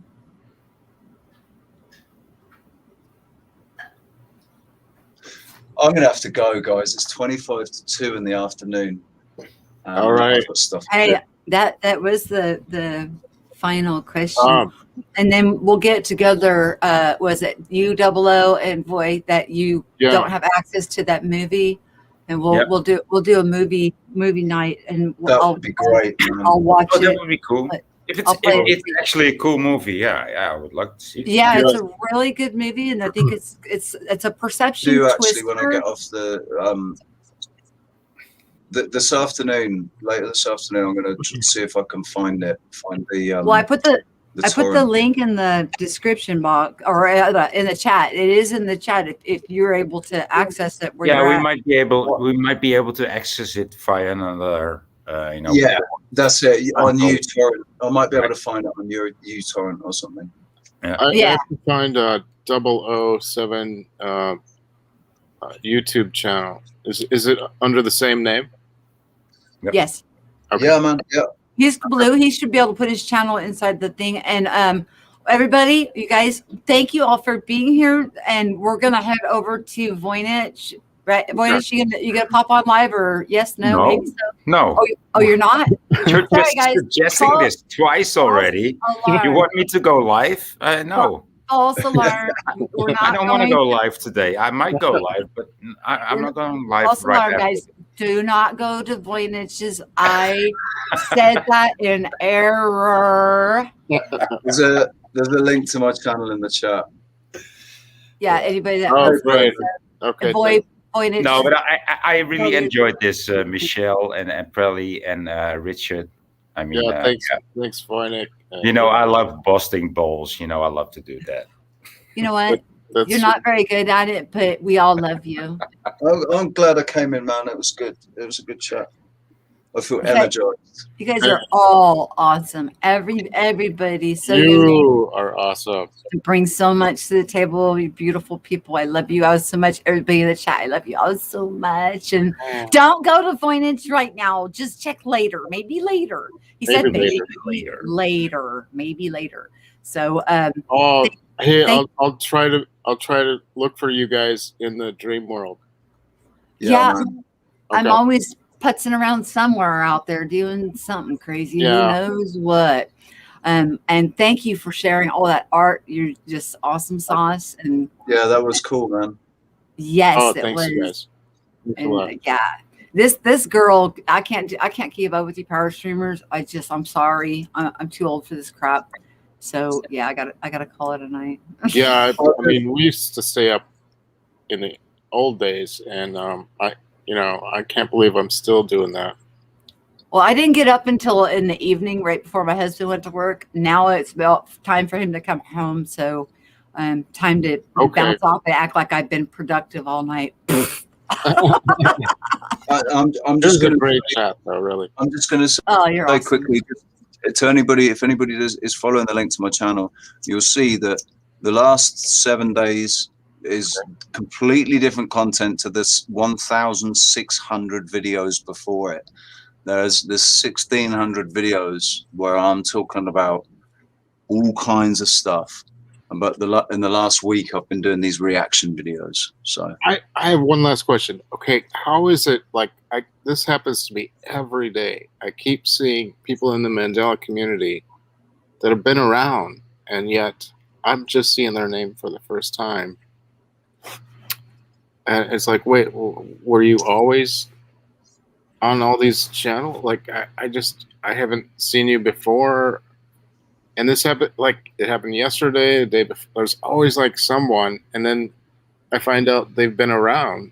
And so I'm wondering, am I shifting between different parallels? But, I mean... How do you feel about it? Yeah, Double, what do you think? I mean, personally, I was really, because I'm completely Mandela affected. Yeah.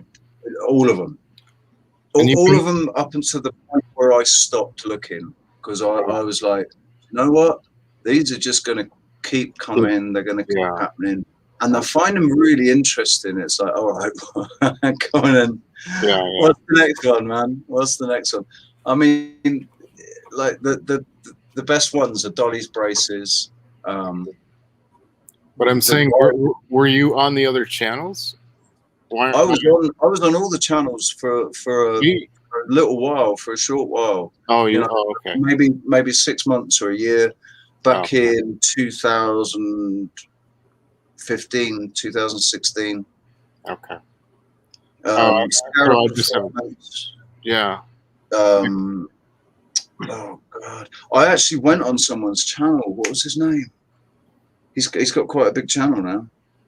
Okay, I just wasn't sure because this is a separate phenomenon of people that have been around in the community, and they know me, and yet I'm seeing them for the first time, and other people have had the same experience. Maybe they've not been active in the community. Maybe they've been they've been watching the videos, but they've not been logging in. They've not really wanted to say anything, and now they're speaking. You know, now they're talking, and they're talking as if they know everybody, because they do, because they've been watching for longer. Just watching. That makes sense. Yeah. All right. Well, have a very good day. I'll see you guys later. Thanks for and you know what? Keep your conscious expanding. You're awesome. Yeah. You too. Okay. Yeah. Talk to you later. Thank you, guys. Be well. Sleep well, those that are going to sleep. All right. Take it easy. Ciao. And you guys, thank you all for coming. And I am out, and I'm super tired. Peace.